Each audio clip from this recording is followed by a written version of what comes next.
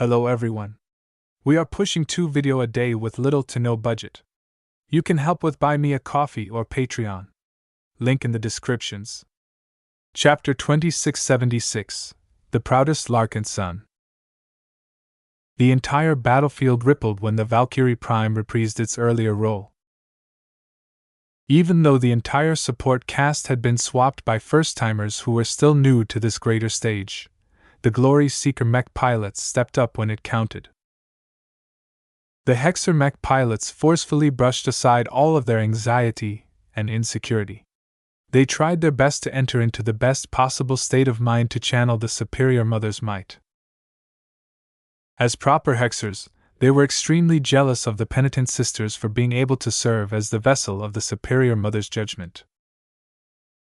"We can't let those criminal exiles upstage us all," Captain Valius told her fellow earlier. "Forget about all of your contempt and ill feelings towards Venerable Joshua. Even if he's a boy and not a Hexer, he is still blessed by the superior mother, just like her son. So forget about everything your mothers and your teachers have taught you about boys and treat him as if he is the superior mother's personal envoy." The Glory Seekers may be Hexers, but they were also accustomed to following orders.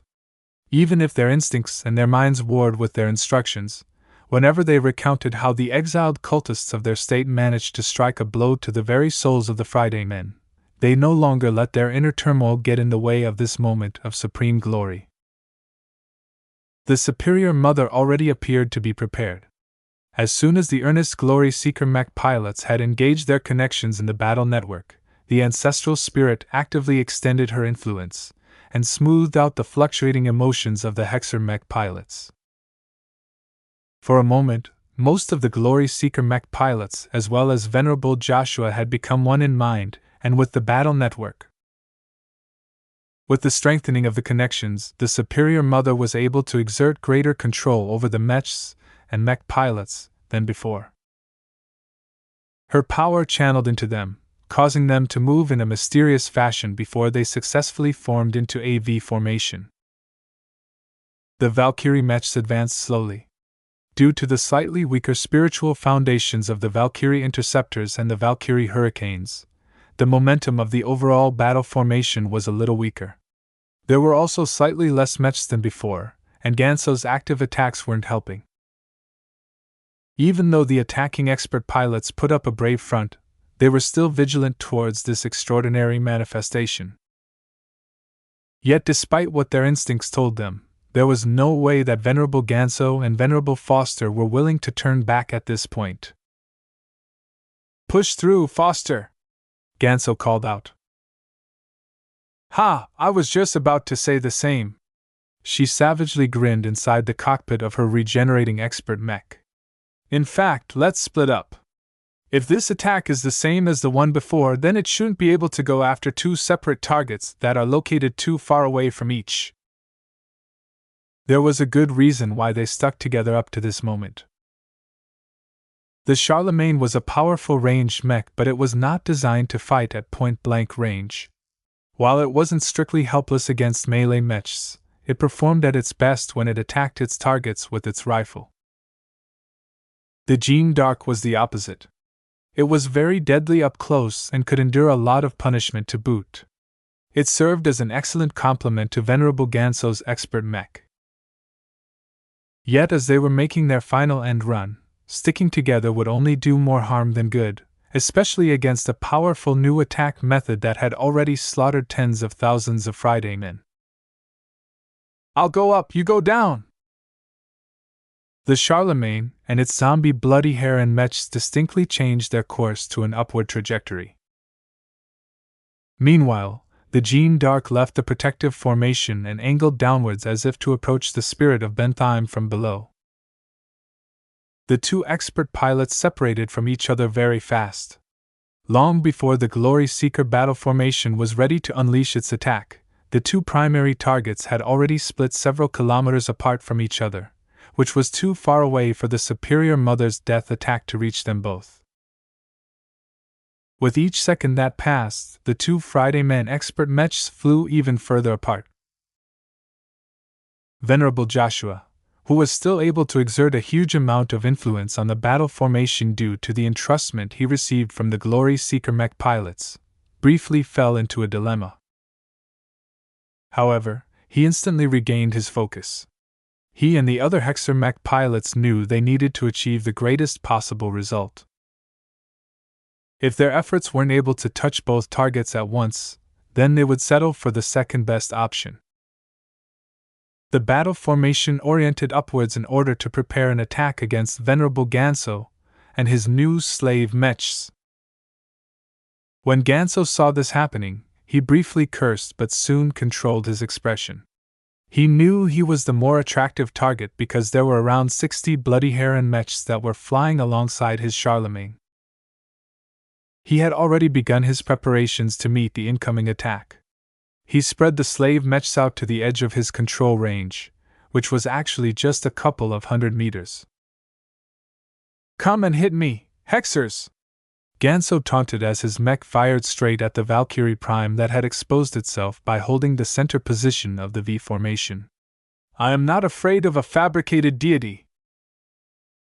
The Superior Mother didn't exist. The huge robed woman that appeared above the formation of Valkyrie mechs was clearly a projected illusion according to the sensors of the Charlemagne.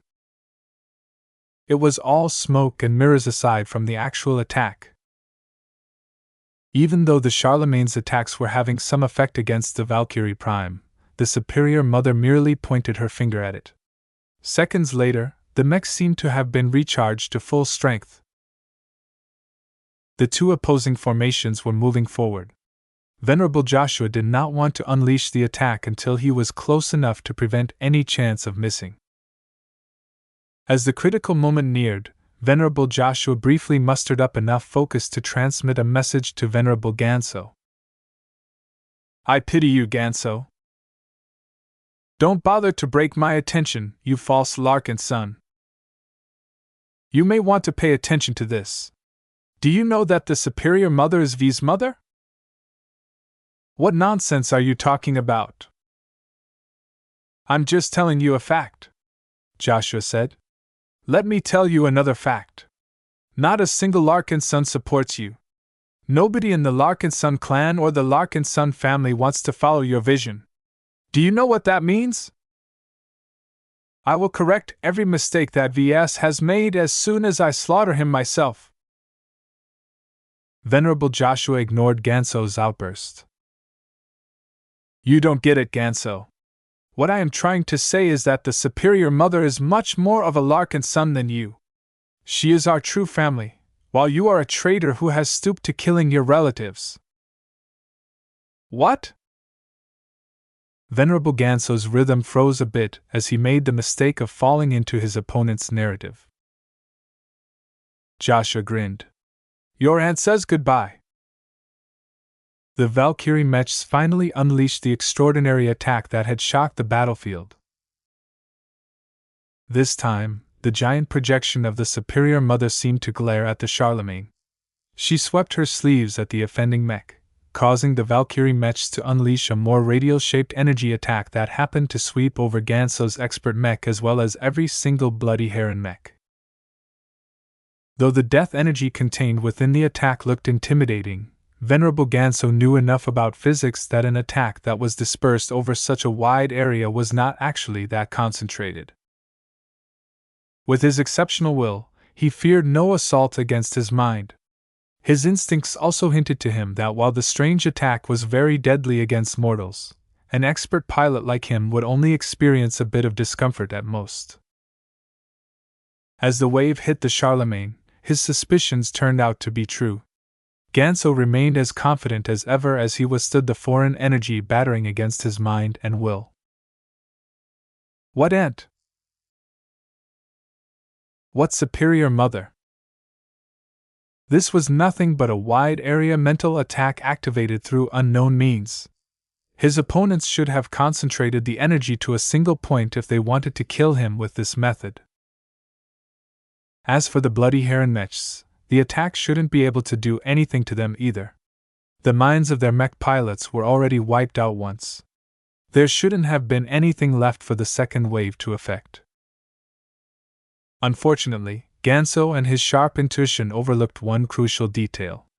Aisling and the Friday men who supported him from behind also missed something important. The Charlemagne was still supporting the asymmetrical neural network.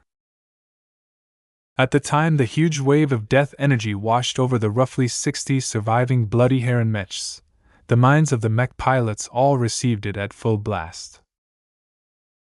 With the help of the active man-machine connections, that energy entered the asymmetrical neural network through obscure means. The dutiful slaves were unwittingly passing on their suffering to their master. The results came instantly. Ah! Venerable Ganso was in more pain than ever before. His mind almost split apart immediately as the amount of pressure he had to endure suddenly amplified by 60 times.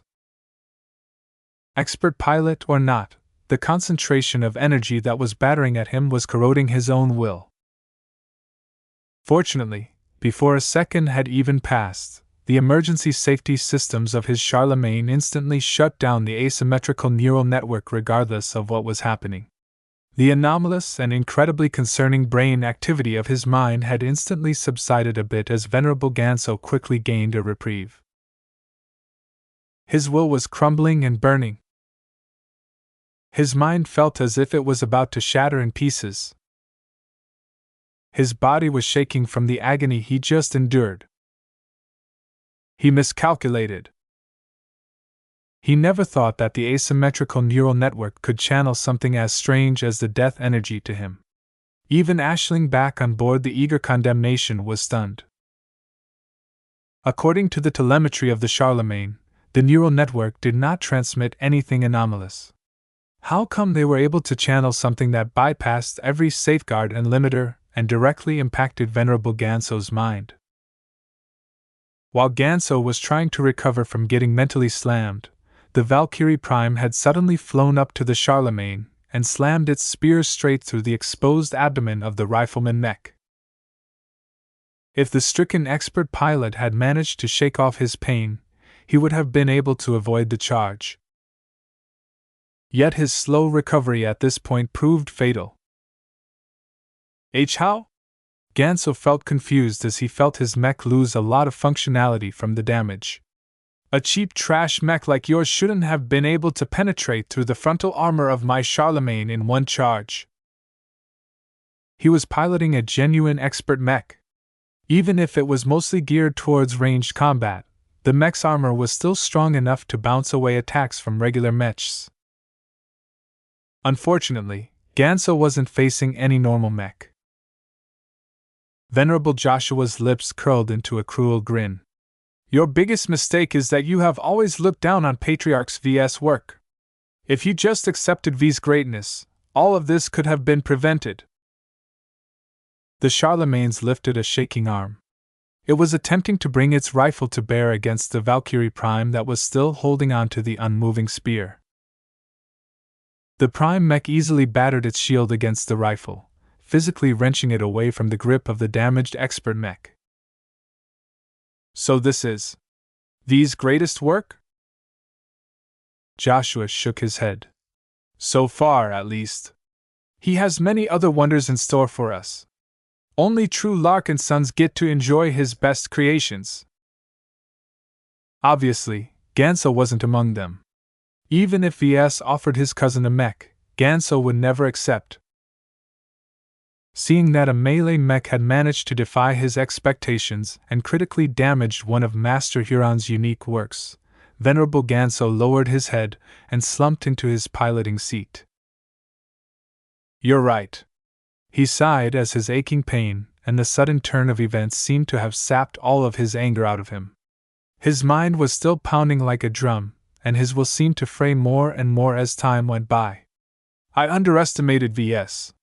He's a good mech designer. I'll give him that. I should have respected his abilities more. What a Larkinson! It's over, Ganso. Shut down your mech. Heh. And give up the Charlemagne so my cousin can get his grubby hands over it? Dream on. A true Larkinson shall never let anyone get away with disgracing our name. Cousin, I know you are listening to me. A reckoning will come. If not from me, then from someone else. You will get what you deserve, and I will have my justice. One of the Charlemagne's wrists extended a long blade. Yet before it could be thrust into its target, the Valkyrie Prime easily blocked the feeble attack. The Prime Mech simply pulled out its spear and stabbed it into the expert mech again. There was no contest. However, as Venerable Joshua finished the job that he had set out to do, the Jeanne d'Arc was still intact. Even though the Transcendent Punishers bombarded it with all of their remaining strength, the expert mech remained undaunted as it approached the expeditionary fleet. "It's useless, Larkinsons!" Venerable Foster confidently taunted. "There's hardly any mechs left in my way. Your precious factory ship will soon taste my blade." It seemed that some clansmen took issue with her statement. Seeing that the Transcendent Punishers weren't strong enough to stop the Jeanne d'Arc in its tracks, the Larkinson clan finally called upon one of its final reserves. The Bright Sword Prime and a mech company of swordsmen mechs emerged from behind the Spirit of Bentheim. The Sword Maidens knew exactly who was piloting the Jeanne d'Arc. They had been looking forward to this confrontation for a very long time. Venerable Dice took a deep breath as she focused all of her sights on the Friday Man expert mech that was getting closer and closer. "Commander Lydia, you can rest easy now. I will take revenge for your death and the death of our sisters today." The Bright Sword Prime brandished its sharp sword at the Jeanne d'Arc in a challenging fashion. "Sword Maidens, let us do Commander Lydia proud." Chapter 2677, Heating Up. While the enormous confrontation on the left side of the battlefield neared its conclusion, the high-stakes clash at the right side was also reaching a critical condition. When the Jeanne d'Arc piloted by Venerable Relia Foster rammed her blade through the cockpit of the Luskin, the remaining 3 crosser expert pilots had become maddened with rage. The Balvo's rage pilot turned into a veritable demon in battle. The advanced hybrid mech continually pressured its opponents by chopping them with its axe while at the same time peppering them with its other weapon hardpoints. "We will never forgive your treachery!" Patriarch Reginald Cross boomed as the blade of his glowing axe crashed into the side of the Imperial Verdict. Normally, the melee mech should have been able to evade or block the attack with its trident, but Venerable Albert Preetor had fallen into a trap that caused one of the arms of his Imperial Verdict to be grappled by a chain's word. The Amphi's was an unusual expert mech. It was a fairly typical Space Knight with strong defense and low offensive compared to other expert mechs. The secondary laser shoulder mounts might threaten a standard mech, but their accurate firepower merely tickled the armor of its current opponents. However, the expert Space Knight possessed one powerful feature that caused it to become a mech to be reckoned with. When paired with the unique strengths of Venerable Linda Cross, the mech gained an unnaturally heavy quality. Her unique domain appeared to be related to gravity, mass, or momentum. In other words, every resonance-empowered move made by her mech made it seem as if it had twice the mass. Yet despite this added heaviness, the Amphi's still retained the mobility characteristics of a medium mech. In combination, this caused the unusual expert Space Knight to become a terror to fight against at close range. A normal attack that could easily be blocked could easily turn into an unstoppable blow that could breach the chest armor of an expert mech. For this reason, none of the 3 opposing expert pilots wanted to enter into a contest of strength against the Amphi's. It took several times more effort to block a casual blow from Venerable Linda Cross. This was why the battle between the 6 powerful expert mechs was a constant moving affair. The Amphi's constantly chased after the Errantir, the Trost, and the Imperial Verdict as if it was a machine that heralded their doom. In the meantime, the Balvo's Rage and the Conavis mare piloted by Venerable Imari's Cross did everything in their power to constrain the movements of the Imperial Verdict. The two swifter crosser expert mechs did not have to fight the Imperial verdict to a standstill. It was already enough to slow down the Trident mech so that the Amphies could catch up and attempt to use its strength to achieve greater advantages.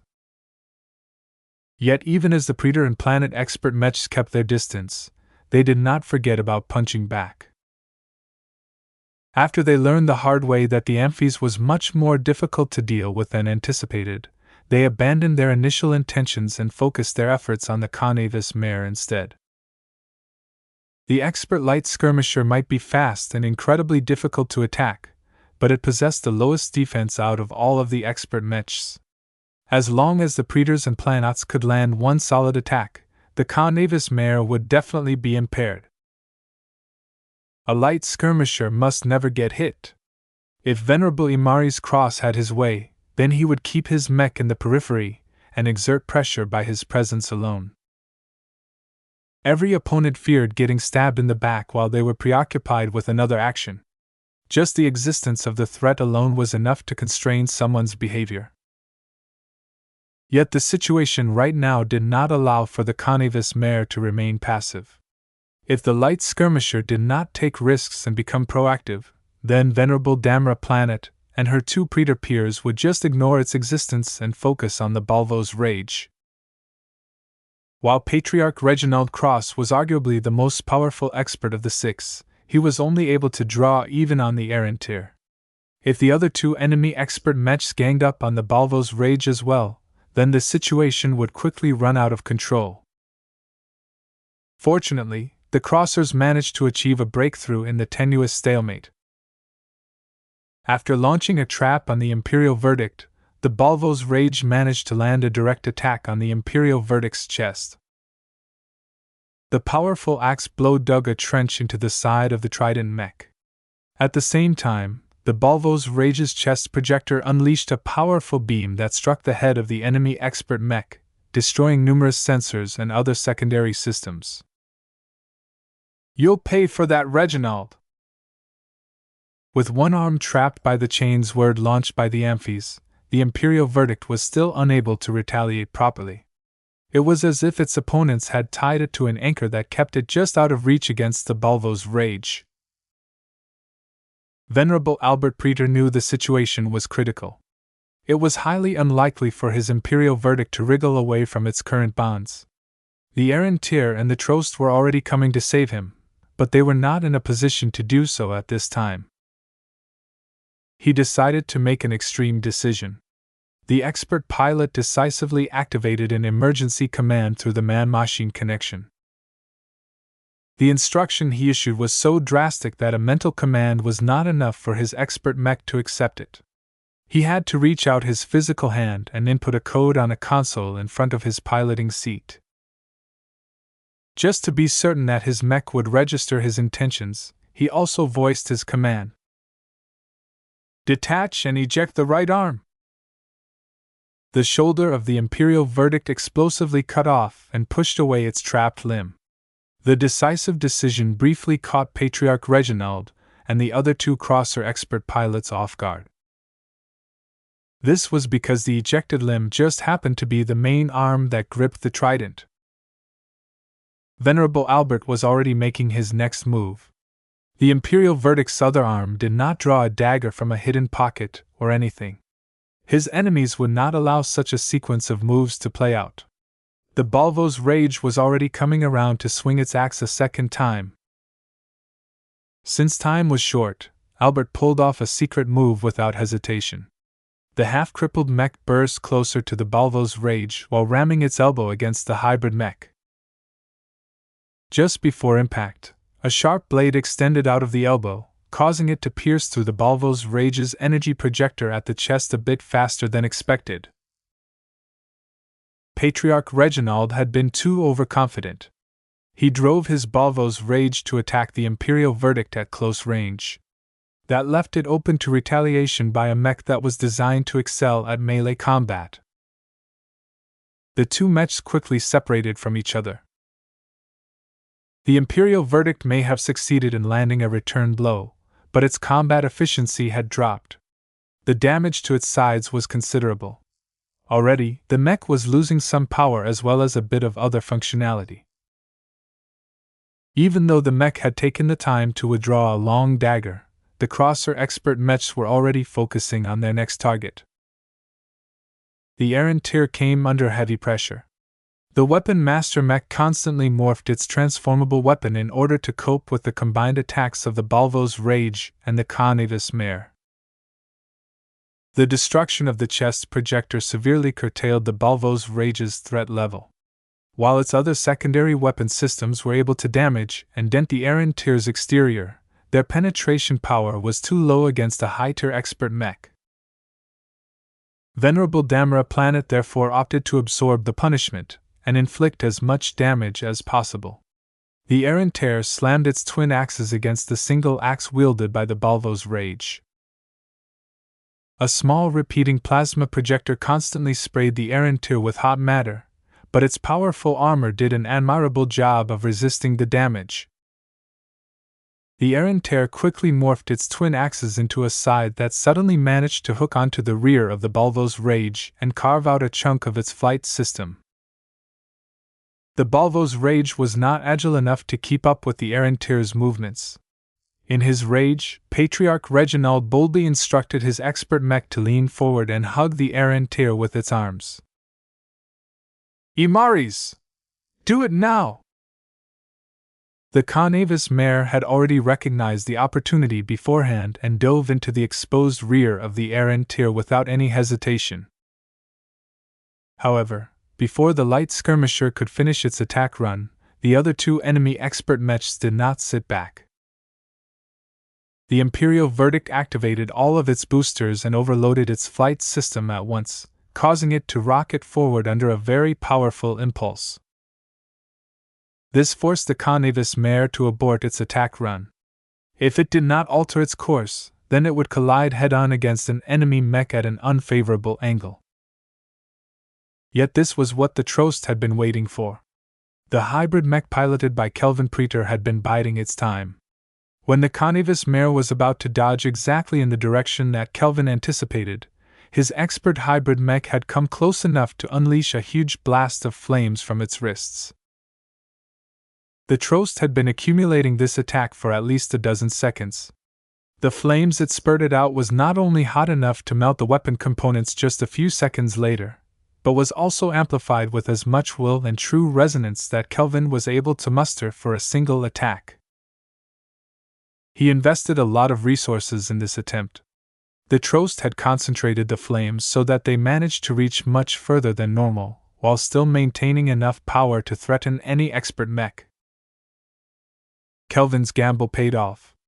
The concentrated flame blast successfully hit the Ves Mare, inflicting heavy damage onto the lightly armored expert mech. What? Venerable Imari's Cross was utterly surprised that the Preters had managed to predict his moves. Even more astonishing was that the angle of the Trost meant that any attack that hit the Ves Mare would also hit the Imperial Verdict. This was why Imaris was certain that the Trost would not attack the Ves Mare at this instant. Indeed, just as the Ves Mare lost its critical flight system due to the flames, the Imperial Verdict was not that much better off either. The mech's surface had already started to melt, thereby ruining its previous valiant appearance. Both mechs ejected their cockpits. Venerable Imaris and Venerable Albert had no choice. Albert! The Amphies launched its chains word at the Trost and succeeded in landing a glancing blow on the hybrid mech. However, Venerable Kelvin Preter was not concerned about the damage. What he was actually worried about was the retaliation from the Balvo's Rage. The more powerful hybrid mech was hugging the errant tier with its heavy limbs, preventing the Weapon Master mech from getting free. "I won't let you win, Damara!" Reginald roared.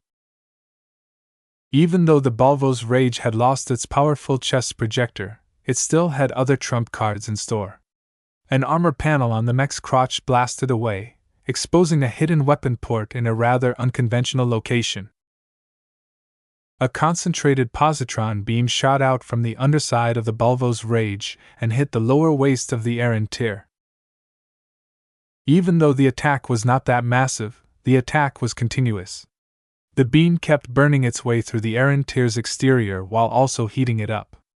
Soon enough, the beam managed to reach into the internals and inflict major damage. Venerable Damara Planet knew the situation was crucial. The errant Tyr lacked the leverage to free itself from the Bulvo's Rage's embrace, so she didn't try to wrench her expert mech free. Instead, it morphed its adaptable weapon into a drill-like implement before pressing the tip of it into the Bulvo's Rage's rear at a tricky angle. The powerful drill came to life and steadily dug its way into the Bulvo's Rage until it approached the mech's power reactor. The two expert mechs employed other weapon systems and tricks, but they both lost functionality at the same time. Damn it! Patriarch Reginald slammed his fists against the consoles of the cockpit in his rage. Venerable Damara Planet was similarly upset. It was incredibly frustrating for them to be unable to finish the job and kill their respective opponents. Chapter 2678, Sword of Lydia. The Bulvo's Rage and the errant Tyr had mutually taken each other out of action. Both of their expert pilots knew they couldn't proceed with their fight with their disabled expert mechs. Their cockpits ejected from the backs of the two hugging machines at the same time. The Trost attempted to shoot Patriarch Reginald's cockpit down by launching missiles from its shoulder mounts, but the Amphies quickly intercepted them before they reached their destination. The hybrid mech piloted by Kelvin Preter launched other attacks, but Reginald's cockpit was too fast and durable. Venerable Linda Cross interfered as much as possible, causing Kelvin to lose the opportunity to kill the leader of the Cross clan. Only two expert mechs were left. The Trost and the Amphies squared off against each other for a moment. A hybrid mech was generally weak against a Space Knight, and the rules weren't that much different at the expert mech level. Its ranged weapons lacked the punch needed to punch through the armor of a Space Knight. While the Trost was armed with a short halberd that could accomplish what its other weapons could not, it was not as good as the Imperial Verdict up close. In contrast, the Amphies was deadly at close range. Its unnaturally heavy blows and tricky chains-word moves made Kelvin reconsider his options. He directed the sensors of expert mechs to the rest of the battlefield. The Trost was unsuitable to fight against the Amphies. Why not direct its attention elsewhere? Kelvin briefly considered intervening in the slow and grinding confrontation between the regular crosser mech units and a group of obstinate defenders such as the Living Sentinels. Yet the distance wasn't much. The Trost was considerably more mobile than the Amphies, but the difference in straight-line acceleration was actually not that drastic. If Kelvin wanted to unleash the firepower of his expert mech without constraint, then he needed to increase the distance. The Amphies would have to take longer to catch up, giving the Trost plenty of time to unleash devastation. The Trost suddenly rocketed to the ships of the expeditionary fleet. Venerable Kelvin had already spotted the advance of the Jeanne d'Arc and decided to link up with the sole surviving Friday Man expert mech. As long as the Trost combined forces with the Jeanne d'Arc, they could easily gang up on the Amphies. Venerable Foster! Kelvin quickly communicated to the distant expert mech. Turn around and link up with my Trost! Unfortunately, Venerable Foster wasn't listening. She had completely set her sights on her mission. As long as her Jeanne d'Arc was able to get past the measly reserves of the Larkinson clan, she would be able to reach the spirit of Bentheim. 6 other Friday Men expert mechs failed to make it this far. The Overquinn, the Provolone Star as well as 2 additional expert mechs were already falling apart under the combined attacks of hundreds of enemy standard mechs. She knew her peers wouldn't be able to last much longer. The story would have been different if the Overquinn and the other Friday Men expert mechs were still at their peak. Yet after depleting all of their ammunition, draining most of their energy reserves and resisting thousands of blows with their crumbling armor, they were only holding on through sheer grit and determination. The 4 expert mechs were like flickering candles in the wind. It was only a matter of time before the numerous attacks finally collapsed their precious machines. If they fought to preserve themselves, then they might be able to last a few extra minutes, but that was contrary to their purpose. Their goal was to stall the remaining expeditionary mechs as long as possible so that they wouldn't be able to catch up to the Jeanne d'Arc. Venerable Foster briefly grew heavy as she realized how little time she had left. Her Jeanne d'Arc may be capable of regenerating its damage, but that took time and lots of energy. Every second that passed, at least a dozen positron beams and Gauss rounds impacted her expert mech. It couldn't be helped. The mech had to reach the spirit of Bentheim as quickly as possible, so Venerable Foster was unable to make too many evasive maneuvers. The Jeanne d'Arc had to reach the side of the factory ship before the enemies from behind caught up. Its durability was also nearing its end. While Venerable Foster was heavily focused on reaching her goal, she was not unaware of the other events taking place on the battlefield. Whether it was the fall of the Charlemagne, or the urgent request issued by Venerable Kelvin Preter, the Vision expert pilot was aware of everything. "I can't turn back," she gritted her teeth. Even though Task Force Umbra partnered up with the Preter clan and the Planet clan, its goal was never to achieve a comprehensive victory. Their sole purpose was to kill the patriarch of the Larkinson clan.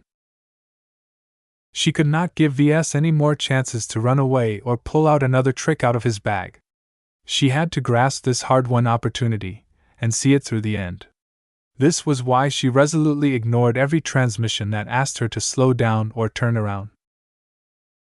"I don't have time."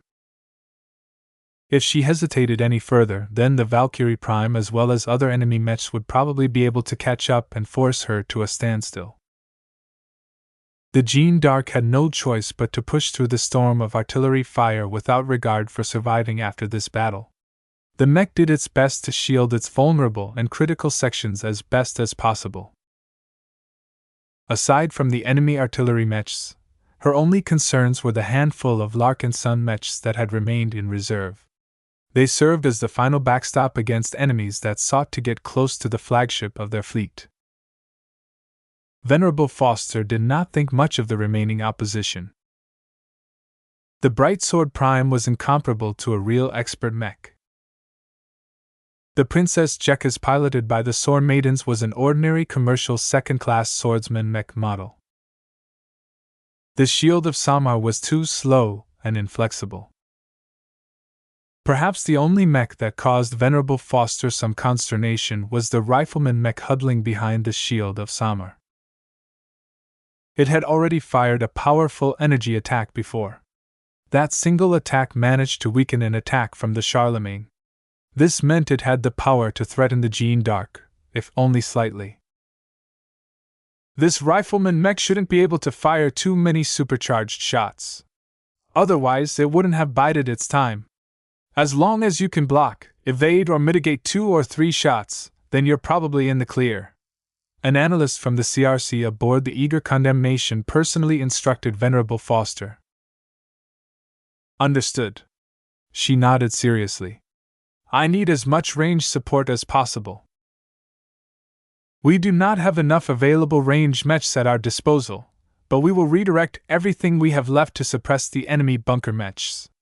This will accelerate the downfall of our assets, so make the most out of this opportunity.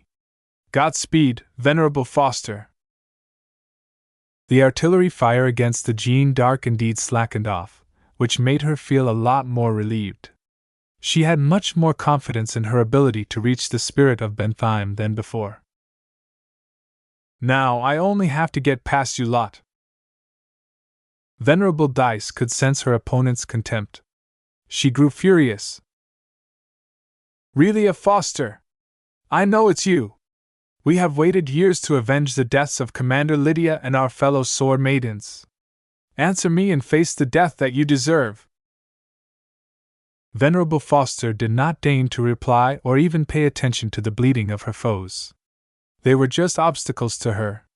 She would have been worried if the sword maidens brought more mechs, but a single mech company of budget swordsman mechs was not enough to stop the advance of an expert mech. The lack of response made the sword maidens more indignant. If the arrogant Vision expert pilot did not wish to acknowledge their strength, then the sword maidens were more than willing to correct this misconception. The veteran sword maiden mech pilots quickly cleared their minds and began to channel their thoughts towards Venerable Dice. Meanwhile, the bright sword prime began to glow even brighter.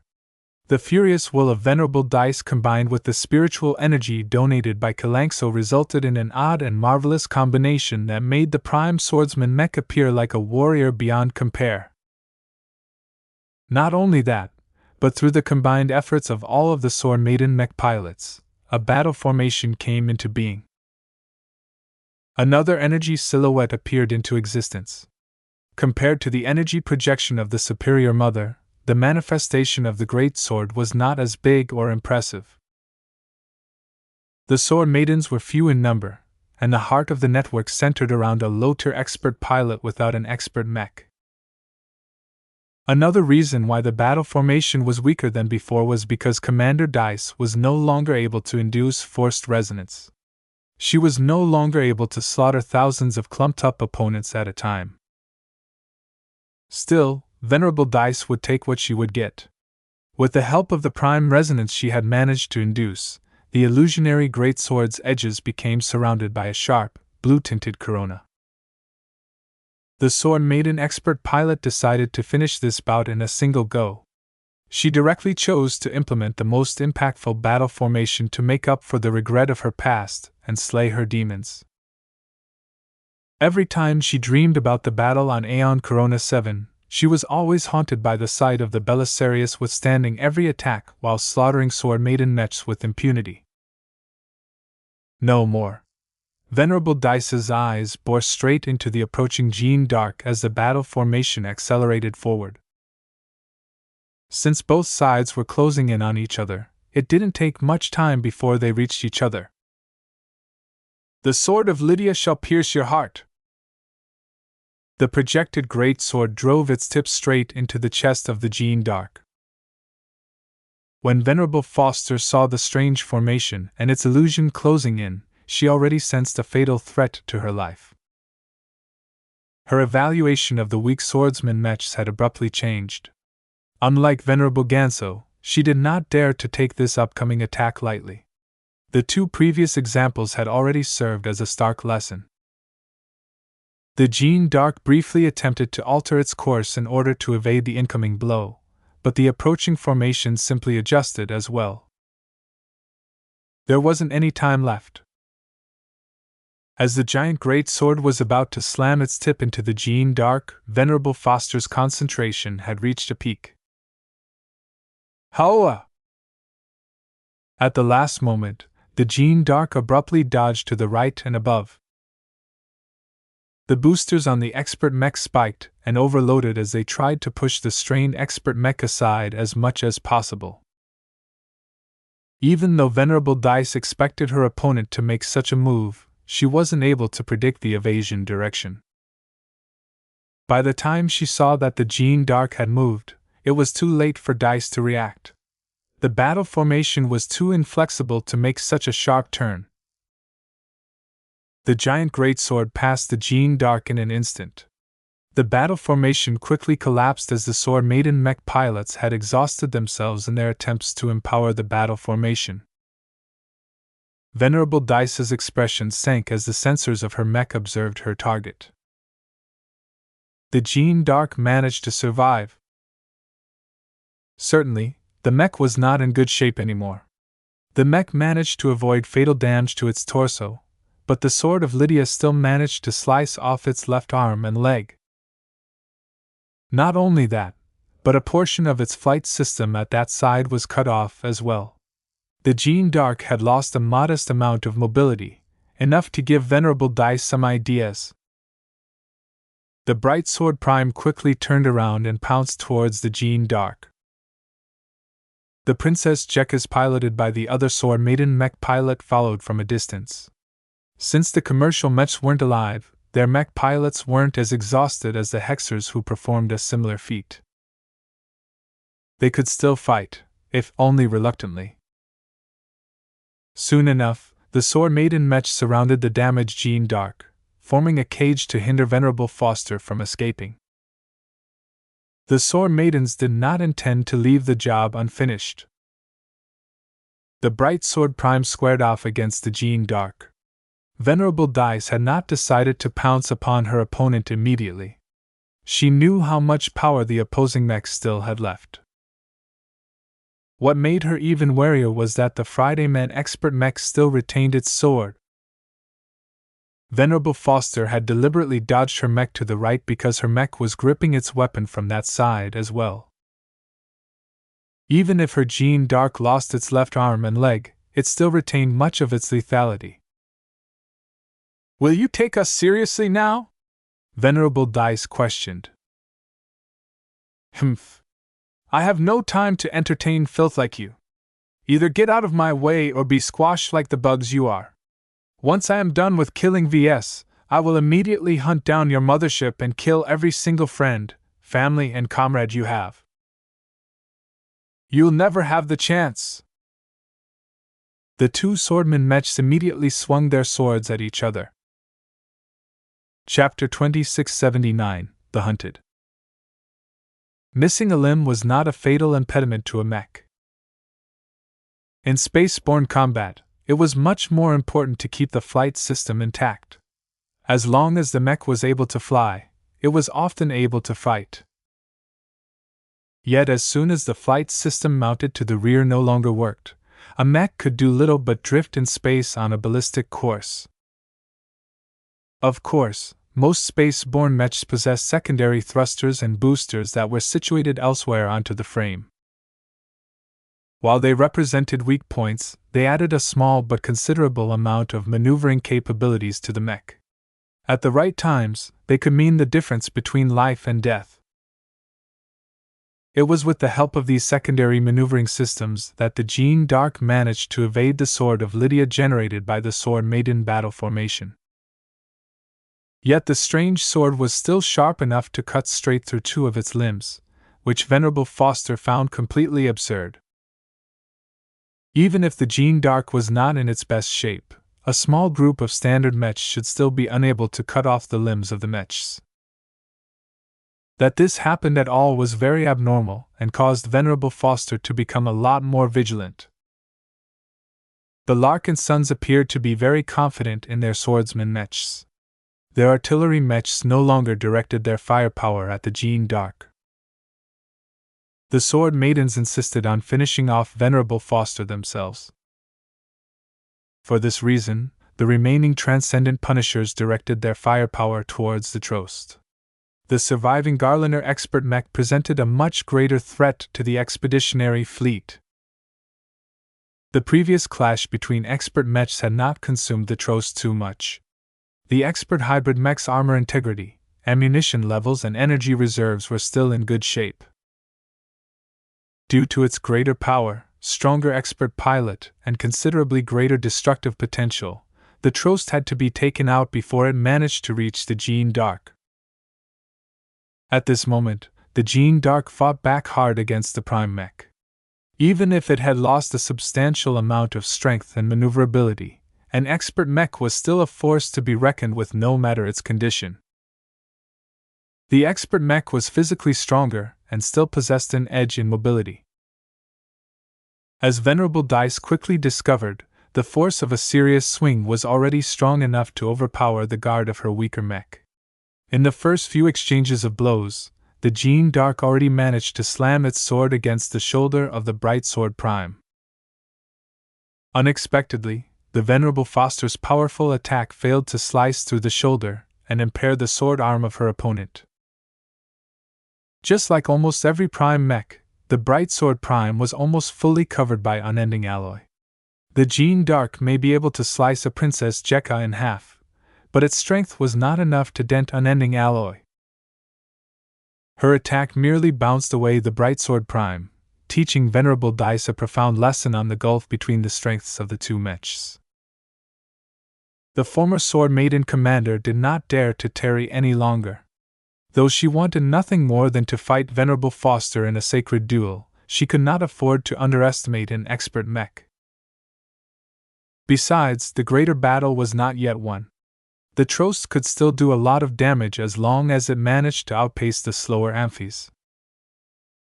"Commander Sendra!" she called her successor. "Our blades are ready. Harass Venerable Foster's mech. Threaten its back and attack its flight system whenever possible. Don't take any risks. We will not give this woman the satisfaction of killing another Sword Maiden today.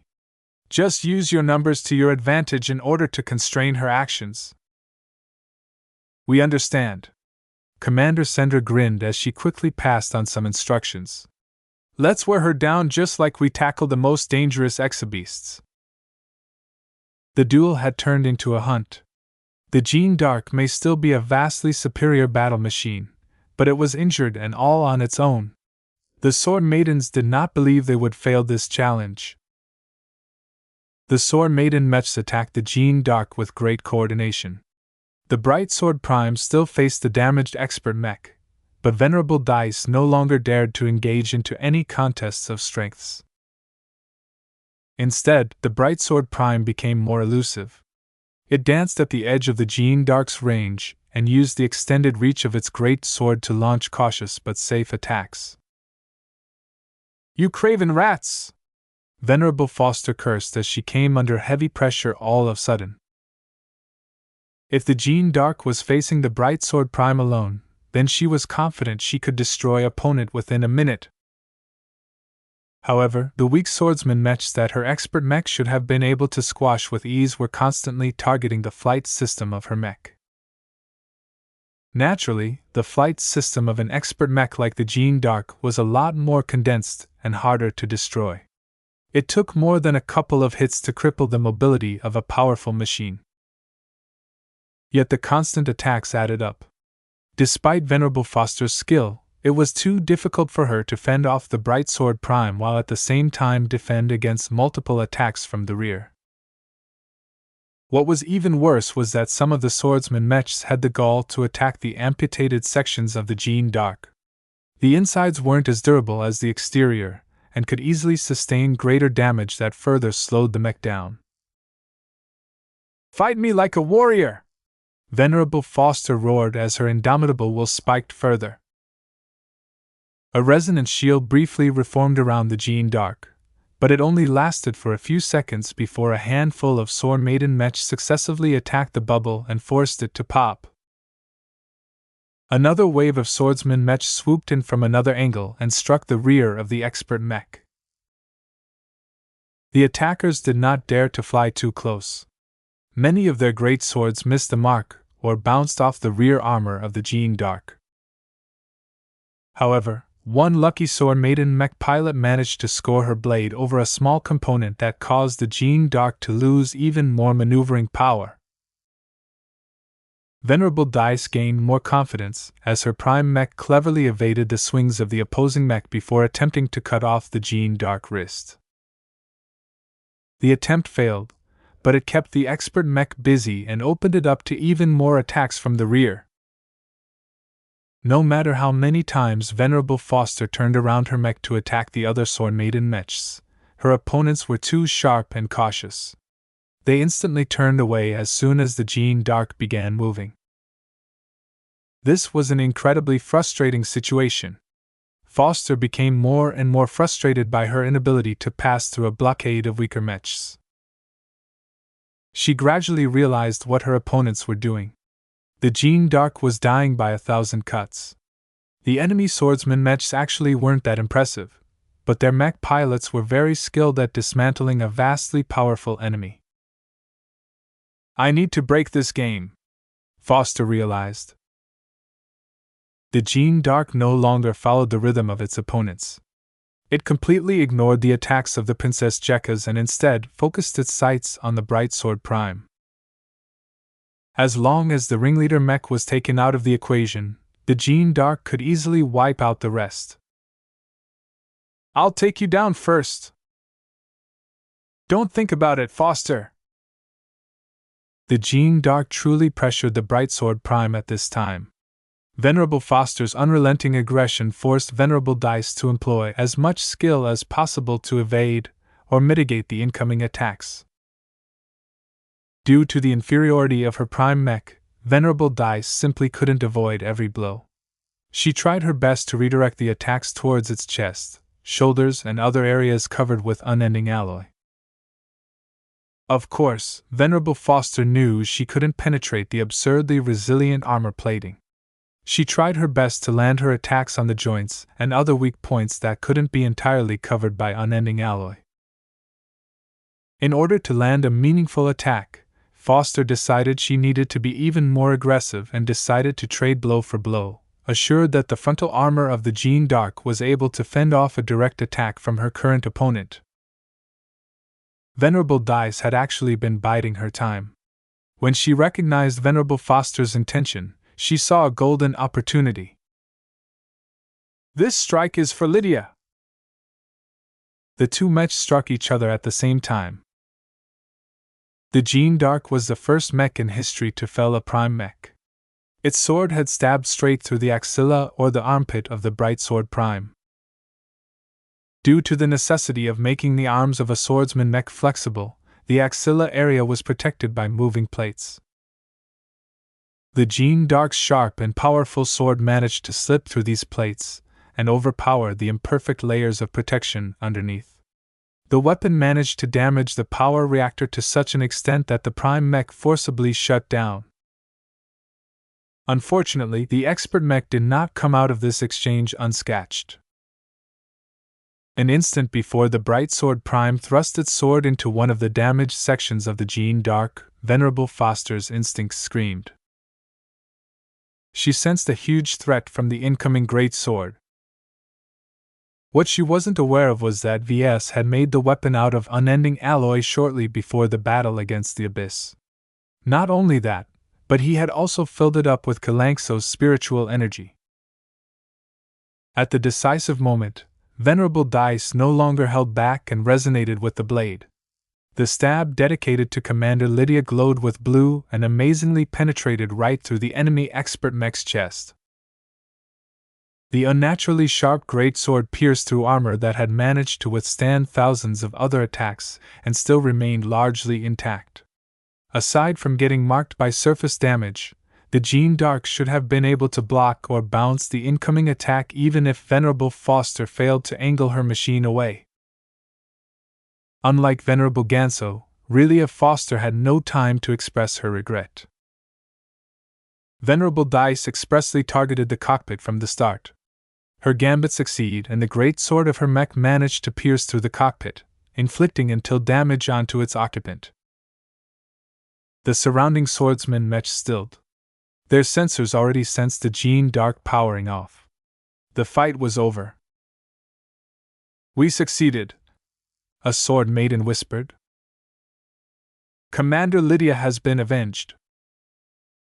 Bits of frozen blood had already leaked out of the cavity from the front of the broken expert mech as soon as it was exposed to vacuum. There was no surviving from getting hit by a giant, mech-sized sword. Even as the veteran sword maiden mech pilots reminisced about the past, the battle was actually not yet over. The Trost, along with around 1,000 Praetor and planet mechs, were still in the fight.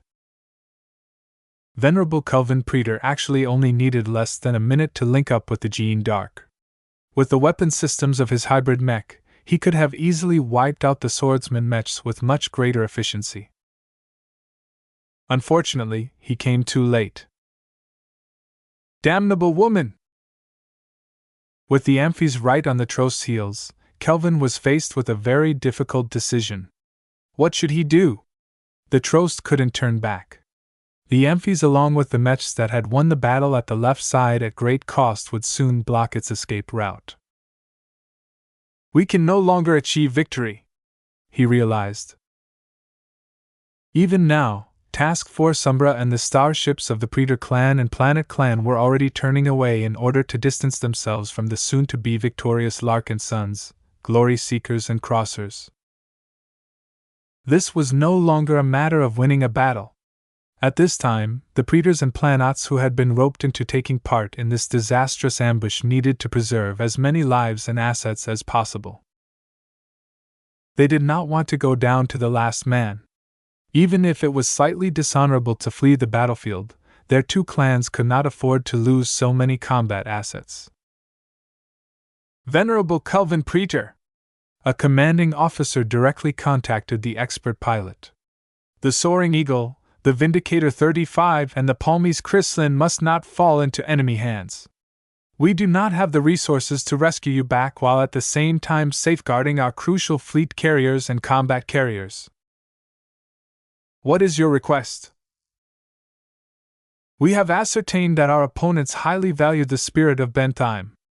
I would like you to do your best to complete the goal the Friday men have been trying so hard to achieve. Attack their factory ship. Do as much damage to this vessel as possible. Find and kill Patriarch Ves Larkinson if you can. Whether you succeed or fail, it is all worth it. The more distress you cause, the more our opponents will seek to tighten their defenses, leaving them with less opportunities to chase after our fleet. I shall keep the enemy busy as best I can, Kelvin replied in a heavy tone. Must I truly seek to kill their leader? It's the only way for us to recoup our losses from this disastrous battle. Our clan has signed a secret agreement that compels the Friday Coalition to transfer a heavy sum of money and a substantial amount of strategic materials as long as we have materially contributed to Ves Larkinson's death. Understood. We will not let our opponents have the last laugh. The powerful Praetor expert mech decisively advanced towards the spirit of Bentheim, which startled the defenders. The Trost bypassed the Sword Maiden Mechs, not that the latter could put up any fight at this point. The Bright Sword Prime was out of action. The other Prime Mechs were too far away and had wasted too much time trying to defeat the Overquinn and the other stalling expert Mechs. The slower Amphies needed too much time to catch up to the Trost. Venerable Kelvin suddenly discovered there were very few opponents left in his way. Sure, the enemy artillery mechs were constantly bombarding the Trost. However, their firing rate at this stage of the battle had slowed down considerably. While their attacks were still heavy, the Trost was a medium-tier expert mech that was designed to survive constant warfare in Vicious Mountain. The Trost's condition was still fairly good. The Crosser expert mechs had dismissed its threat and focused their attacks elsewhere, leaving Venerable Kelvin with an almost intact expert mech. Ha!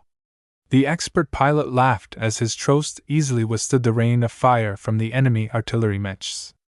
I'll crush all of your ships! The spirit of Bentheim had too few defenders remaining to block the Trost's approach. Chapter 2680 Final Defense Line. After a long and harrowing battle, victory was in sight. Aboard all of the ships of the expeditionary fleet, every member of the Larkinson clan, the Glory Seekers and the Cross clan felt jubilant at what they accomplished. Their combined forces accomplished a legendary feat. They fought against a force that comprised entirely of military mech pilots and gained the upper hand. The Friday Coalition even fielded some of their best elites to no avail. Yet before the Golden Skull Alliance could celebrate their first official victory in combat, the enemy still had one card left to play. A single surviving expert mech was racing towards the spirit of Bentheim as fast as possible. The entire Larkinson clan trembled in fear as they realized what was happening. No! The enemy wants to spite us! Damn these barbaric, vicious mountaineers! No vessel ever wanted to be approached by a hostile mech. It didn't matter what mech type it was or how much it cost. As long as the mech managed to fly right next to a starship, then they could easily employ several ways to damage, cripple, or doom the ship entirely. This was especially the case for expert mechs. Their destructive potential was at least an order of magnitude above regular mechs, and they were extremely difficult to fend off due to their excellent defenses. What concerned people like Ves the most was that artillery mechs mostly became invalid when a hostile mech came close. Most of the surviving bunker mechs on the Spirit of Bentheim wouldn't even have a good angle to shoot at a target that stuck close to a hull. In fact, a considerable number of bunkers would likely be situated on the opposite side of the ship, thereby rendering them completely useless. "I should have acquired more missile mechs!" Ves cursed as he tried to rein in his panic when he saw the Trost flying closer. "Stop it! Our families are aboard the Spirit of Bentheim!" This was bad. Before the start of the battle, the Larkinson clan preemptively moved every civilian and non-essential crew member aboard the sub-capital ships to the Spirit of Bentheim. The factory ship was by far the toughest and most defensible ship of the Larkinson clan. The decision made a lot of sense.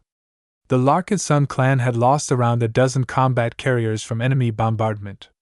While most of their crews were able to evacuate in time, casualties were unavoidable. If those vessels were still occupied by family and an excess of personnel, then the casualty figures would have risen by a couple of thousand. However, now this decision might easily kill over half of the members of the Larkinson clan at once if the Trost was able to finish the deed.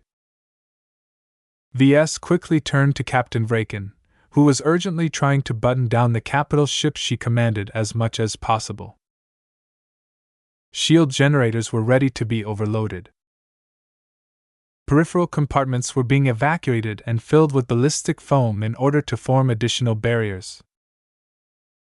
Damage control teams were being moved around to critical sections. Maneuvering and orientation thrusters were trying to put the Spirit of Bentheim into the fastest spin it could manage in a short time. If Ves patched into a feed that looked out of the side of his flagship, then he probably would have become dizzy pretty quickly. It was not easy for someone to keep their bearings when the ship they were on was rolling like a drill. However, this was the only way to make it more difficult for the Trost to reach the side of a ship and attack a single point in order to excavate a hole through the hull. "This isn't enough," Captain Vraken concluded. "Our bow and sterns are still easy targets." The only way to fix this was to spin the ship like a thrown axe. Soon enough, powerful thrusters came to life which caused the Spirit of Bentheim's nose to dive down while lifting her rear end upwards. Through precise calculations, the thrusters activated when they reached the right orientation and deactivated when the angle was no longer right. Anyone looking out of the ship would quickly become dizzy regardless where they stood. "Deactivate the forward view!" The panorama in front of the bridge had become so disorientating that it had to be shut down. The projections that simulated the front view instantly disappeared. In place of that, Captain Vraken summoned a giant map of the immediate area around the Spirit of Bentheim. The tumbling and rolling representation of the Spirit of Bentheim attracted a lot of attention. It looked as if the helmsman had become completely drunk and started to take the capital ship on a chaotic joyride. Even though the flagship of the Larkinson clan looked as if it had gone completely out of control, in fact the Grand Captain, the engineers, the helmsman and every other relevant professional completely had everything under control. "This will buy a lot of time for us, but we cannot guarantee that the hostile expert mech possesses a means to penetrate the hull regardless of our measures." You couldn't tell with expert mechs. Even though the Trost was a hybrid mech that didn't seem to possess any weapons that could quickly tear a hole in the hull of a capital ship, who knew what siege weapons it carried? The Trost was not a basic expert mech. It was a fully fledged mid-tier expert mech that was only a notch below the Bolvar Rage and the Aaron tier in quality and destructive potential. Combined with a mature Garliner expert pilot who possessed ample battle experience, neither Ves nor any other Larkinson dared to underestimate the Trost. Ves, Gloriana and every other mech designer in the fleet urgently analyzed the current condition of the rapidly approaching expert mech. While the Valkyrie Prime was too far away to lend its Odini, the expeditionary fleet already collected a wealth of data on the Praetor expert mech. It had just come away from an intensive clash where it had fought and displayed a myriad of weapon systems against the Crosser expert mechs. Ves rapidly accessed the footage through his implant and skimmed through the footage in order to get a quick impression of the expert mech in question. "This mech is not damaged enough." Ves banged his fist against the armrest. This was bad. An expert mech without an armor breach somewhere was basically a closed shell. It took a lot of power and effort to overcome its armor. This was the first step to defeating any expert mech. Yet this hurdle was also the most difficult and time-consuming step. The Transcendent Punishers had already pounded the Trost with a continuous barrage of positron beams and Gauss rounds. In fact, as the hybrid mech came closer, the artillery mechs even activated their secondary armaments, not that it did any good except to create extra heat. The weak rapid-fire pulse cannons did nothing except to splat against the exterior of the Trost like rain hitting an umbrella. Ves made some quick calculations. According to his estimates, it would take at least 10 minutes of continuous bombardment to breach the exterior of the Trost. This was way too much time. "Gloriana!" Ves called out to his wife. "I'm already on it. Don't disturb me," she replied as she was directly processing a lot of observation data through her implant. "Right now, I haven't spotted any major vulnerabilities. In my judgment, it's too difficult to neutralize the threat by destroying it. The best way to handle an expert mech like the Trost is to impair its mobility. As long as we strip it of its flight system, it can't do much against our ship. The Amphies will be able to catch up to it and finish the job." She was right. The Amphies was still trying to close in on the Trost. Unfortunately, the friendly expert Space Knight was just too damned slow. "What assets do we have left to stall or block the Trost?" Precious few mechs were left. In fact, putting the Spirit of Bentheim in a complex rotation also made it more difficult for her bunker mechs to attack the Trost. The Transcendent Punishers couldn't adjust the aim of their heavy cannons fast enough to keep up with the change in angles. The only way for them to hit their target was to keep their heavy cannons pointed at a single predetermined direction and fire the instant the Spirit of Bentheim's rotation happened to align their guns to the Trost. Fortunately, many of the surrounding combat carriers also carried bunker mechs, but the drop in firepower was still noticeable. Artillery alone isn't enough, Ves already concluded. He really wished he completed his giant killer design and fabricated a couple of 100 copies. The mech's penetrative cannons were much better suited to damage expert mechs and other ultra-armored targets. In fact, the giant killers don't have the firepower to threaten the Trost either, Ves muttered. While the armor of the incoming hybrid mech was not as strong as Unending Alloy, it was still leagues better than Briar Alloy. This was exactly what made expert mechs so difficult to defeat by ordinary forces. It was not a surprise that Gloriana suggested that they should target the Trost's flight system.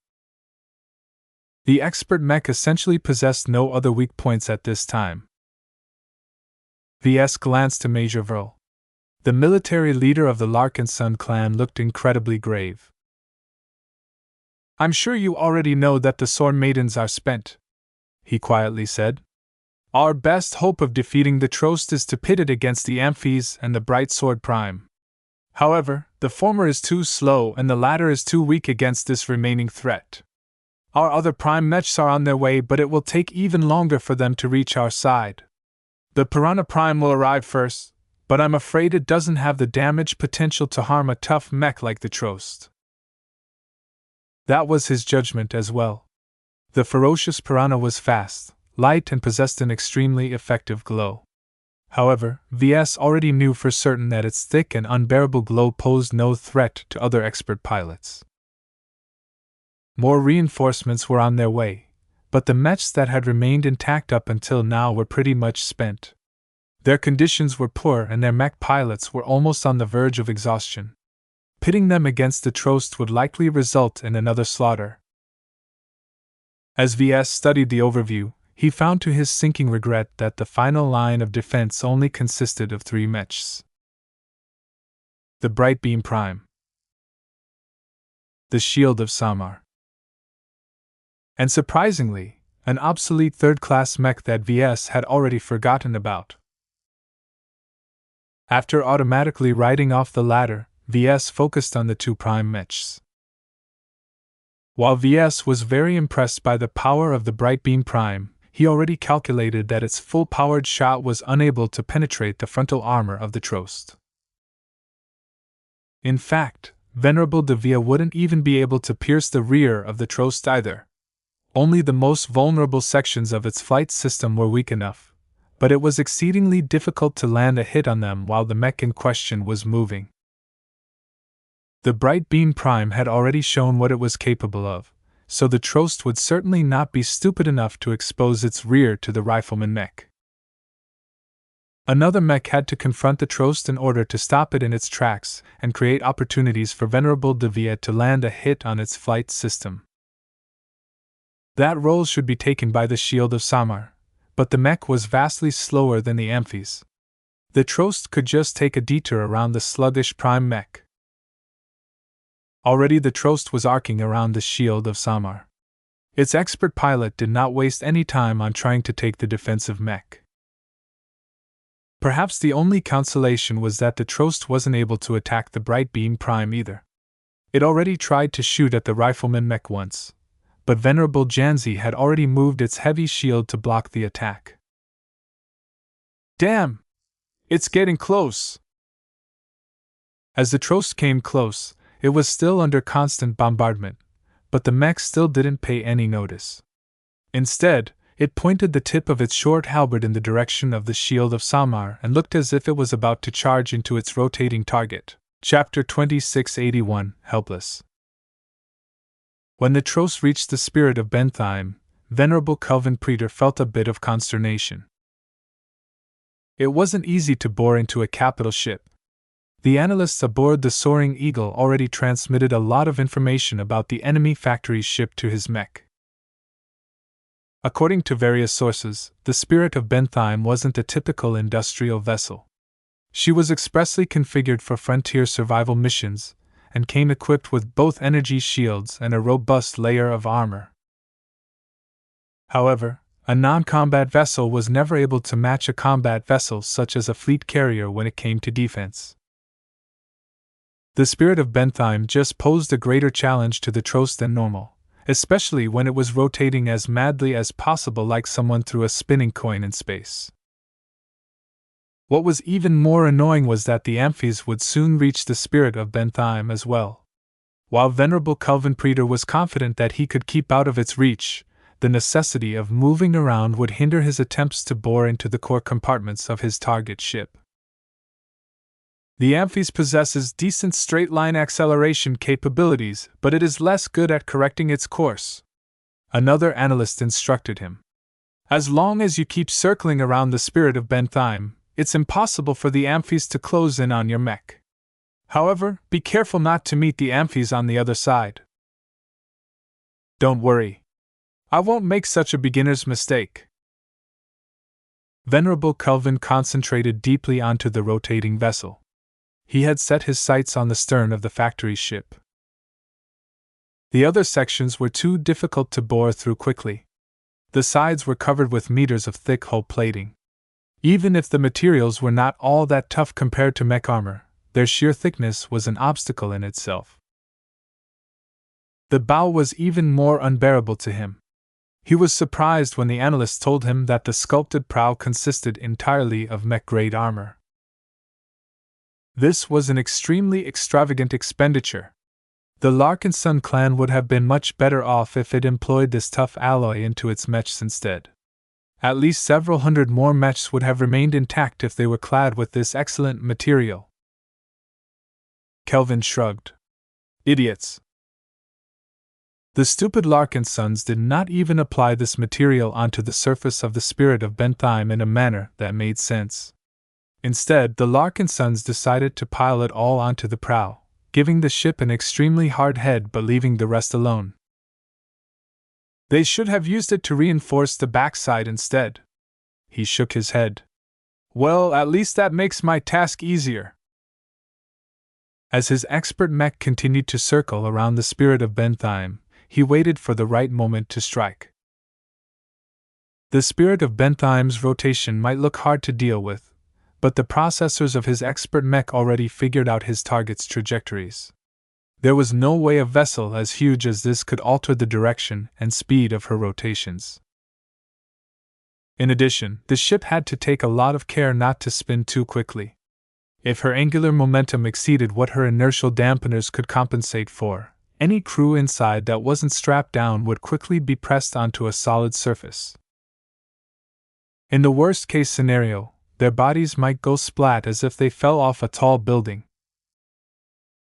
The primary engineering bay of a capital ship is always closely connected to the main sublight propulsion system, a Praetor engineer informed Kelvin. We have looked closely at the stern of the Spirit of Bentheim and believe this thruster section is your best opportunity to breach into the primary engineering bay. Once you have destroyed what's inside, the ship will already be half crippled. You'll have to get in deeper to seriously threaten the ship and all of her occupants. What about their leader? The expert pilot asked. Is Ves Larkinson even on board this ship? Even if he isn't, you are still doing enough to save our fleet. Only the crossers are still chasing after our fleet. The Larkinson and Glory Seeker Mechs have all begun to turn back to their own ships. While none of the members of the Golden Skull Alliance wanted to let their enemies go, the Larkinsons and Glory Seekers absolutely couldn't care about chasing after the enemy capital ships at this time. Both Ves and Gloriana were under great danger. Even though it shouldn't be possible for the Trost to find them in a ship that was over 2 kilometers long, who knew how much destruction the expert mech could unleash once it got inside? Just as the Trost was about to pounce onto the stern that was just rotating into view, a mech had barely managed to get into range and began to fire all of the weapons it could bring to bear. Missiles exploded without inflicting any meaningful damage. Nails ricocheted off the armor. A laser beam reflected off the surface. The mech closest to the Trost was so weak and ineffectual that nobody paid attention to it. The mech in question was so irrelevant that not even its own mech pilot thought he could make a difference. I told you already, Riella. My attacks aren't even tickling the mech. The Transcendent Punishers are much more powerful than my old little mech. That's not an excuse, Vincent, Riella shouted at him over their private communication channel. I don't expect you to defeat the Trost, but you need to do everything possible to stall it so that the others can catch up. Get close, get in its way, attack its flight system. Just do something. I can't, Vincent fearfully replied. I'm not cut out for this. My mech isn't good enough either. We don't belong in a battle like this. That bastard VS didn't even give me a proper second-class mech like yours. What am I supposed to do? The Trost can fight off thousands of mechs like mine. Riella privately agreed with Vincent's assessment, but the situation was far too desperate at the moment. The Larkinsons had to do everything in their power to preserve their flagship and the tens of thousands of innocent Larkinsons taking shelter inside the vessel. Even though she wasn't a typical Larkinson, she still prioritized the safety of all of those vulnerable clansmen over the life of a single mech pilot. Are you a coward, Vincent? What? No, I'm not. I can't go against an expert mech. I just can't.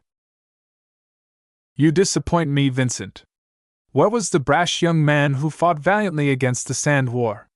Where is the war hero who fought to defend Bentheim for months? Has all of your courage disappeared once you became a Larkinson? You're a disgrace. The insults crushed his heart, and hurt his confidence. Even as the Trost successfully charged the stern of the Spirit of Benthheim, and unleashed a torrent of attacks that damaged one of her main thrusters, the Adonis Colossus remained unmoving. "Get moving, Vincent! Are you a man or are you a coward?" "I'm a man." "I'm not seeing any of that here. For all your pretensions, you're doing a very poor job at proving your worth. All of our other mech pilots have fought and risked their lives against the enemy. You're pretty much the only one who hasn't done anything to defend us. You're no Larkinson, Vincent. You may have taken our name, but when it mattered the most, you chose to dig your head into the ground instead of fighting like a man. You're a disgrace." "I'm attacking. I'm doing something, don't you see?" Indeed, his mech had begun to fire its missiles and other ranged weapons at the Trost whenever possible. Unfortunately, the Adonis Colossus was designed to fight against Sandman vessels and third-class mechs. The jump to its current opponent was too big. "You're not doing anything!" Riella furiously shouted. "Get close and use your mech as a distraction. Don't let the Trost get any deeper. If you don't start moving now, I'll not only break up with you, but also ask Ves to kick you out of the clan. We don't need cowards like you in our ranks." Vincent froze. He really didn't want to get booted out of the Larkinson clan. There was no way he wanted to return to his old life as a space peasant after enjoying a lot of benefits. What was even less acceptable was the damage to his pride and confidence. After going through so many bumps in his life, he finally settled on centering his identity around his manhood. If he lost even that, what reason was there for him to exist? It was unbearable for him to live in hell after he became accustomed to living in heaven. He imagined what he would be like if Riella truly did what she said. How would he be able to lift his head up when he was branded a coward and a failure of a man? "I would rather die." He really couldn't live in disgrace. Not now. Not when he enjoyed the good life. In comparison to such an awful outcome, death didn't sound so bad. Even if he perished in battle, he would perish like a Larkinson and a man. His girlfriend and the other Larkinsons would honor his sacrifice and credit him with saving the lives of thousands of Larkinsons. Once his mentality changed, Vincent seemingly became a whole new man. His body no longer shook. His eyes didn't waver anymore. His thoughts no longer became enthralled by fear. While he was still afraid, he chose to disregard the many possible ways that this could go wrong. "I need to step up as a man," he spoke to himself as he piloted his mech forward. "I need to prove myself as a warrior and a Larkinson." His determined words seemed to echo with his mech. The Adonis Colossus became much more comfortable for Vincent.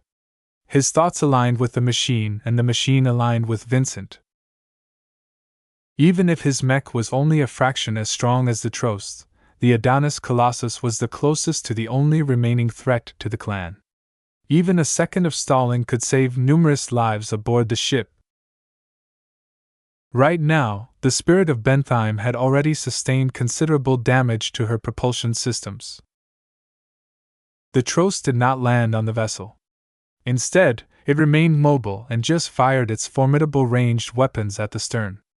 The advanced targeting systems of the expert mech combined with the considerable skill of its pilot resulted in accurate, devastating salvos that inflicted massive damage to the thrusters. The shield of Samar and the bright beam prime were helpless to intervene. The Amphies was about to arrive as well, but the Space Knight simply didn't have a chance of catching up either, and everyone knew it. The only way for Venerable Linda Cross to attack the Trost was by firing her mech's shoulder-mounted laser hardpoints, but this wasn't really an effective solution. The shoulder lasers were mostly designed to pick off kiting standard mechs and intercept incoming missiles. They lacked too much of a punch against better armored targets. It was at this time that the Adonis Colossus reluctantly came closer. To be honest, the hybrid mech piloted by Vincent wasn't all that fast either. The only reason why the Adonis Colossus managed to get close to its target at all was because the Trost completely disregarded its threat.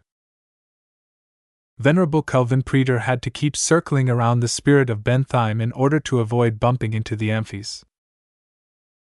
Vincent simply followed a track suggested by a tactical officer, and found that his mech was flying almost straight towards the Trost. The enemy expert mech finally noticed the Adonis Colossus in front of it. Its active sensors swept across the third-class mech. One of its secondary weapons, a laser hardpoint buried in its chest, casually targeted the weaker mech. A powerful beam that was strong enough to pierce through any third-class mech instantly struck the Adonis Colossus. Chapter 2682 lasted too short. Moments before the Trost decided to get rid of the annoying fly in front of its path, Ves looked befuddled as he saw the Adonis Colossus moving closer to an expert mech that was so much stronger that a comparison wasn't even meaningful.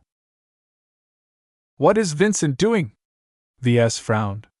"Major Vrl, did you issue any orders to this idiot?" Major Vrl's projection looked just as confused. "No. The Adonis Colossus may be one of your most visually distinctive works, but it's effective as an unarmed shuttle against the Trost. I see no need to needlessly throw away another mech and mech pilot." Both of them agreed with each other that the Adonis Colossus absolutely wasn't qualified to take part in a battle of this level. Unlike some of the other third-class mechs the Larkinsons fielded in desperation, at least the Desolate Soldier and the original Bright Warrior were able to contribute with their glows. As for the Adonis Colossus, other than instilling a bit of useless bravado, its glow was completely pointless. None of the Larkinsons ever saw a need to deploy the Adonis Colossus at the front. Technically, the third-class hybrid mech was supposed to be on reserve. The truth was that none of the mech commanders wanted to deal with the headache of trying to integrate a useless machine in their formations. Carelessly throwing in outsiders into the mix could lead to severe disruption. It was better to keep this useless mech out of the way. Ves narrowed his eyes at the Adonis Colossus. The mech was so pathetic that not even the enemy expert pilot was on guard against it. This amazingly allowed Vincent's mech to come quite close. Unfortunately, the party was about to end.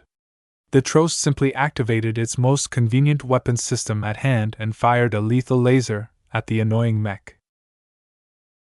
Yet just before the thin but very powerful laser beam struck the Adonis Colossus, Vincent had just put up a defense against the attack.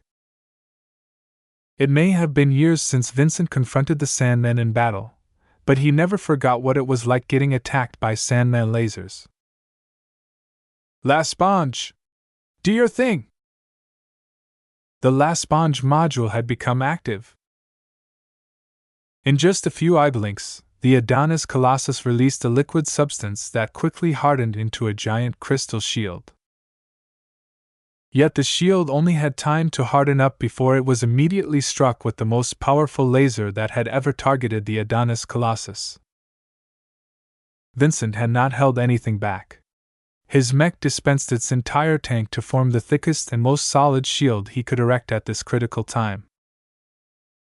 Even though it was a long time since he fought in a true battle, he still kept his reflexes and instincts sharp by piloting his mech in competitive duels. This allowed them to react fast enough before it was too late. It worked! The crystal shield was just capable enough to block the laser attack. The story would have been different if the Trost fired another weapon or took the Adonis Colossus more seriously by empowering his attack with resonance. Instead, the attack that should have pierced through the cockpit had instead fallen short of its goal. "Damn! It's getting far too hot!" The crystal shield absorbed so much heat from the single attack that it instantly blew up, flinging extremely hot shards in every direction. Fortunately, the Adonis Colossus only suffered minimal surface damage. The mech was actually quite sturdy for a third-class mech. While the mech remained intact, it was a different matter when it came to its mech pilot. Vincent's courage and bravado had practically popped when the Trost fired at his mech. He knew quite well that the attack was aimed straight at the cockpit of his mech. If he hadn't activated his Lasponge module in time, he might not even be alive anymore. It was all well and good to dream about putting up a valiant fight, but now that he had almost brushed past his own death, the reality of the situation was so much worse than he could ever imagine. Who could stay calm when they realized they were close to dying? Who wouldn't cherish their life more after such a frightening moment? His instincts warred against his thoughts. His body shook and began to release a copious amount of sweat. His vision blurred and his control over the Adonis Colossus wavered. He audibly gulped. The only reason why he hadn't turned around his mech and flew away was because Riella's words were still ringing in his ears. She would never forgive him if he turned away like a coward. The Larkinson clan would never acknowledge him as their own, even though it was completely unfair to expect him to make a move against a powerful expert mech. He simply couldn't make a decision on what he should do. Fortunately, the Trost did not seem to take much notice of his mech's continued existence. As far as Venerable Kelvin Preeter was concerned, he needed to keep drilling into the stern of the Spirit of Bentheim. His expert mech was already moving away in order to reach the next coordinates that allowed it to fire into the heavily damaged thruster system. The Amphies suddenly flew past the immobile Adonis Colossus.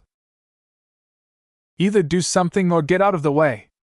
Venerable Linda Cross contemptuously barked on the local channel. That caused Vincent to lose even more confidence. Yet another woman thought he was a good-for-nothing. Would it even make a difference if he piloted one of the newfangled second-class mechs designed by Ves? Perhaps he would be just as useless as now. Damn it, what am I thinking? Why have I become such a coward? He still remembered the glory days of the past.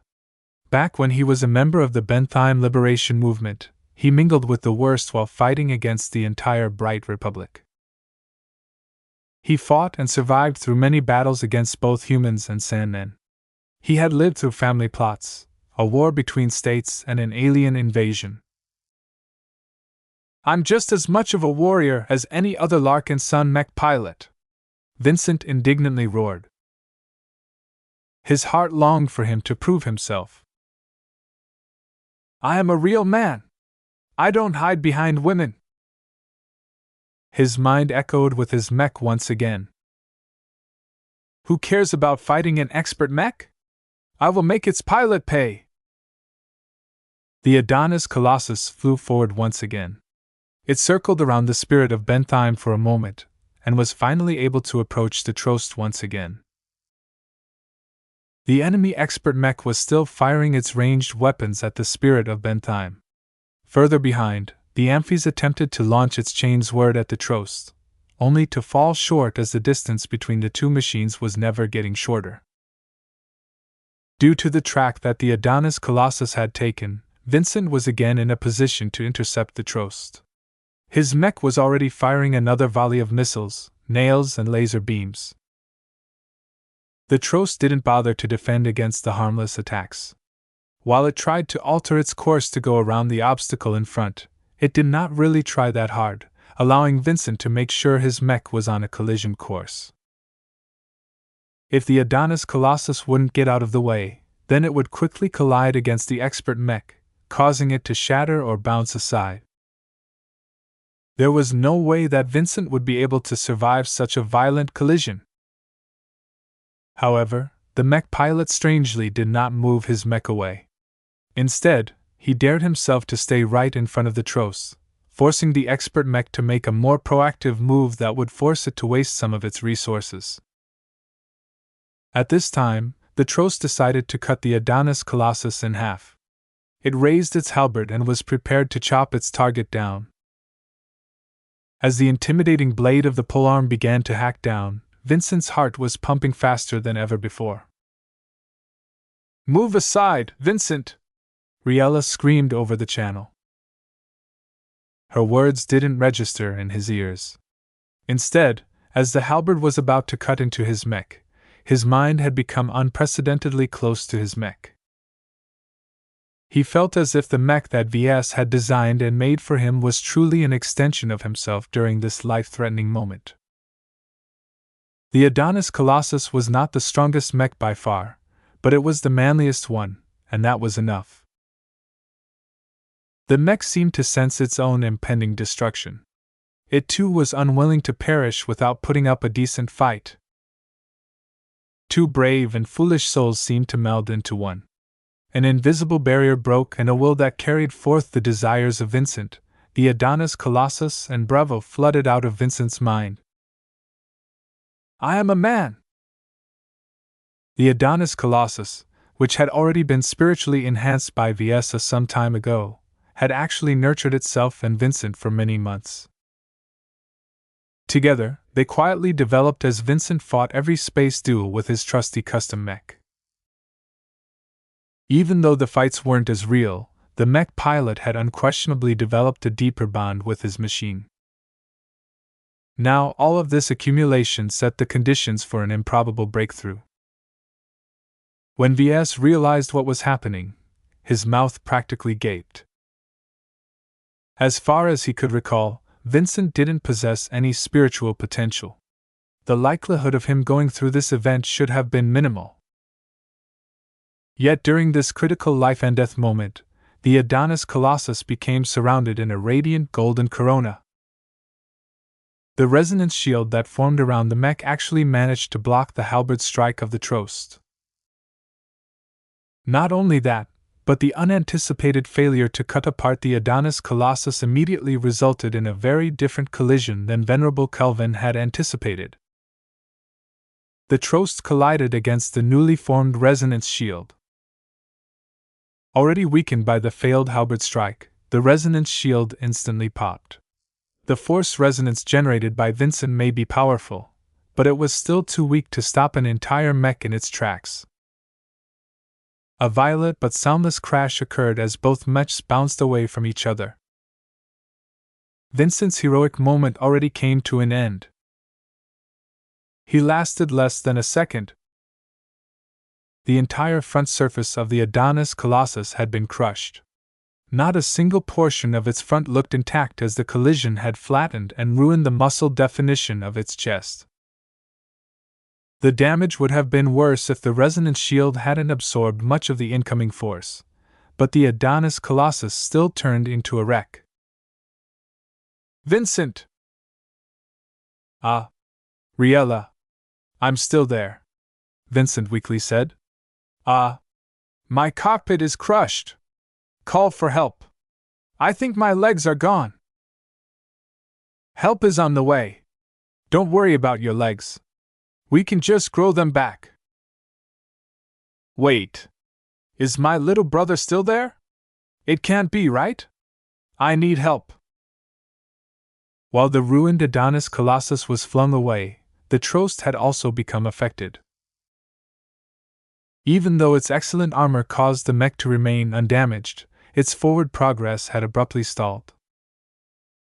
After impacting the resonance shield and the surface of the opposing mech, the Trost had actually bounced back uncontrollably. Even though Venerable Kelvin Preter quickly tried to move his mech forward again, the small delay was enough for the amphies to get closer.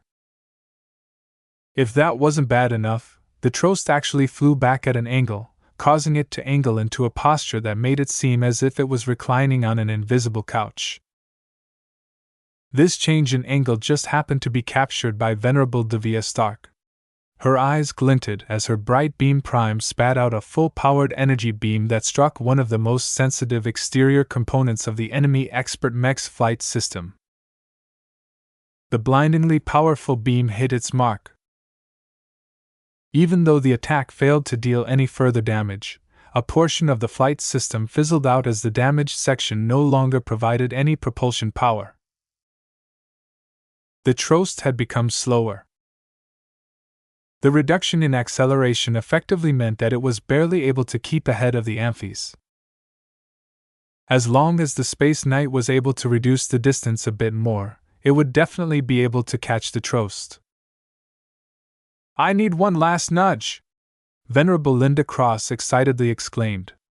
"The Trost is almost in my range!" Venerable Devia quickly contemplated her options. The Trost may have slowed down, but it was still a threat. It had also oriented itself so that she would never be able to shoot its flight system again.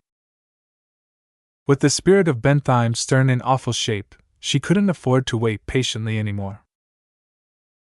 The Trost only needed to make one more attack pass to breach the primary engineering bay and inflict untold destruction to the capital ship.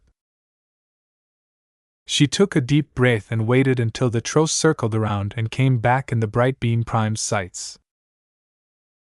"Get ready, Linda!" Devia pulled the trigger, causing the Bright Beam Prime unleash a final full-powered shot. The resonance-empowered beam struck the Trost head-on, inflicting little actual damage, but causing substantially more psychological damage. When Venerable Kelvin Preeter noticed that the Bright Beam Prime was about to fire, his willpower quivered a bit. Even though expert pilots felt no fear, he still remembered how he suffered the earlier attack. Perhaps the ranged mech wasn't able to harm his Trost. Perhaps the enemy mech had been holding back until now. Kelvin was stuck in a very difficult dilemma and had no time to think the situation through. In the end, he flinched, and so did the Trost. The expert hybrid mech crossed its arms, causing the attack to strike against its already ruined wrist-mounted flamethrowers. The damage was actually a bit serious. One of the hands of the Trost had become unresponsive. "Is that all?" The damage actually wasn't a big deal. The Trost was still able to wield its energy rifle with a single hand. Just as Kelvin contemplated the purpose of this ineffective shot, a powerful volley of attacks actually came from a completely unexpected angle. His instincts warned him of a threat from below, but due to the earlier incident, he wasn't able to orient the Trost fast enough. A pair of searing white positron beams struck the mech's flight system from below, dealing actual, material damage to it. The strikes were so precise that the Trost completely spun out of control as its thrust had become uneven. Just half a second later, a pair of glowing Gauss rounds struck the already damaged flight system just as it exposed its rear towards the spirit of Bentheim. The Trost's entire flight system shattered into pieces as the enhanced kinetic impacts completely crippled its flight abilities. "You're finished!" Linda exulted as her amphis finally caught up with the final traitor expert pilot. A chain's word wrapped around Trost's torso. The amphis yanked on the chain, causing it and its target to converge. What followed next didn't need to be said. Suffice to say, the Trost had been completely neutralized. Everyone quickly noticed who was responsible for sealing the Trost's fate. A glowing white corona leaked out of one of the bunkers on the surface of the spirit of Bentheim. VS almost shot out of his observer's seat. "Whose mech is in that bunker?" "It's Ton Mellon, sir. The Prophet's Fist is stationed inside that specific bunker." Realization had finally set in for the Larkinsons.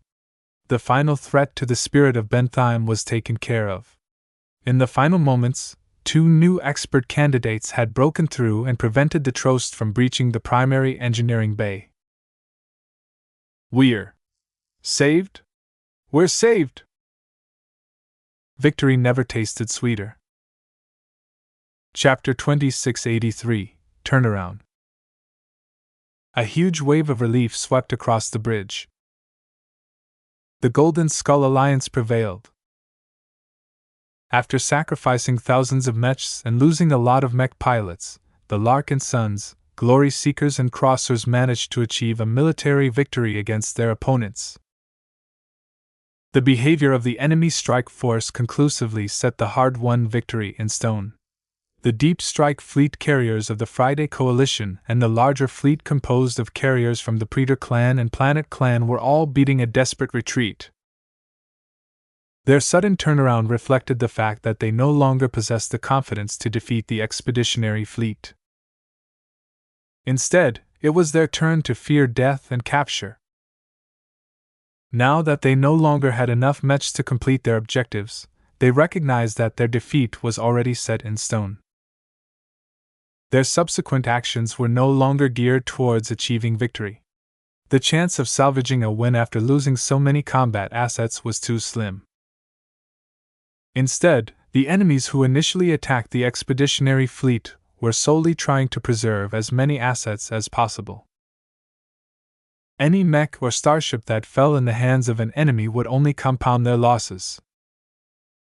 Thousands of trained mech pilots and starship personnel were still aboard the fleet carriers and combat carriers. All of these well-trained servicemen took decades to nurture. Their loss would definitely hurt the national strength of their respective organizations.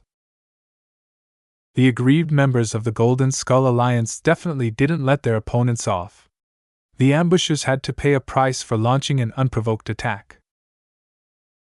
"Mr. Melon! Don't let the Fridaymen off! Use whatever strength you have left to cripple the mobility of their fleet carriers." "Yes, sir!" The bunker on the Spirit of Bentheim that housed the Prophet's fist was still glowing. Unlike Vincent Ricklin, whose breakthrough ended prematurely, Tan Melon still had plenty of juice left in the tank.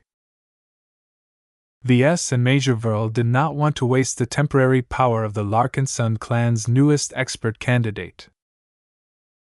At this moment, the Prophet's fist was surrounded by a sacred white glow that was unquestionably Ilvanan in character. The force resonance that affected the entire mech temporarily elevated it to the performance standards of an expert mech. Soon enough, Tan Melon showed what an artillery mech was truly capable of at the expert level. The Prophet's fist fired radiant white positron beams that struck the thrusters of the eager condemnation. An instant later, the glowing mech fired its Gauss cannons. Two white comets slammed into the wounds opened up by the earlier attacks. The resonance-empowered projectiles slammed into the rear of the eager condemnation with great violence. Fragments of thruster components exploded from the damaged capital ship. Immediately, her acceleration dropped by 7%. While that didn't sound very impressive at first, this was just the first salvo. Fleet carriers were combat vessels, so their propulsion systems shouldn't be so easily affected by damage. Yet the power of the Prophet's fist was easily able to overcome the initial layers of defense. The other Transcendent Punishers joined in on the action as well. Though the range was quite considerable, there was no way for the huge and lumbering capital ships to evade. At this distance, it was no problem for regular artillery mechs to land their shots on a reliable basis. "Ha! Look at them running! Serves them right for trying to kill our patriarch. Don't let any of them get away." Despite being besieged from behind, none of the remaining enemy combatants had any intentions to fight to the death. First, there was no benefit to it. Victory was unattainable, so it made no sense to continue the fight.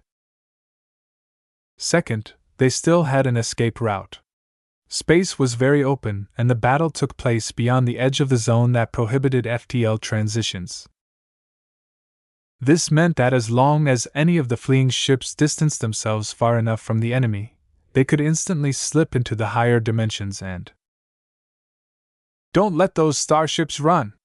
Colonel Ariadne Woden of the Glory Seekers commanded. "The outcome of this battle has been decided, but we still need to bleed the Friday men more. Don't let any of their deep strike fleet carriers escape." This time, it was the expeditionary fleet's turn to inhibit their opponents from escaping this star system.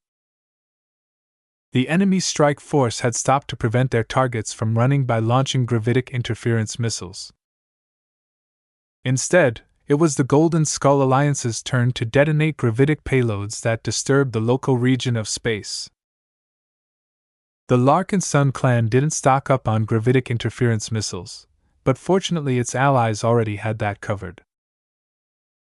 Both the Glory Seekers and the Cross clan had already loaded their missile mechs with the appropriate missiles. Now, they fired them in the vicinity of their respective targets. The soldiers of the Woden dynasty did not want to let any of the deep strike fleet carriers go. The Glory Seeker missiles all detonated close to the Eager Condemnation, the Amagi, the Forward Momentum, and the Orca Tyrant. The Hexers did not even let the Orlis off. Even though all of her crew had been wiped out some time ago, the Friday men were already employing multiple methods to take the paralyzed fleet carrier out of the hands of their opponents. As for the Cross clan, their surviving mechs were already racing after the ships of the Praetor clan and Planet clan. However, the chase was a bit more restrained here. Unlike the Friday men, the Traitor clan still retained a considerable amount of strength. Even when the surviving crosser mechs from both the left and right side converged back together, they only roughly matched the amount of opposing mechs. They needed to borrow the help of the surviving Glory Seeker mechs in order to enjoy a decisive numerical advantage, but the problem was that the Hexers weren't very interested in battling a desperate opponent.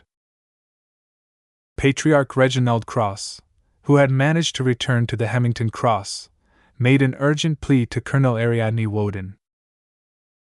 "We can't let them run!" his projection angrily shouted. "We have suffered far too much at the hands of the Praetors and Planets. We must not let their ships crawl back to their nests. If we can't take all of their carriers, then we must at least destroy them. I will not stop chasing them until I have cornered Damara Planet." The expert pilot of the Errant Tyr had managed to eject and return to her mothership as well. Just the thought of letting that woman flee from this battle alive made Reginald Cross very indignant. "Patriarch, I understand your desire to take revenge, but there are still around 1,000 enemy mechs left," the colonel replied. "While we outnumber them by more than 2 times, a battle against a cornered enemy will definitely produce further losses. It is difficult to tolerate further sacrifices when we have already accomplished our primary goal. We survived." "It's not enough. Don't think I haven't seen your mechs chasing after those deep strike fleet carriers as if they are your birthday presents. The Friday men have essentially lost their ability to protect their ships. Aside from some bunker mechs and scattered ranged mechs, their ability to threaten us is nil. We do not have to make any sacrifices to overtake their carriers. It's a different story when it comes to your old enemies." "Then help us. As long as you can facilitate the capture or destruction of the Soaring Eagle, the Vindicator 35 and the Palmy's Chryslin, I won't demand reparations for most of the damage we have incurred. We have lost a lot of good crosser mech pilots from this battle. We have also lost Venerable Banner Cross." Both of them briefly fell silent at this mention. The Golden Skull Alliance hadn't actually lost a lot of expert pilots. The ones who lost their mechs successfully ejected from their broken machines and safely returned to their motherships. However, Venerable Banner Cross never had the chance to do so when the Jeanne d'Arc stabbed its sword straight through the Leskin's cockpit. This was an incredibly painful loss to the Cross clan.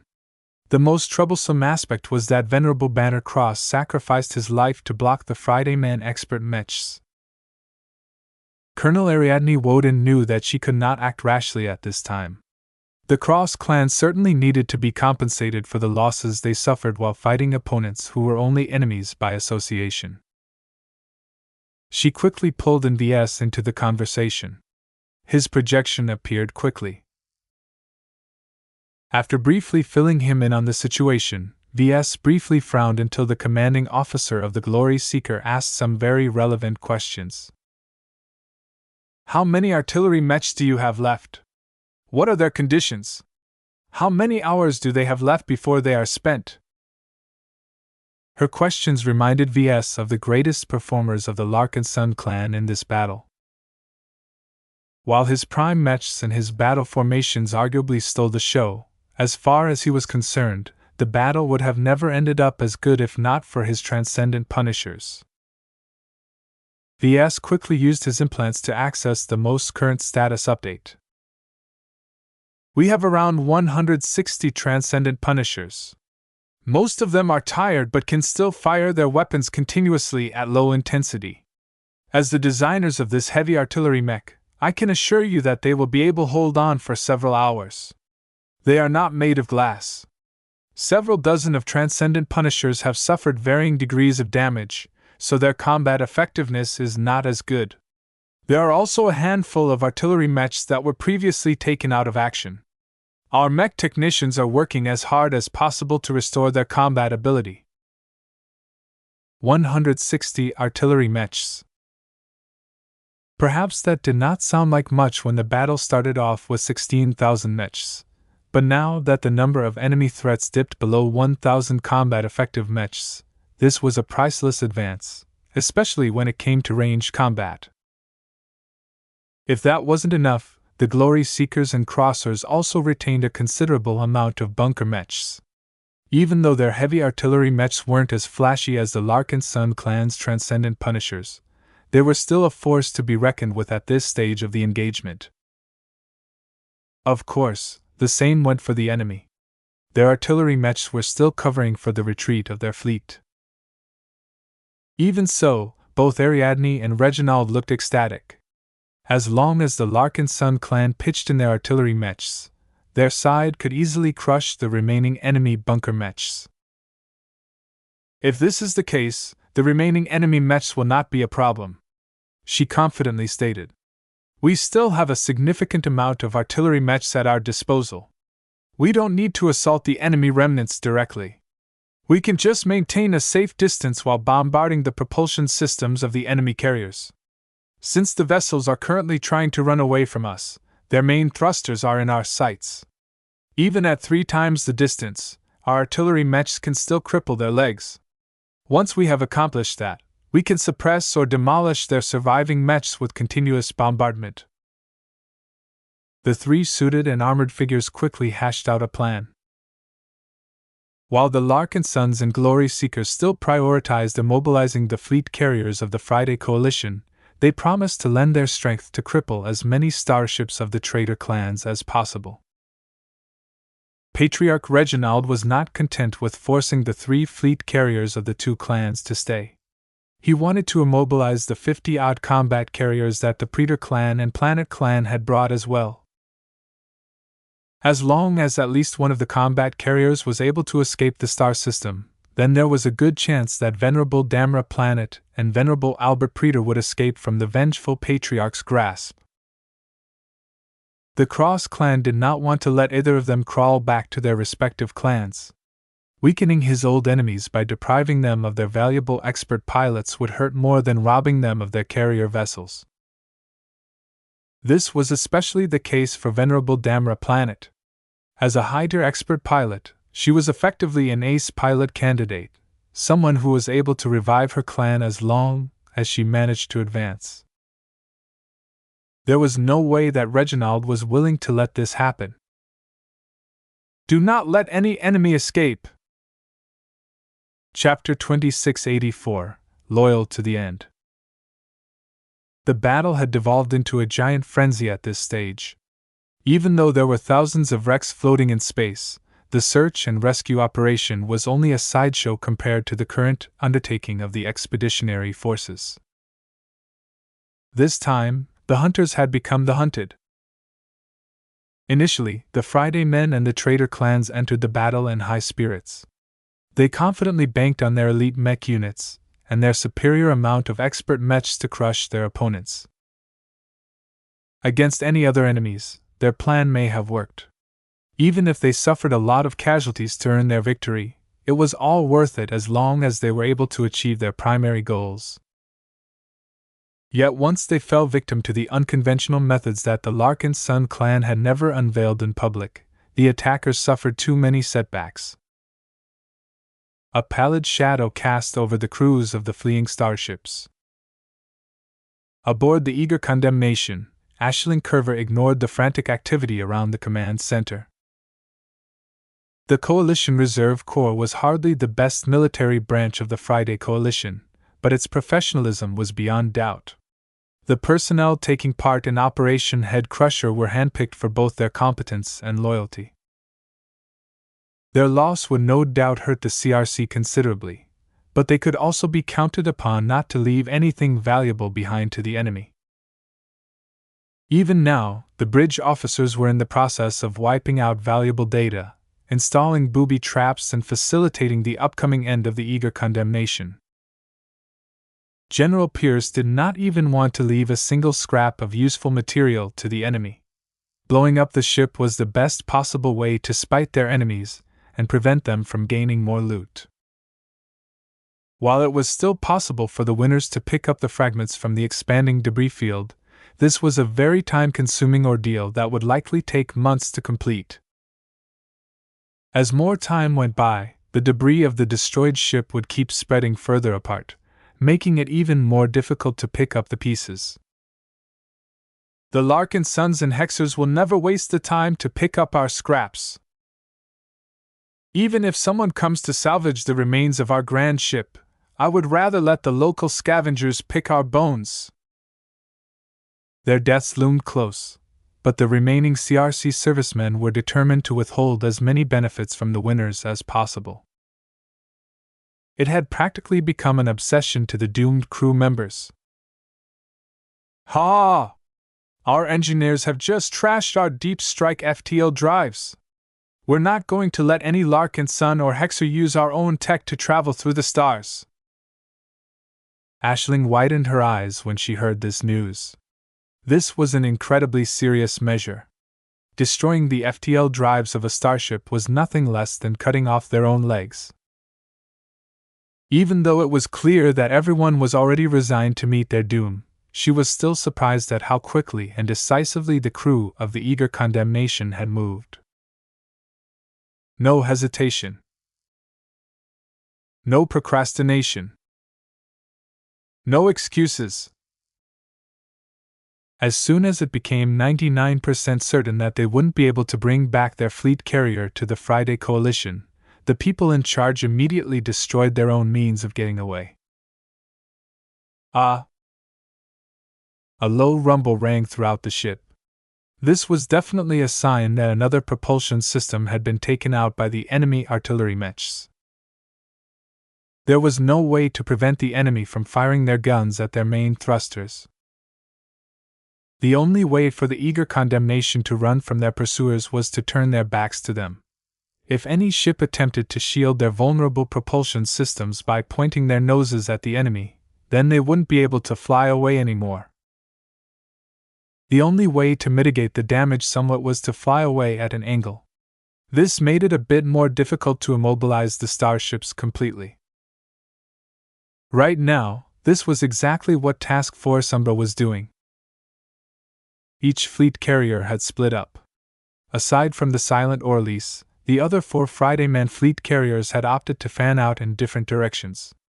This forced their pursuers to make the difficult decision to spread out their pursuit forces. This was risky and dangerous considering that each Fridayman vessel still retained some bunker mechs and other damaged mechs. Unfortunately, the Larkinsons and Glory Seekers were not deterred. Even though their mechs weren't in good shape and their mech pilots were very exhausted, they were determined to take revenge and maximize their gains. Splitting up only delayed the inevitable. Even Aisling could see that. She considered her own fate. She had a responsibility as well. Master Huron briefly transmitted a message to her just before the crew of the eager condemnation trashed the quantum communication nodes. I deeply regret your loss, but I will make sure your family and dependents are well taken care of. As the main technical supervisor of Unit L, you must wrap up this project as properly as possible. Please see to it that all of the spare parts, data banks, manuals, and any other equipment related to the asymmetrical neural network project are properly disposed of. We cannot allow even an inkling of my research to fall in the hands of the enemy. The Gage dynasty and I expect you to do your duty. The Friday Coalition will prevail. Farewell, Aisling. Due to the sensitive moment, Master Huron was only able to transmit a brief message. The rest of the bandwidth of the quantum communication nodes was already taken up by the need to transmit as much data as possible about the battle. Every sensor reading, every battle log, and every other scrap of data had to be preserved to allow the Friday Coalition to figure out how they lost this battle. If the Hex Army adopted the powerful methods of the Larkinson clan one day, the Coalition had to be ready with a response. None of the Friday men wanted to get caught with their pants down again. The introduction of the Blessed Squire and the Valkyrie Redeemer had already caused untold damage to their forces. Now that they gained a preview of some of the Larkinson clan's next innovations, they had to make as much use out of this intelligence trove as possible. To some of the Friday men leaders back home, the intelligence gathered by Task Force Umbra made the loss of 5 deep strike fleet carriers a lot easier to accept. Aisling's mood lowered even further as she rewatched her master's message. You're excited as well, aren't you? You can't wait to learn from the lessons of this battle. She spent years learning under Master Tokman Huron. She knew when he was eager to explore something new. The performance of Unit L and the Bloody Herons in this battle was very illuminating. What was even more interesting was how some of the mechs of the Larkinson clan vaguely exhibited a similar approach. This is impossible. There is no way that VS has permission to form a neural network. The expertise required to design a network neural interface is far too difficult for a journeyman. She couldn't figure out how VS managed to copy some of Huron's work. The mech designer in her was not reconciled with her ignorance. She wanted to know the truth. She wanted to take a look at V's research and applications. Yet, from what it looked like, she wouldn't have the chance. The eager condemnation was slowing down. The Larkinsons were steadily overtaking the increasingly less mobile fleet carrier. The CRC would never let their opponents get what they wanted. With each minute that passed, the stoic crew members installed more explosives throughout the ship. They also purposefully crippled many systems by overloading them or forcing them to function outside of their boundaries. Don't blow up the ship just yet. Let's wait for them to land their boarding parties on our ship. We need to take as many of them with us as we can. It'll be our final surprise. You idiot! There's no way our pursuers will fall for our trap. We've set up this scheme too many times during the Komodo War, and the Hexers have used the same trick as well. The soldiers were right. During the entire pursuit, the Glory Seekers constantly transmitted demands for them to surrender. As long as the Friday men shut down their ship and evacuated from it, the Golden Skull Alliance promised to respect their surrender and keep them alive. The expeditionary forces were much more interested in taking their ships than their lives. Even if there was a lot of hatred between the two sides, as far as VS and Colonel Ariadne were concerned, they would rather maximize their benefits than satisfy their grievances. Aisling sighed. They won't get their way. The entire situation felt surreal to her. What was she doing here? Was VS her enemy? Was she truly obligated to execute Master Huron's final orders?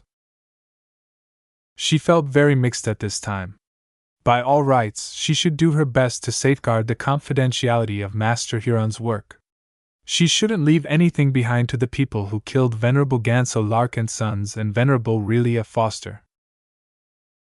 Ganso! Relia! Although they weren't true Friday men, Aisling spent months working alongside them. Over the course of her assignment, she no longer minded their humble origins. Both expert pilots were individuals to be respected. She even regarded the two as comrades in arms. If she wanted to respect her fallen friends, then she shouldn't even be hesitating at this moment. Damn it! Why am I making this so difficult? She remained entangled in her conflicting emotions throughout the attempted flight. At this time, the Transcendent Punishers had achieved a lot of progress in slowing down the fleeing fleet carriers. Even though Ton's breakthrough moment finally came to an end, the Larkinsons didn't need to rely on his power to accomplish something as simple as cutting off the legs of their prey. The pursuers still kept their distance, though. Neither Ves, Major Vril, Colonel Ariadne, and any other leader dared to send mechs or shuttles to the largely immobilized fleet carriers. "The Friday men are not responding to our surrender demands," Major Vril grimaced. "They're not even doing their best to lull us in a false sense of security. In my judgment, there is a 90% chance that the eager condemnation, the Amagi, and the Orca tyrant are already rigged to blow." Ves rubbed his armored fingers against the side of his helmet. "What about the forward momentum?" "The forward momentum is the lightest and most mobile fleet carrier of the enemy fleet. If any enemy capital ship has a chance of escaping our pursuit, it has to be this one. If you look at the local plot, you'll see that the forward momentum is far ahead from the battlefield. Her forward acceleration is the highest out of every other ship, including the Antonio Cross." "Are they actually getting away?" Ves frowned. Major Vril laughed. "Ha! No chance! While our artillery mechs are missing their shots quite often, they're still dismantling the forward momentum's sublight propulsion systems over time. Since she is so poorly armored, it doesn't take a lot of hits to cripple her chances of getting away. It's just... she'll just blow up in the end," Ves depressingly concluded. This was a frustrating experience. Those deep strike fleet carriers were incredibly valuable. If the Larkinsons were able to get their hands on a couple of them, then they would gain a huge windfall. No matter if the Larkinsons sold their spoils or converted the captured vessels for their own use, the enormous gains would definitely take the sting out of the enormous losses the clan had suffered. However, from what it looked like, it was not to be. Ves could already see trillions of credits, huge troves of data, and large reserves of valuable materials collapsing in front of him. This was an incredibly painful realization that almost the joy he gained from winning a crucial battle. Fortunately, there was one more enemy fleet carrier. "What about the Orelise?" Major Vril grinned. "She's a special case. While the Friday men are doing their best to deprive her from us, we have dispatched numerous boarding parties to secure this prize. The overall battle may have been decided, but an entirely different struggle was still taking place inside the hallways and compartments of the Orelise." Chapter 2685 The Fate of the Orelise. The forward momentum had no chance of getting away. It was not for lack of trying. The vanguarders crewing the vessel employed desperate measures to traverse as much distance as possible. Bots and mechs were throwing away as many supplies and equipment as possible. It wasn't enough to dump their spare parts, their ammunition stores, their material reserves, and even months' worth of food and water into space. The crew of the forward momentum also tore out as many non-essential equipment as possible. Mechs roughly tore out heavy equipment such as 3D printers and structural components such as decks and bulkheads and physically threw them out the nearest large-sized hatches. Of course, the Friday men didn't forget to trash any of the valuable equipment and goods they got rid of. They didn't want their pursuers to pick up a bargain. While it sounded a bit silly to speed up a ship as long and heavy as a fleet carrier in this fashion, the actions did make a difference, if only modestly. It was too bad that too much of the forward momentum was still stuck to the hull. The hull plating and structural components such as the keel accounted for most of the mass of the fleet carrier. Removing them was either time-consuming or not doable if they actually wanted to keep the ship together when she transitioned into FTL travel. In the end, the forward momentum lost her primary sublight propulsion systems. While she still possessed numerous secondary thrusters and so on, they were mainly responsible for performing delicate maneuvers and adjusting the ship's orientation. In other words, they were only responsible for turning and spinning the forward momentum around. It simply wasn't doable to rely on their meager power to outrun a mech or starship. Even when the forward momentum's escape was blocked, Ves didn't pay much attention to the vessel. There is no way for the vanguarders to run away far enough before my transcendent punishers robs them of their mobility. He held no doubts. He knew his mechs the best, so he could already predict the outcome. Even though his artillery mechs already fired their weapons more than 1,000 times, even though their weapon barrels were already showing heavy signs of wear and tear, even though the entire fleet's reserve of Gauss ammunition and high-density mech-grade energy cells was running low, the Transcendent Punishers were still capable of finishing the job. Of course, Ves did not look forward to the aftermath. The mechs had been in combat for so long that many of them were only just a few steps away from breaking down. Even the undamaged mechs required an extensive round of maintenance to fix all of the damage they accumulated over the course of firing their powerful weapons.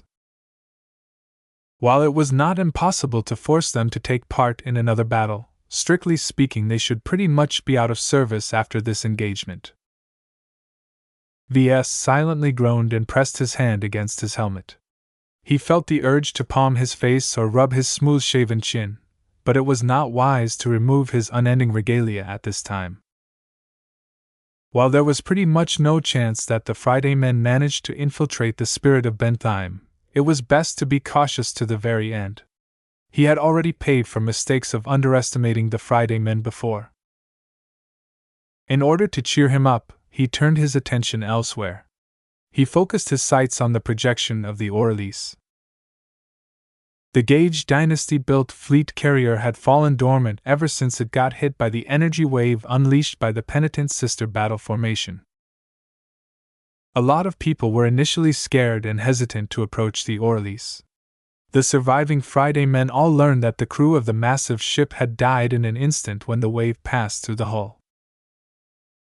Over 20,000 humans died in an instant. None of them succeeded in resisting the unstoppable attack. Who knew whether some of that death energy still lingered on the lifeless capital ship? It was only belatedly that General Pierce compelled the forces under his command to dispatch Marines to escort a takeover party to bring the Orelise back online. We can't leave this ship floating around in space. We can't let our opponents get our hands on her either. Gain control over her propulsion and her FTL drives and bring her away if possible. Blow her up if you can't, or if our enemies have a chance of capturing her. The Orelise is the property of the Friday Coalition. There is too much sensitive intelligence and classified technology in her hull. She cannot fall into the hands of outsiders. This was easier said than done. When the Friday men shuttles initially arrived next to the eerily silent vessel, they had difficulty getting in. The Friday men boarding parties were stuck outside for a very long time as they waited for a mech to breach one of the entry hatches. It got worse as they went inside. Every compartment and hallway section was locked. Damn it, the Orelise isn't accepting our codes or communication requests. The stupid ship AIs don't want to let us in. They're treating us as rivals rather than allies. The AIs were never programmed to deal with this unprecedented situation. A ship as valuable and sensitive as a deep strike fleet carrier possessed extremely high security. The Orelise boasted the best physical defenses and virtual defenses the Gage Dynasty could stuff in a capital ship. Bang! A frustrated virtual security specialist slammed his fist against the console. Trying to gain access into the Orelise internal network was as hard as pulling out an exhibeast's teeth. The suited and armored figures of this specific boarding party all impatiently shuffled their feet. If the Orelise accepted their identities and let them in, then they would have been able to reach her primary engineering bay at this time. Instead, the ship acted like a traumatized survivor who had become horribly paranoid to anyone else. She closed herself off from her former friends and allies and trusted no one except for other gaugers. This ordinarily shouldn't be a problem. No matter what catastrophe the Orelise suffered, she was so well armored and well protected that it should have been impossible for all of her crew to die at once. In the imagination of her shipwrights, the only instance where all of the crew would die at once was if she flew into a sun, crashed onto the surface of a heavy gravity planet, or got struck by a superweapon. In any other instance, at least some of the 20,000 crew members of the highly compartmentalized vessel should still be left alive to take over command. Even if every crew member died except for the junior cook, the Orlise would instantly recognize the survivor as the highest-ranking service member on the ship who was still alive. This simple cook would gain a huge amount of authority and become capable of commanding the fleet carrier's AIs and automated systems. This was enough power to command the Orlise to flee from the battlefield or initiate self-destruct procedures. Yet this did not happen. Every single crew member had died without exception, so according to the programming of the AIs, the Orlise was locked unless a senior officer of the sundered phalanx came to take over command. "What kind of stupid demand is this?" a Marine captain roared. "I'm a citizen of the Gage dynasty." Unfortunately, the Orlise ignored the officer's pleas. The Marine captain served in the Coalition Reserve Corps, which was a separate military branch. The man was also an infantry officer, making him unqualified to unlock a ship as valuable as the Orlise. "Wait, don't we have any surviving sundered phalanx mech pilots left, sir?" a combat engineer suddenly proposed. "The mech pilots of the Bloody Herons and the Halvian Grenadiers are part of the Oralis original crew complement. As long as we bring one of them back, the Orlise should recognize them and hand over command authority." As soon as they conveyed this suggestion back to their superiors, they were met with a long period of silence before they received an answer. "Not a single mech of the Bloody Herons and the Halvian Grenadiers have managed to disengage from the battle. The enemy mech forces have essentially wiped them all out." A heavy weight fell on the shoulders of the boarding party. It didn't matter if other senior Fridayman officers came. As far as the Orlise was concerned, people from the Consa clan, Vanguard Group, and other coalition partners couldn't be trusted. Who knew if they were looking to steal the Orlise for themselves? These strict instructions reflected the general wariness that coalition partners held towards each other. Even after they merged in a single state, they still maintained a competitive outlook towards each other. Not a single coalition partner was their friend. They merely allied with each other out of necessity. It was impossible for the Gage dynasty to program their most sensitive military assets to roll out the welcoming mat to their rivals. "If that is the case, then we have no other way to go deeper aside from breaching every hatch and blast door in our way." That was going to take a long time. When a fleet carrier as valuable as the Orlise wanted to keep people out, the barriers in the way could stall intruders for hours or even days depending on their breaching equipment. "Well, at least our opposition will have it even worse," the combat engineer quipped. "The Orlise doesn't want to let us in, but she doesn't recognize us as hostiles either. If any of the Larkinsons or Hexers try to step aboard, the ship's active defenses will immediately wipe them out. Even if they manage to sabotage these countermeasures, they won't get the core systems in time.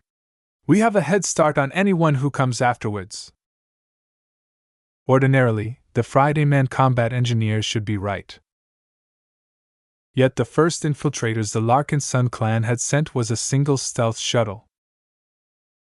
The invisible vehicle had actually launched from the expeditionary fleet shortly after the Orlise became a ghost ship. Even while Mechs were still battling it out with each other, the stealth shuttle stayed far away from the hot zones and quietly slipped to the underside of the Orlise. When the shuttle hatch oriented towards the ship slid open, two figures floated into view. A heavily suited woman and a cat clad in form-fitting black armor landed on the hull of the lifeless capital ship. "You know what to do, Lucky," Calabas transmitted to the cat. "Follow the routines and instructions that I've sent to you. The ship diagram, hacking software and false data provided by Divas should work. Even if they don't, just switch over to the backup plan. One way or another, we'll be taking over the ship, and it will all be thanks to you. Now get going if you want to have free reign over the ship's vault and material stores. Meow. Lucky phased straight though meters of solid hull plating and other material designed to repel outside intrusion.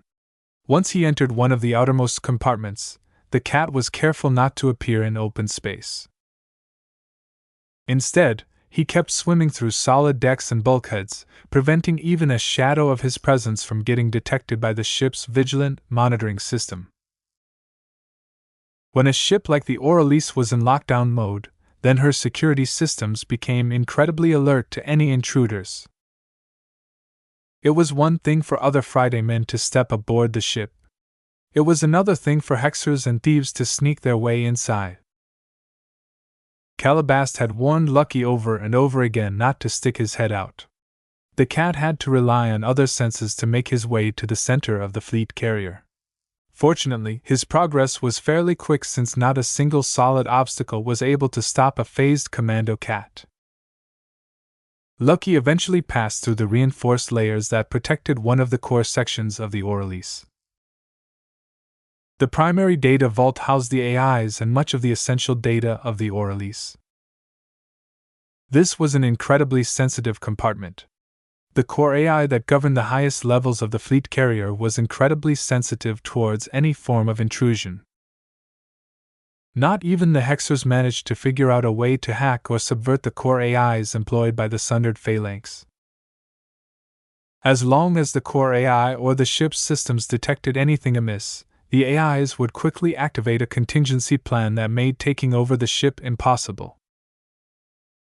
Fortunately, Lucky didn't need to mess with the core AI. Instead, he moved over to one of the data banks and retrieved a tiny chip from one of his misfortune harness pockets. He carefully took advantage of his phased state to attach the chip into an internal server port in one of the closed data storage units. Immediately, the software and data inside this tiny chip went to work. What was strange was that the Orelise did not reject the intrusion. It would have been different if Lucky appeared into view and tried to drill a hole in the storage unit. Yet because the chip appeared spontaneously, the initial actions of the hacking software took effect before the security systems put up its guard. As long as the hacking program managed to get its foot in the door, the rest was easy. It only took a couple of seconds for the contents of the chip to do its job. Soon enough, it broke apart into specks of dust. Outside of the Orelise, Calabast and a boarding party from the Black Cats patiently waited. Upon receiving a subtle signal, the spy master attempted to open the outer hatch. It slid open without resistance. Calabast and her subordinates effortlessly flew inside and landed on the deck as soon as the artificial gravity took hold. The ship greeted the new arrivals. "Welcome back to the Orelise, Captain Arnland. This ship is currently under lockdown. Your orders, ma'am?" Calabast grinned. "Kill any unauthorized intruders. Don't leave any of them alive." Chapter 2686, Reckoning. War is cruel. Ves stood proudly before the giant forward projectors on the bridge. His unending regalia along with his cape made him look exceptionally valiant. As the leader of a victorious force, he felt incredibly relieved that he managed to retain his life. If the battle had taken a turn for the worse, his opponents might have been able to gain a decisive advantage. Ves really didn't want to think about what would happen to him once the situation got to that point. In fact, not just him, but every member of the Larkinson clan would suffer a bad fate. As their leader and the person responsible for inviting them to take part in his grand expedition, he'd feel very guilty for making their life worse. There was so much responsibility on his shoulders that he felt burdened whenever he had to make any decision. Even a simple matter such as how he spent his day could have a profound influence on the success of his clan.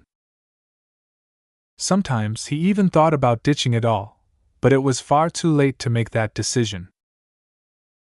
For better or worse, his problems had become the Larkinson clan's problems and vice versa. This battle was a good example of that.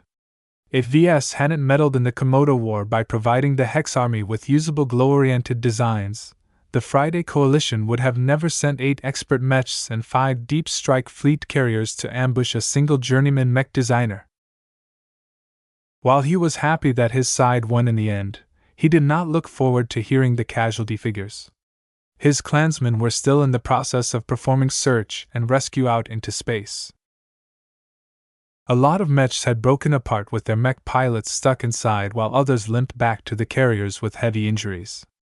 Even mech pilots who appeared to be physically healthy may be in a lot of mental anguish.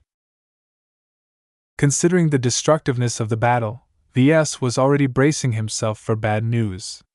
His thoughts already moved on to what would happen next. What he worried about the most at this stage was the support he enjoyed among the crew. While a victory always boosted the reputation of the people in charge, a Pyrrhic victory could easily erode his support even further. This was especially after Ves had made the determination to avoid a repeat of the battle against the Abyss. "What do they call this battle?" Ves asked the dignified older woman standing by his side. Grand Captain Daria Maria Vraken did not look exhausted at all. Despite her responsibilities, she admirably kept the spirit of Bentheim under control. Throughout much of the battle, her excellent direction essentially prevented any enemy attacks from getting past the energy shields and other defenses of the factory's ship. Even when the Trost had unleashed a myriad of weapons at the main thrusters of the spirit of Bentheim, Captain Vraken along with the chief engineer made sure to lock everything volatile down and divert power and resources to limit the secondary explosions that might occur. While the spirit of Bentheim's sublight propulsion systems were not in good shape, the ship still retained a portion of her mobility. Other ships had suffered worse.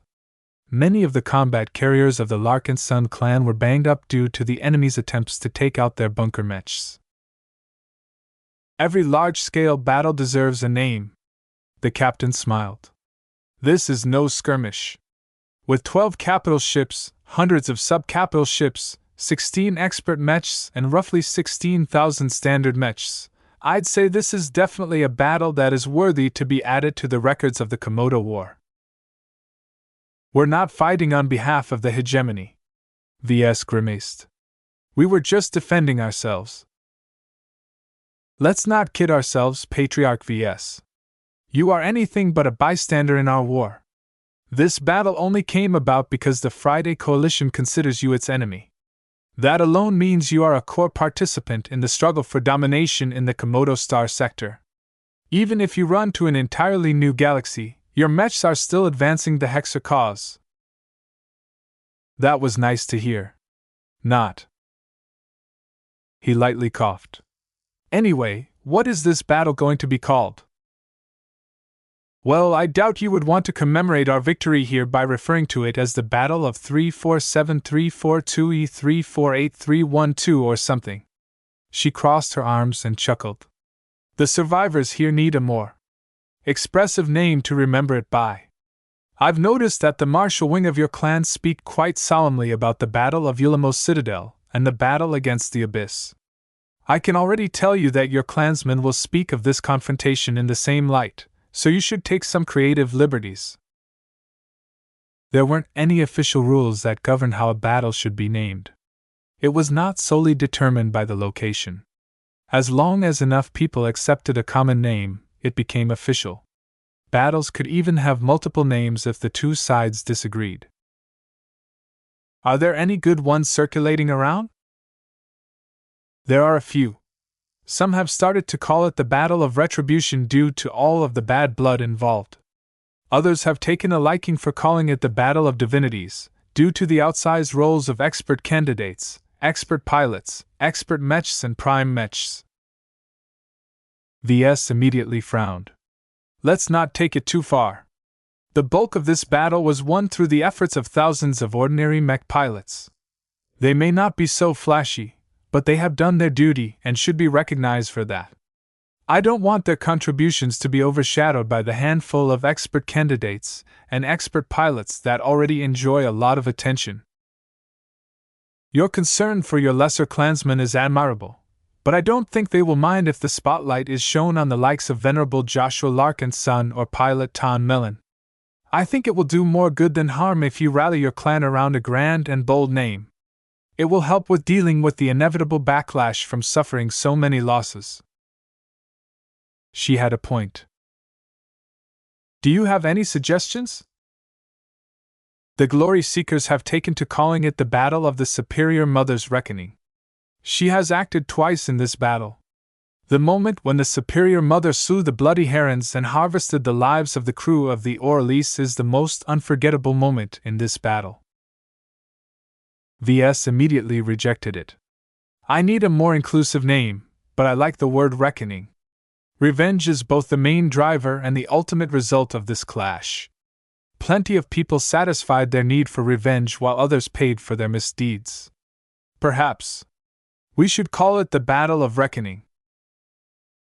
It was a bit plain, which Ves preferred, but it also conveyed enough meaning to those who lived through it. While it was not the most unique way to commemorate a battle, it still passed his requirements. He transmitted his choice to Major Vole and other leaders. They would take care of the rest. Speaking of revenge, Ves received a surprising notice from Major Vole. We've picked up a couple of very special survivors, sir. If you're interested, you can pay a visit to them. We've transferred them to a secure and isolated treatment facility aboard the Spirit of Bentheim. So far, we have kept the news under wraps. Ves became intrigued. Who are the survivors? It's Venerable Relia Foster and Venerable Ganso Larkinson. What? They're alive? Yes, but they're not in good shape. You'll know when you see them, sir. One of them is stable, but the other is deteriorating. If you want to talk to the latter, then you should head down there quickly before it's too late. I'm on my way! Ves exited the bridge post-haste and took a floater platform down a handful of decks at the highest priority, forcing every other floater platform or cargo bot in the way to move aside. He didn't actually expect that both of them made it through, but in hindsight he should have taken the possibility into account. Expert pilots were strategically valuable. When seniors or masters designed their expert mechs, they invested heavily in the protection it afforded to its occupants. In particular, the cockpits were virtually bunkers in themselves. They were not only armored as much as possible, but also contained a range of protective and medical functions to preserve the lives of expert pilots as much as possible. The tech stuffed inside these extravagant cockpits were so good that expert pilots should still be able to survive if their heads had been cut off their necks. Of course, whether such an expert pilot was capable of piloting expert mechs again was another question. When Ves reached the entrance to the medical bay, he met up with Dr. Rania. She personally took charge of the treatments due to the sensitive identities of the two patients. Patriarch, she greeted as she wore a high-quality white hazard suit that was customized for medical purposes. My team and I are keeping the two expert pilots alive as best as possible, but it's not going too well. What's the problem, Doc? She gestured towards the hatch leading into one of the sterilized treatment rooms. Venerable Relia Foster has received considerable body injuries. The traumatic injuries she suffers suggests that a giant sword sliced through her limbs. With a weapon of that size and force, the damage that Foster sustained is not as simple as some clean cuts. Her entire body endured a lot of shock. Is she dying? Rania hesitated. We can keep her alive, but that is the extent of what we can accomplish with our medical equipment and the expertise we have at hand. To be honest, we need to clone replacement organs for her because her current ones are constantly on the verge of failing. She's completely beat up from both the inside and outside. It's only due to her excellent helmet and piloting seat that her head is still intact. A concussion is nothing compared to the damage inflicted on the rest of her body. This was a very meaningful observation to Ves. As long as the head and brain of an expert pilot was still intact, then their ability to pilot mechs was still intact. Every other part of the body was replaceable. If Venerable Foster is the stable patient, then Venerable Ganso, your cousin is dying. We don't know how or why. While his cockpit had been breached, he only suffered some bruises and some other impact wounds. Physically, that is anything but life-threatening. Yet for some reason, his life signs are fluctuating downwards and he is in constant mental pain. Whatever he is suffering from is not something that we can grapple with. Perhaps you might know more. Dr. Rania looked very upset at her inability to treat Ganso's injuries. She took it as a personal failing. She knew that there were many unknowns in the galaxy. Just like every other Larkinson, she had been watching the battle as well. She clearly witnessed how the Valkyrie Prime and the Glory Seekers launched an unconventional attack on the Charlemagne. She was glad it was effective. If not for that, Venerable Ganso could have overpowered the Larkinsons. However, she was also filled with curiosity about the nature of this novel new attack method and how it was able to bypass every barrier and affect humans directly. Ves simply smiled at the doctor. Let's not get ahead of ourselves. I don't know as much as you think. If not for our desperate circumstances, I wouldn't have tried to harness powers that I don't understand. It doesn't appear you'll be giving it up, though. If you intend to further your research in this area, you should think about your safety and the safety of your clansmen. It is prudent to learn how these unknown energies affect the health, mentality, and physiology of humans. You have a good point. Ves reluctantly nodded. Right now, my research is far too sensitive to be spread around, so I'll have to consider this matter carefully. Anyway, I didn't drop by to chat about my research. Ganso is dying, right? Let me meet with him before it's too late. No matter how much Ganso had given him grief, he still carried the Larkinson name. Chapter 2687 Dignity. Plenty of expert pilots survived after their expert mechs fell in battle. As long as they managed to eject their cockpits, they stood a decent chance of making it back to safety. For example, the Cross clan only lost 1 out of 4 expert pilots. The Planet clan still retained Venerable Damra Planet, while the Praetor clan managed to recover Venerable Albert Praetor. As for the Friday men, more than half of their foreign expert pilots actually perished. This was not just because their cockpits were of a lower grade than the rest, but also due to the sheer amount of opponents they fought. The end was especially brutal. When 4 Friday men expert mechs wanted to stall the expeditionary forces as long as possible, they became swamped by 1,000 mechs.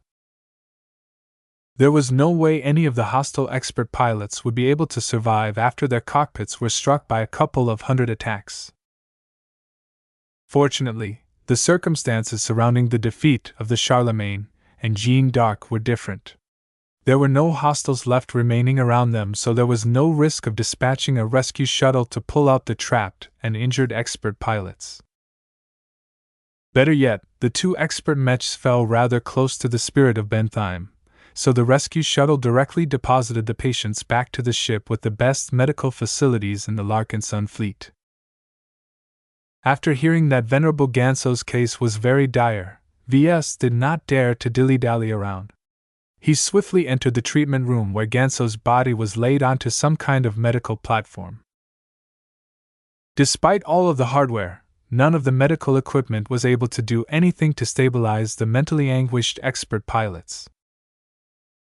In fact, Ves felt it as soon as he entered the chamber. His mind became swept by a highly erratic force of will that appeared to be very unstable. Ves! I'll kill you! The Larkinsons must be restored. Well, at least some things hadn't changed. Hearing Ganso's curse immediately caused Ves to discard all of the sympathy he briefly held for the fallen Larkinson. "Hello, cousin?" Ves casually greeted as he walked up to Ganso. He didn't forget to activate the jammer function of his unending regalia. "It looks like you won't be getting your wish." The closer he got, the more difficult it was for him to keep his cool in the face of Ganso's unstable force of will. Ganso's mind was like a leaking tub. No matter how much the expert pilot wanted to keep himself together, the barrier that protected and contained his mind had deteriorated to a heavy degree. It was like a city wall that had been subjected to heavy bombardment. Too many parts of the walls had been damaged for it to serve its purposes. Unless Ganso or someone else was able to plug all of the gaps, there was no way to prevent Ganso's mind, will and spirit from eroding due to a combination of leakage and outside exposure. The human mind wasn't meant to exist in the open. Much like how regular human bodies easily got infected or polluted by toxins if they suffered cuts, Ganso's open mind was simply incapable of defending itself from all of the consequences of losing its defenses. While he didn't show it, Ves was taken aback by what he saw. He frequently experimented on spirituality. What if he triggered an accident that caused his mind barrier to form holes as well? Was treating it as simple as patching it up with spare spiritual energy? Ves had an urge to try this solution out on venerable Ganso on the spot. While he didn't want to make Ganso better, it was worth it to conduct an experiment. Anyway, it wasn't as if his cousin could resist becoming his next test subject. "Why? Are you staring me? Like that? Talk to me. Already!" "Shut up for a moment," Ves snapped as he concentrated his mind. Without caring for what Ganso felt, Ves began to extend a firm spiritual projection that performed some simple actions. He basically grabbed a piece of Ganso's force of will and tried to mold it into a patch that covered one of the holes in Ganso's mind barrier. "Oh, I'll kill you!" It didn't work. The patch was too insubstantial and impermanent. Ves tried again. He grabbed different parts of Ganso's mind and also varied the quantity he utilized. Nothing worked. Ves even made use of his own spiritual energy, but that led to a bad reaction that caused Ganso to utter another curse. In the end, the expert pilot's mental barrier hadn't improved at all. In fact, its holes and tears were becoming wider. Ves estimated that it would collapse entirely after 20 or 30 minutes. He sighed.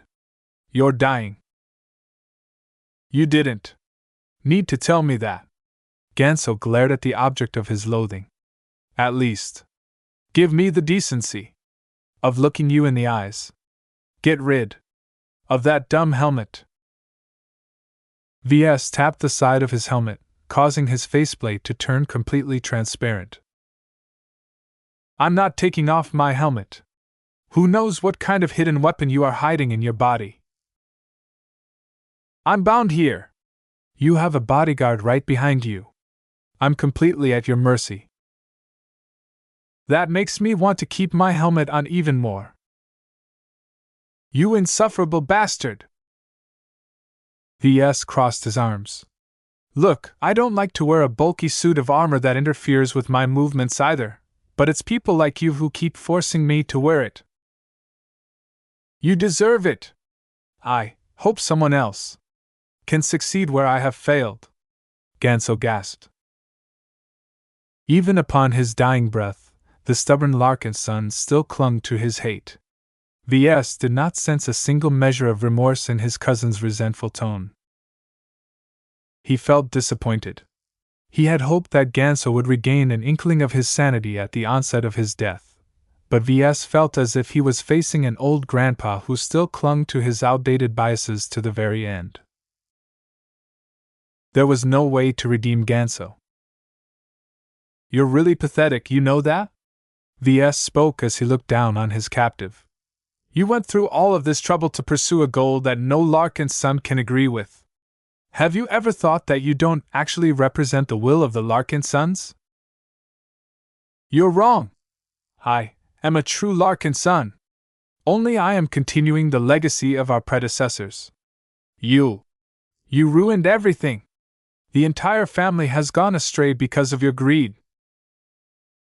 Ves snorted. I find it rather silly that you think you are the hero of your own story. Circumstances can change, Ganso. The political environment has changed. The economic environment has changed. Our relations have changed. Our capabilities have changed. Clinging to the past when it no longer fits the present is how species die off. Nothing lasts forever.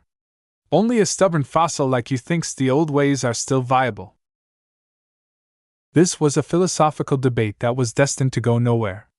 The acid glare that Ganso threw at Ves encapsulated the expert pilot's obsession. His entire identity was centered around the illusion that he was the savior of the Larkinson family. He never paid any thought of whether he was wrong on anything. Perhaps his mind and spirit might shatter completely if he was forced to recognize his faults. What a sad expert pilot. Ves turned around and extended his hand. Book, please. Nita handed over the Larkinson mandate to his armored hand. Ves placed the tome next to Ganso's restrained body. Goldie? Can you come out, please? Nyaya. The golden cat emerged out of the book and materialized her body. She looked a bit downcast due to the many losses the Larkinson clan had suffered. What is that? Ganso initially regarded Goldie as a projection, but his crumbling and leaking force of will was still functional enough to recognize the extraordinary nature of the ancestral spirit's existence. Ves lovingly caressed Goldie's back, though his gauntlets made the experience a lot rougher than unusual. Nya. She is the purest distillation of the Larkinson clan. Every true Larkinson is kin to her. As long as you are a Larkinson who is supportive to other Larkinsons, then Goldie will bless you with her warmth. Are you feeling okay right now? Get this filthy animal off me. I hate cats. Naya. Goldie raised her tail and hissed at Ganso. Obviously, there was no affection between them at all. Whereas other Larkinsons always felt comfortable being in the presence of the Larkinson mandate, or the golden cat, Ganso simply reacted as if he was touching a hot coal. Interesting. Goldie, you can return now if you don't want to stay. That was exactly what she wanted. After expressing her dislike by hissing at Ganso one last time, she dove back into the Larkinson mandate as if she was eager to escape a stinking bathroom. Well, I've made up my mind, Ves muttered. If even Goldie hates you, there really is no reason for me to feel remorseful over your death. Don't bother with your falsehoods. You would probably dance on my grave. I'm very happy to see you gone. His glee showed through his transparent faceplate. I won't lie about that. I'm still a decent human being, though. I've already won. You're a challenging opponent, so the least I can do is to give your body the respect it deserves. I promise to give it a dignified burial. Though Ves sounded smug as hell, Ganso relaxed a bit after hearing that Ves had no intentions to defile or dishonor his corpse. Thank you. We are civilized people here. War is unquestionably gruesome, but it also produces the most noble moments in human history. I think it is important that our Larkinsons stay true to their noble ideals. I don't want them to descend into barbarism. The best way to reinforce that trend is to give your remains a respectful send-off. Even at this time, you still think about exploiting others. Figures. Our society is based around interests. Cooperation is gained through shared interests, and conflicts are usually sparked by competing interests. No one does anything for free. That's stupid. Then again, I don't expect you to understand. Even now, you think that the Larkinson family must return to the Bright Republic in order to become their war dogs, is that right?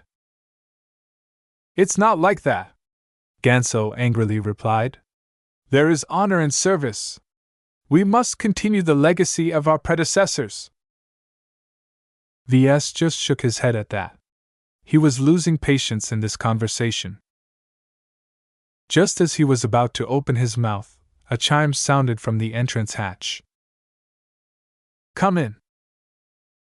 A bot floated inside that carried a number of metal boxes. I've been waiting for this delivery.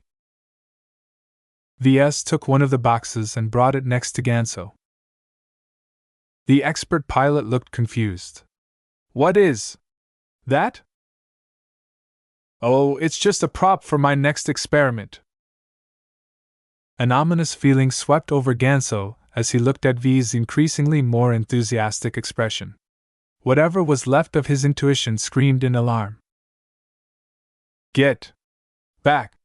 I don't want to get involved with whatever you have in mind. Ves amusingly chuckled. What makes you think you have a choice? While I don't want to do harm to any kin of mine, you're no Larkinson. Not to me. You're a test subject, Ganso. Enjoy your final moments as a living human being. Wait. We can talk about this. I have rights, Ves. You can't do this to me. Arg. Venerable Ganso experienced an overwhelming amount of mental pain. Ves mustered up his entire spirituality to do something that he had always dreamed about but never dared to implement due to the taboo it represented. Yet now that the battle of reckoning happened to serve a dying expert pilot to him on a silver platter, how could he possibly resist? You're not getting rid of me so easily, Ganso! Ves roughly scooped into Ganso's mind and tried to pull out as much of the expert's mental stuff as possible. This was a rough, painful, and extremely destructive process because it was impossible to extract an expert pilot's mind and spirit in a single go. What this essentially meant was that Ves was literally tearing pieces of Ganso's mentality with every scoop. Whatever piece of will, thought, spirituality, or other mind junk he managed to grab quickly entered the P-stone that Ves had just received. The P-stone ensured that the mental pieces did not deteriorate any further due to outside exposure. If Ves was able to separate an expert pilot mentality as a single whole, then it may be possible to keep the individual in question alive in the truest sense. Sadly, Ves wasn't at that level yet. He could only employ this crude and destructive method to salvage as much of an expert pilot's mind, will, and spirit as possible. Venerable Ganso's body convulsed. His body was shaking as if he was being shocked by a current. The signs so bad that Dr. Rania forcibly intruded into the treatment room. She attempted to get closer, but Nita firmly blocked her advance. What are you doing? It was too bad that Ves had no time to answer the doctor. He sped up his scoping until he hollowed out Ganso's completely collapsed mind. While there were a few tiny bits and pieces that Ves had missed, they quickly disappeared into the imaginary realm without any protection. The body ceased convulsing. It had become completely brain dead without a spirit. He's dead, isn't he? He is. Ves nodded as he carefully closed the box holding the P-stone filled with his latest experimental materials. Don't bother to wake him up or anything. He's a goner. Just keep the body in this state. Let's make it look as good as possible for its upcoming burial. Ganso Larkinson had officially died. Chapter 2688, Satisfaction. The Veja Kingdom will pay a lot for my ransom. Venerable Foster did not let her emotions overtake her reason. She immediately started off with saying something that maximized her chances of survival. Ves found her opening quite refreshing after dealing with Ganso's diehard attitude to the end. Perhaps this conversation would go a lot better than he anticipated. "You've grown up," he stated to Foster's heavily injured form. "Is that supposed to be a compliment?" she responded with a muffled voice. Not a single part of her body was visible. Her body from the neck downwards was stuffed in some kind of tank filled with healing fluid that comprehensively stabilized her heavy injuries. Though Ves couldn't see any details of her wounds through the opaque liquid, he could vaguely see that the expert pilot had lost a good chunk of her legs as well as her left arm. As for her head, it was covered by some strange form-fitting covering whose purpose escaped Ves. It made it seem as if Foster's head was mummified. He was actually surprised that Venerable Foster was still in a condition to talk. From her calm tone and her repressed force of will, she retained enough lucidity to hold a normal conversation. It seemed that even though her body was broken, her mind and spirit was still as vigorous as ever. Her condition was essentially the reverse of that of Venerable Ganso. If Ves wanted to harvest her mind like he did with his cousin, then he would likely fail. Venerable Foster was far too strong. Perhaps he might have a chance of breaching her tough mental defenses when she was sedated, but he doubted it would go well. After an awkward pause, the injured expert pilot turned her head. "The Vesia Kingdom places great value on my life. As long as you allow my home state to redeem me intact, you will be richly rewarded. I doubt a third-rate state can offer me anything of interest. Besides, I'm not sure your value is high enough to make it worth it to trade you back." "You'd be surprised," she said before lowering her voice. "If my guess is right, the Vesia Kingdom may even be willing to return the shares of the LMC." "That's impossible. My company's shares are worth much more than a single expert pilot. Besides, those shares are in the hands of the Bright Republic and Ilvain Protectorate." "That's not a problem. The Vesians have a lot of influence in that region of space. The Bright Republic is too weak to hold on to its stake in the LMC while the Ilvainans can be persuaded." Ves was amazed to hear that from Venerable Foster. What happened to the vengeful woman who vowed to wipe out every pirate that threatened the Hafner Duchy? It seemed that expert pilots were capable of growth as well. Still, he had no illusion that Venerable Foster was putting up a polite front because she respected the Larkinsons. She just wanted to prevent her captors from taking her life, thereby preventing her from continuing with her lifelong pursuit. To an expert pilot such as her, it was unbearable to be unable to fight on behalf of her state. Even if it was disgraceful, Venerable Foster was still willing to bend her head and lower her posture if that was what it took to return to service. She was right to feel worried. Generally, the MTA disallowed killing expert pilots outside of mech combat. However, this was not an absolute rule. There were certain exceptions, such as if an expert pilot randomly pulled out a gun and pointed the weapon at a random person on the street. The latter had a right to defend himself even if his opponent belonged to a protected class of people.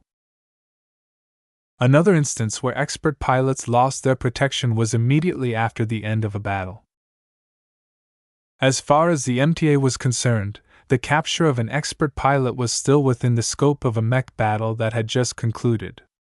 How the people who took an enemy expert pilot into custody decided to treat their battlefield spoils was their business. Naturally, expert pilots still deserved to be treated with dignity. The MTA as well as the entire mech community heavily sanctioned anyone who tortured or subjected a captive expert pilot to cruel treatment. Expert pilots were demigods. They were beyond human and stronger than almost any other person in the galaxy. No matter which side they fought for or what cause they pursued, they still represented some of the best mech pilots that human civilization had produced. Ves had no intentions to screw around with Venerable Foster. He was so disappointed by Ganso that he was glad that his other captive was reasonable. Yet whether her attitude helped to keep her alive was another matter. "Let me be honest, Venerable Foster. You took part in an unprovoked attack on the Larkinson clan and its allies just as we were about to leave the Komodo Star sector behind. You are not innocent, Mr. Larkinson. The services you are providing to the Hexadric hegemony not only harms the Friday men, but also the third-rate states in our star sector. If the Hexers win, you know as well as I do what will happen to the original customs and cultures of the surrounding states.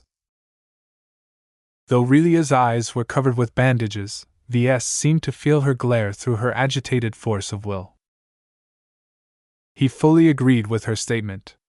Ves did not enjoy enabling the Hexers and giving them a greater chance to expand their poisonous culture to other states. It was too bad that his current circumstances didn't give him another choice. It wouldn't have come to this if the obstinate Friday men just ignored me. Instead, they keep coming after me because they're afraid of what I might possibly do to strengthen the Hexers. Don't they realize that they're just driving me in the arms of the Hexers this way? Right now, I feel like raising a giant middle finger to the Friday Coalition.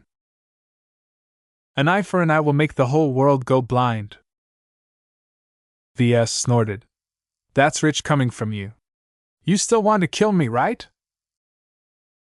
An expert pilot like Foster couldn't lie. I do, but my intentions are noble. While I regret the Friday Coalition's approach, I still want to defeat you in battle. The Vesia kingdom must not become a vassal of the hegemony. It doesn't matter what reason you use to justify your hostility towards me. As long as you become my enemy, you deserve everything you get. I'm just a mech designer, but people keep finding reasons to bully me. If I don't stand up for myself, I'll keep getting harassed. Ves seriously hated the Friday Coalition. Their continued actions against him had driven his attitude towards the state to a new low point. While he and his clan may have gained a lot from winning the Battle of Reckoning, they also lost a lot. If any of them had a choice, they would have preferred to avoid this bloody clash. Don't you think the cause you are fighting for is too small? He changed the topic. Even now, I am a bit in awe at your strong presence. You've developed quite a lot since we last met. The Vesia kingdom is too small for a mech pilot as talented as you. You could enjoy a much better trajectory if you signed on to a second-rate state. Of course, I don't recommend you to pledge your loyalty to a state as duplicitous as the Friday Coalition. I have never wavered in my purpose. I wouldn't have developed up to this point if I grew up anywhere else. I will defend my state to my death. I see.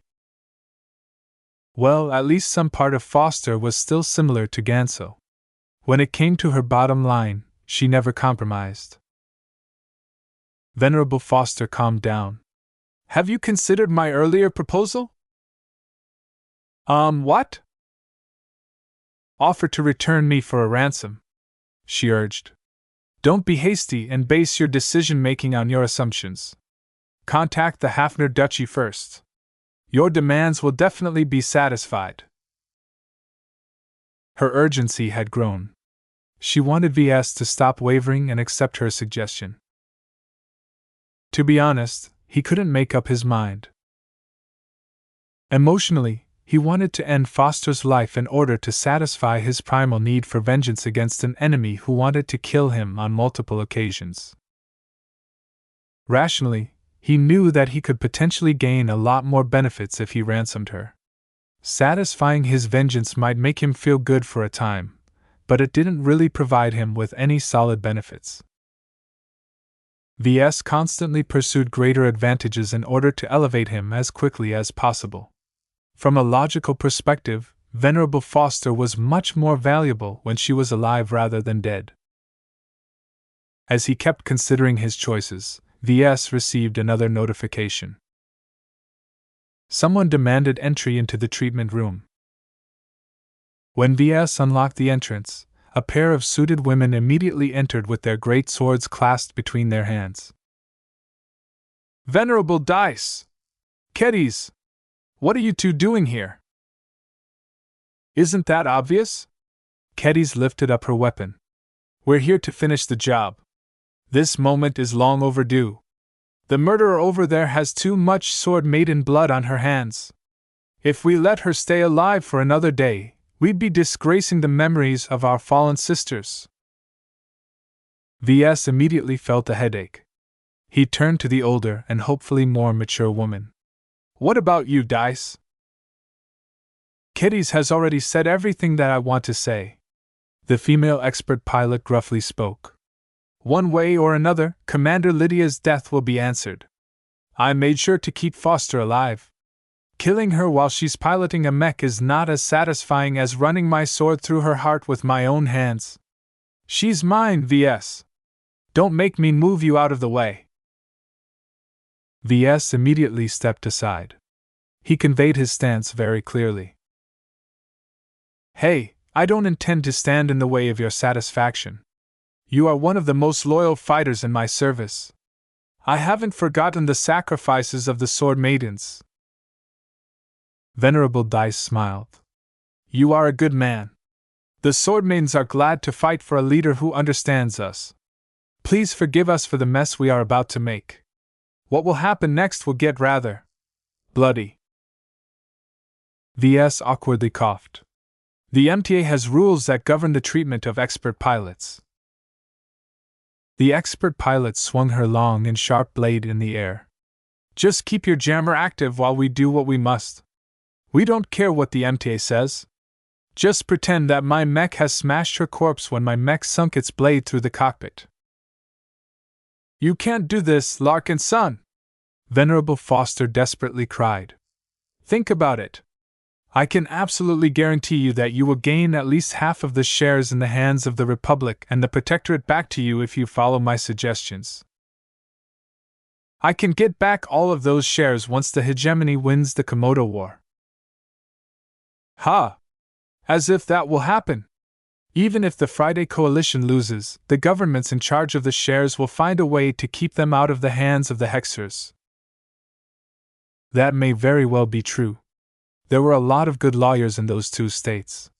Governments excelled at bending and exploiting the rules when it was in their best interests to do so. They rarely followed the spirit of the law if it inconvenienced them in any way. Ves fell silent, making Keddies and Venerable Dice nervous. He didn't keep them waiting for long, though. I've decided. And Ves helplessly lifted his arms. Faced with a choice between satisfying my friends or my enemies, the answer is obvious.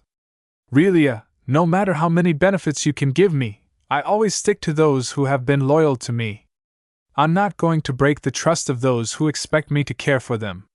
That's not the kind of person I am. Keddies, Dice, the two of you can go ahead.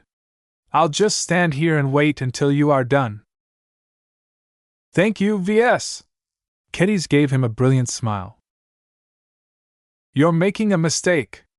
If you don't want your shares back, the Vesia Kingdom can give you other compensation. Don't give me to these butchers. Shut up. Venerable Dice strode forward and pressed the edge of her blade against Foster's neck.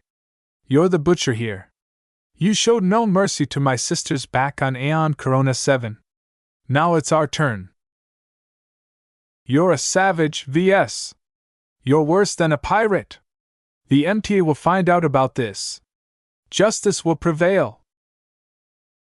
Ves ignored Venerable Foster's indignant words and turned to grab another metal box. He was actually wrong on one consideration.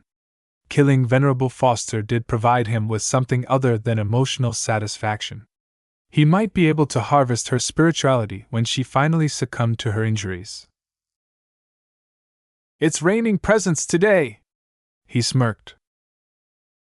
Chapter 2689, No Expert Mech. Brutus. Gloriana entered a highly secure and luxuriously furnished recovery room on the Indigo Tremor.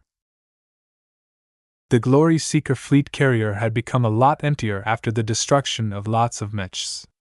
Fortunately, the enemy hadn't prioritized her as a target, so she incurred remarkably little damage. For now, Her crew were busy trying to recover the wrecks floating in space while also organizing a prize crew to facilitate the takeover of the Orelise. Gloriana didn't care about that at the moment. She ran up to the bed where a tired-looking Brutus looked at his sister with happiness. "You're safe." There was little doubt about that as soon as word of their eventual victory reached his ears. However, seeing was believing. Only when he saw that her sister was safe did he feel reassured. His protective force of will embraced the woman in a familiar fashion. On her part, Gloriana relaxed even further. "Are you okay?" she asked as she tried to spot any injuries on his body. "I'd be in a treatment machine if I was hit more seriously. Don't worry. My cockpit got banged up a bit, causing me to suffer some bruises that are easily treatable. You don't have to be concerned at all. My most serious problem is that I overloaded my mind. Trying to keep my mech alive as long as possible against the Charlemagne and those pseudo-expert mechs was the most challenging moment of my life. I pushed myself so hard to dodge more attacks and prevent all of those glory seekers from sacrificing their mechs to block incoming attacks. I regret that I failed to protect all of those people." "There was no choice, Brutus." Gloriana reached his side and retracted her suit so that her bare hand touched his shoulder. "Those glory seekers did their duty. Our expedition is much better served if you're alive. This isn't how I want to fight my battles. It's me who is supposed to be protecting you all. How can I possibly continue to pilot a mech when those brave female hexers are risking their lives for me? This is a travesty. They're doing it because of me." Gloriana gripped his chin and turned his head around until their eyes. "You are much more valuable than anyone else in the Glory Seekers. Even Colonel Ariadne Woden is worth nothing compared to you. So don't think that everyone has their priorities wrong. If you die..." The wounded expert pilot sighed. "You're being selfish again, sister." Gloriana leaned in and kissed his cheek before staring lovingly in his eyes. "That's the privilege of power, brother. I only value two people in our fleet, Ves and you. The Glory Seekers exist to serve me, so I told them to do their best to keep the two of you alive. I am not going to allow you to make me sad by getting killed in battle." "You..." Brutus was speechless. As a soldier dedicated to protecting Gloriana and other Hexer women, his sister's declaration did not sit well with him. His honor and his duty compelled him to resist this policy. Yet, Brutus couldn't go against his sister. She always had the final say in matters. No matter how unreasonable she sounded, her will trumped everyone else's as long as she didn't endanger herself. They soon changed topics. "I took a look at the Star Dancer when I was on my way to visit you," she said as she calmly sat down next to his bed. "I'm sorry to say that what is left of your expert mech is not in good shape." Brutus looked pained. "The Star Dancer accompanied me well for several years. It served me well in this battle. I was hoping that it could serve a few years more." Gloriana tried to smile. "It's okay, Brutus. Ves and I will try and make a replacement for you. I've prepared for this project for many months. We just need to determine what materials we can use and which master we should partner up with to design a better machine. You should definitely look forward to what I have in store. The mechs that Ves and I are capable of designing are extremely special. Just look at the so-called prime mechs that my husband came up with. I still can't accept that the Valkyrie Prime along with several hundred standard mechs are able to wipe out a vast swathe of mech pilots along with the entire crew of a starship. You're not the only one who is wondering. No one in the fleet will underestimate his mechs from now on. While I detest the Friday men, a part of me feels that no one deserves to die from such an odd method of attack. It's too destructive. It's practically a weapon of mass destruction." As a mech pilot, Brutus instinctively repelled any weapon that diminished the lives of soldiers. It was one thing to get killed by getting shot by an enemy mech. It was another thing to get killed along with thousands of other comrades by getting blasted to pieces by a tactical nuclear weapon. Gloriana was not as conflicted, though. Her smile stretched wider as she relished in her memory of that wonderful moment.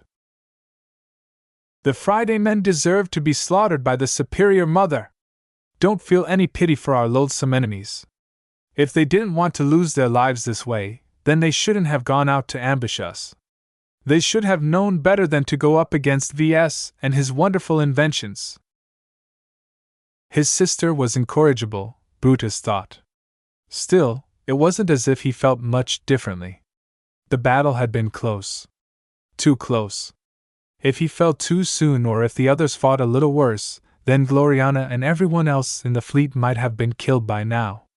Thinking what might befall of his sister wiped away any sympathy he held towards his opponents. When will I be able to get a new expert mech? Not soon, Gloriana slowly admitted. My husband and I are very busy. Once we complete our current round of projects, we need to design a large amount of expert mechs for the Larkinson clan. While I will do my best to push your expert mech up the priority list, don't expect any quick results. It might take up to a year before you can pilot an expert mech again. This was not what any expert pilot wanted to hear. Still, it was not an unusual situation for them either. It always took time to develop a new replacement expert mech whenever an older one got trashed. The only way to cut the waiting time short was to fabricate another copy of an existing expert mech design. Why not remake the Star Dancer then? Brutus carefully suggested. While I look forward to piloting a mech that is blessed like the Superior Mother, I'm worried about the delay. This battle has already shown me that the galaxy is a lot less safe than I thought. Can't you pick up the pieces of my original mech and put it back together? Gloriana shook her head in tootate. Silly brother. It's not that simple. Your mech got struck by a lot of resonance-empowered positron beams. Do you know what that does to a mech? Too many parts and components are vaporized or melted into slag. Much of the damage is unrecoverable with our current means. We don't have the equipment and expertise to restore your Star Dancer.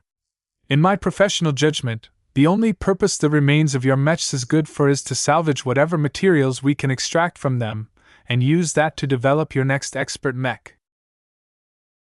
One of the most important benefits to winning the battle was the opportunity to salvage the wrecks floating on the battlefield. Not just the Star Dancer, but the wrecks and pieces of plenty of other expert mechs were eagerly being picked up by the victors. While not all of the valuable materials they yielded might be useful, the valuable salvage would definitely help with accumulating the core materials required to develop their other expert mechs. All of this was beyond Brutus' understanding. I trust you with the development of my next expert mech. Just make it even faster and more agile so that I can evade enemy attacks even better. I've progressed my piloting style after I've participated in this battle. I don't have the patience or the inclination to sit back in the rear and snipe my opponents from afar like Venerable Ves Stark. I need to be more in front so that I can be a lot more proactive in protecting you and my fellow glory seekers. A run-and-gun style suits me best.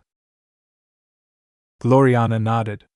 As his sister, she knew him best. I've already taken that into account. It's quite hard to design a mech that is highly mobile while at the same time boasts a high amount of firepower. I'll do my best to push for a mech that excels at both, but it will cost us a lot.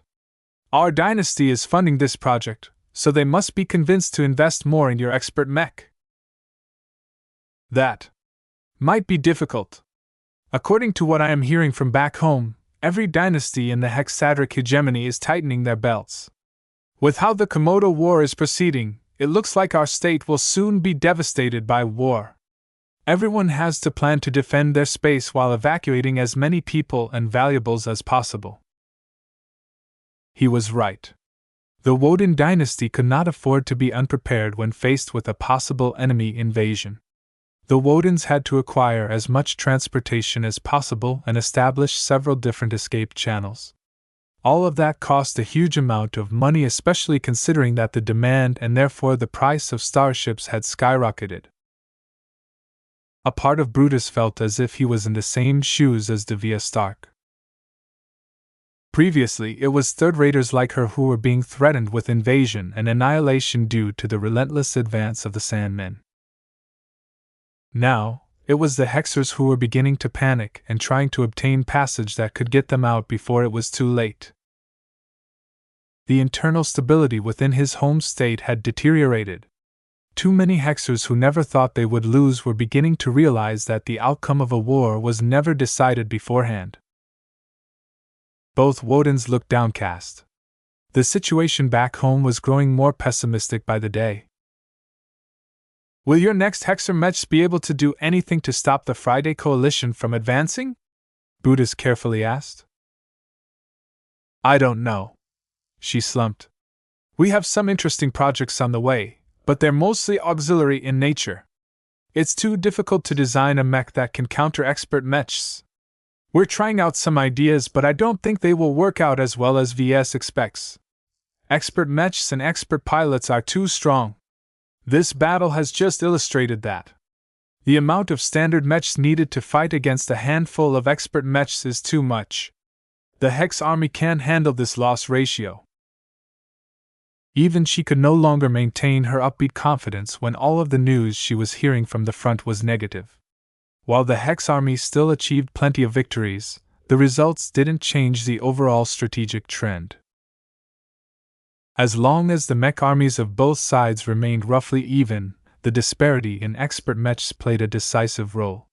No matter how hard the hegemony tried, it simply wasn't possible for them to conjure additional expert pilots out of thin air. Gloriana actually hoped that VS was able to solve this problem. If he could produce in the Larkinson clan, why shouldn't he be able to do the same for the hegemony? Unfortunately, he always put down her request by saying that the circumstances were different, or that Master Willix prohibited him from spreading his experimental solutions. It was so frustrating. What can I do? Chapter 2690, Unease. The fighting still continued long after the Battle of Reckoning was decided. This was also the reason why everyone still wore their protective suits. No matter how safe the situation looked, there were still Friday men and Garlanders out there who were firing shots at the expedition forces.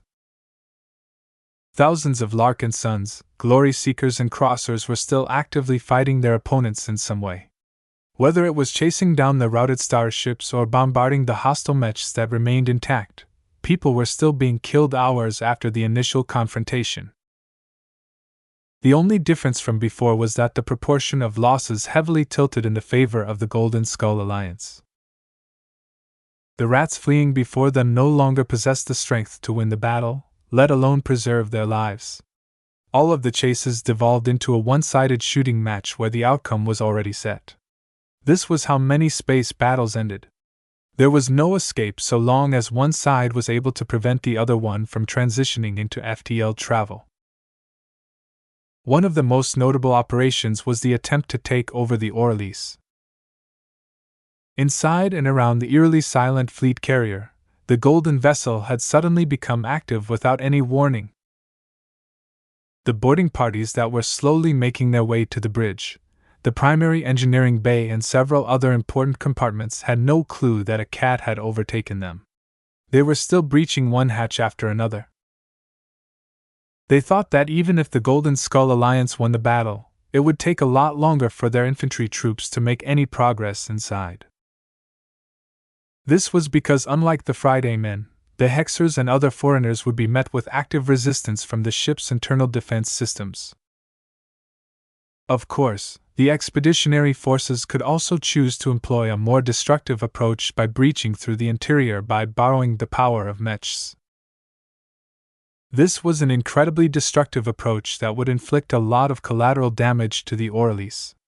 That was not conducive to taking over the ship in the best condition possible. Will they really keep their mechs out?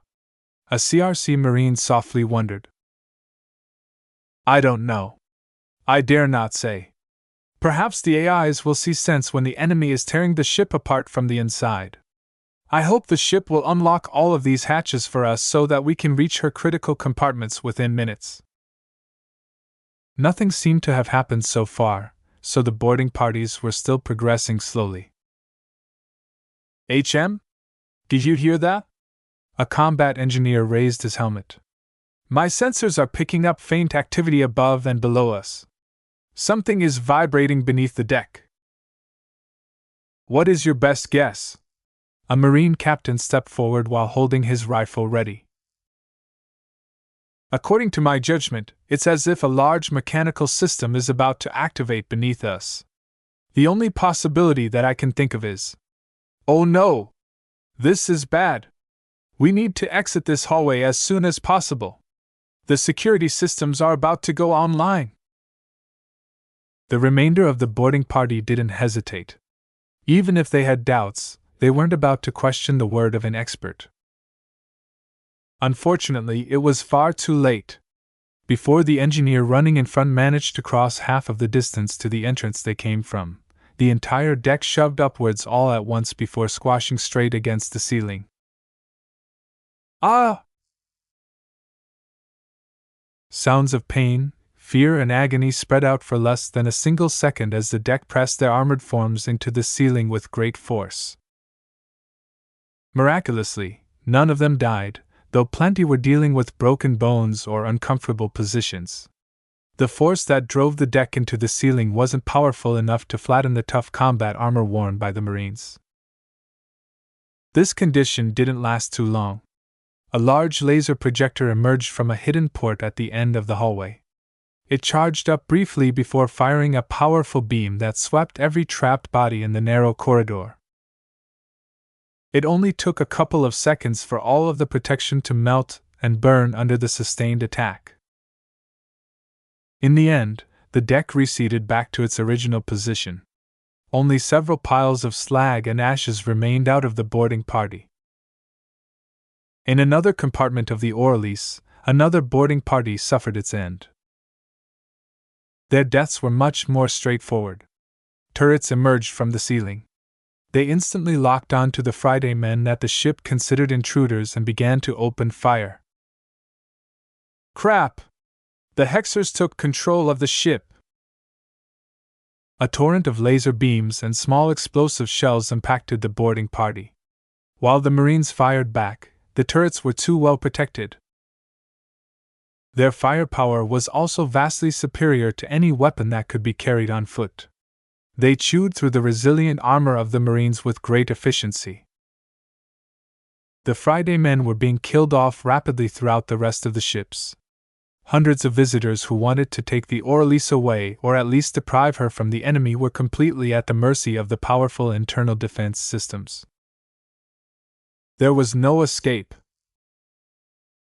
It only took a minute to dispose of every enemy aboard the ship.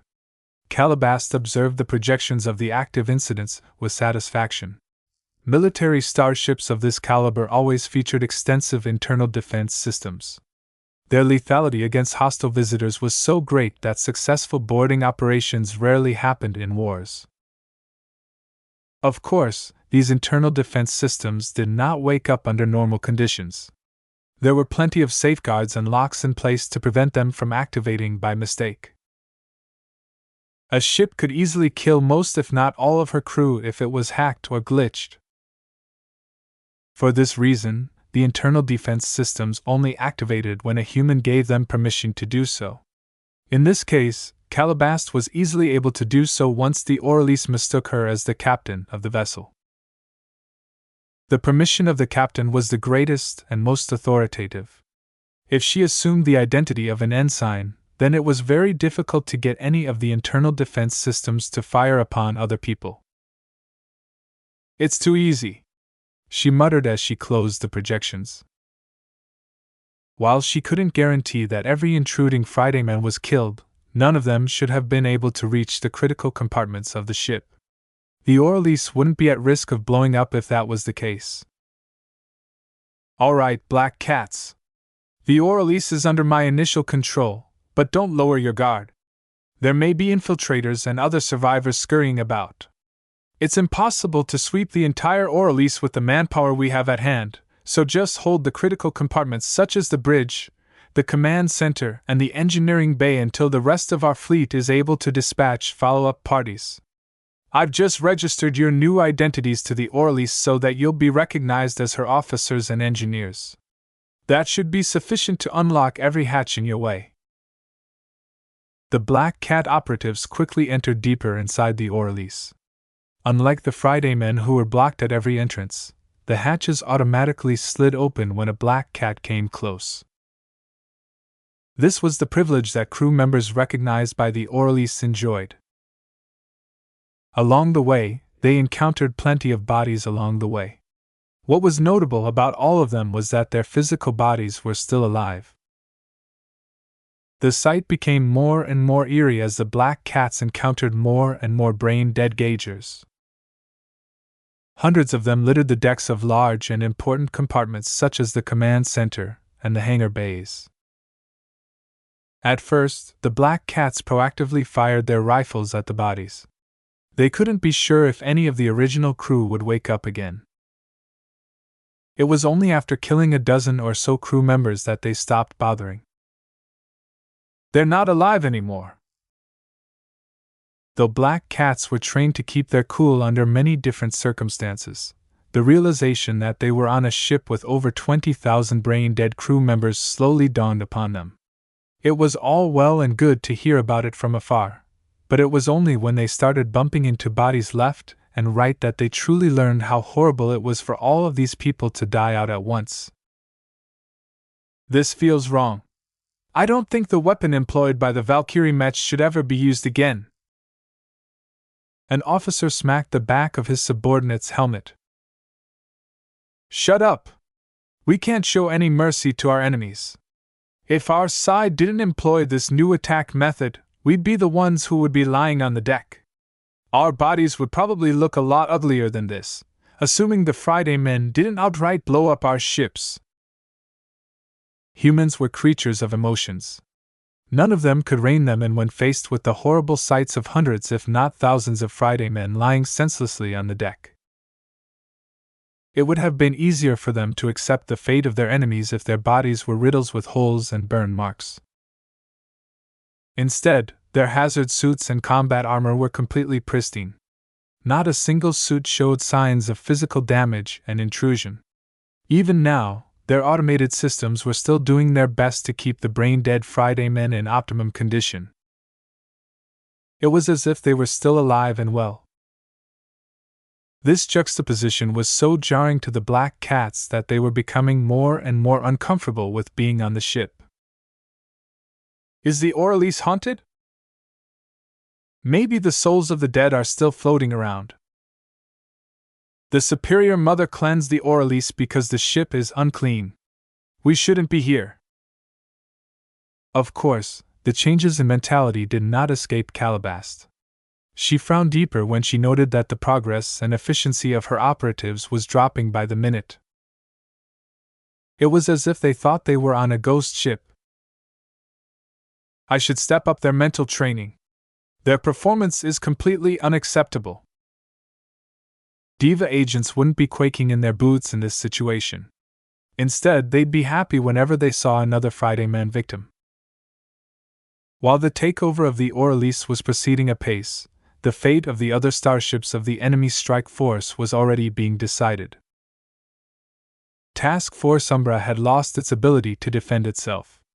Aside from some scattered bunker mechs and some other heavily damaged mechs, the Eager Condemnation, the Amagi, the Forward Momentum, and the Orca Tyrant were constantly being pursued by a number of opposing mechs and combat carriers. The crew of the Amagi and the Orca Tyrant both acted decisively. As soon as every window of escape was closed, the two Deep Strike Fleet carriers exploded from within.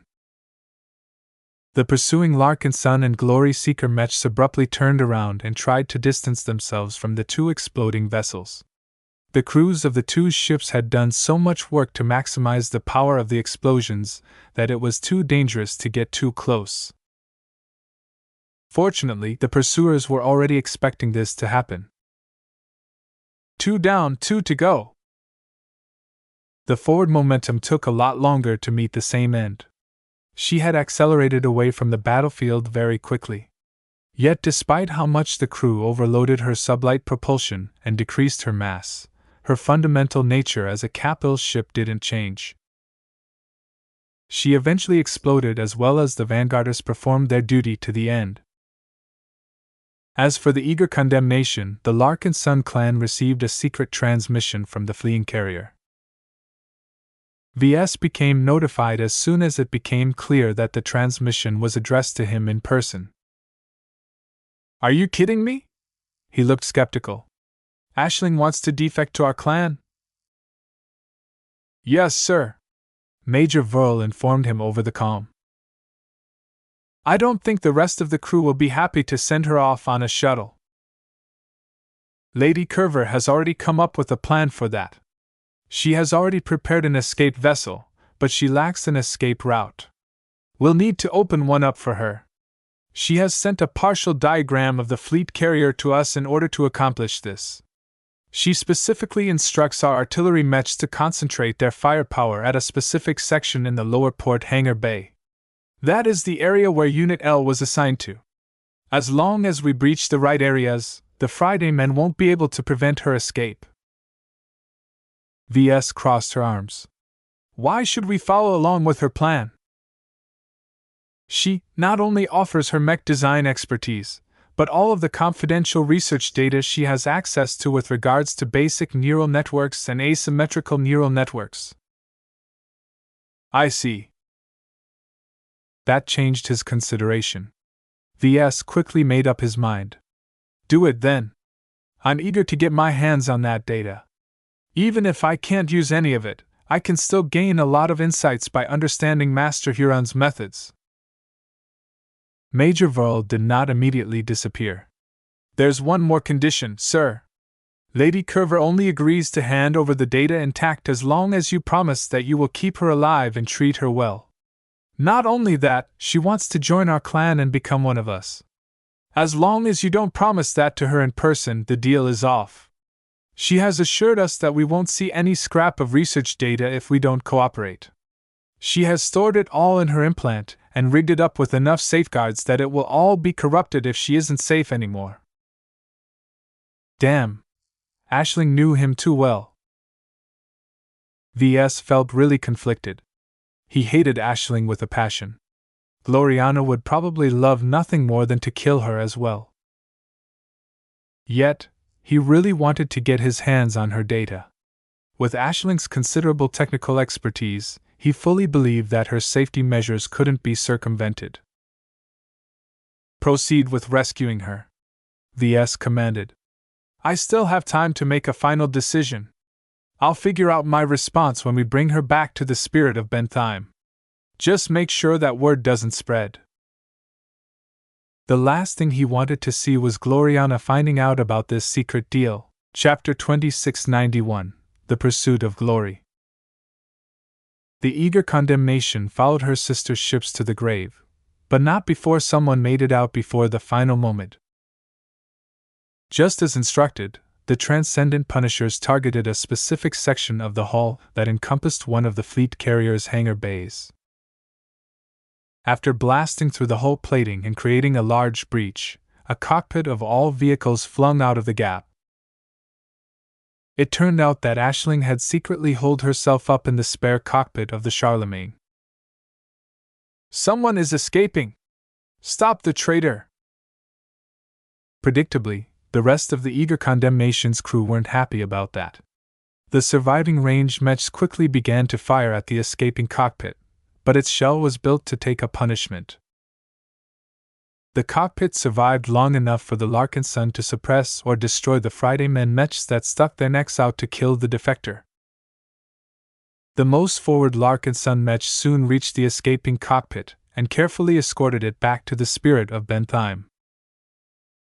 The crew of the eager condemnation knew that they had failed. General Pierce shook his head and gave the command. Let us end this farce before more of us try to escape. Ladies and gentlemen, it is an honor to serve by your side. For the Friday Coalition! The last escaping Deep Strike Fleet carrier exploded violently. The space around the vessel became filled with debris as an uncountable amount of pieces fling in every direction. While this was going on, the pursuit against the ships and mechs of the Praetors and Planets proceeded a lot less smoothly. Unlike the Friday men, the traitor clan still retained around 1,000 functional mechs when their commanding officers ordered a retreat. The Cross clan was determined to prevent their escape. The bad blood between the three clans was too great for either side to give up their vendetta against each other. However, the remnants of the enemy mechs were heavily outnumbered. Just as Ves and the others discussed, there was no need to get too close. The artillery mechs of the Golden Skull Alliance calmly maintained their distance while bombarding their enemies from afar. By concentrating their firepower on hostile ranged mechs first, they first neutralized the enemy's ability to retaliate.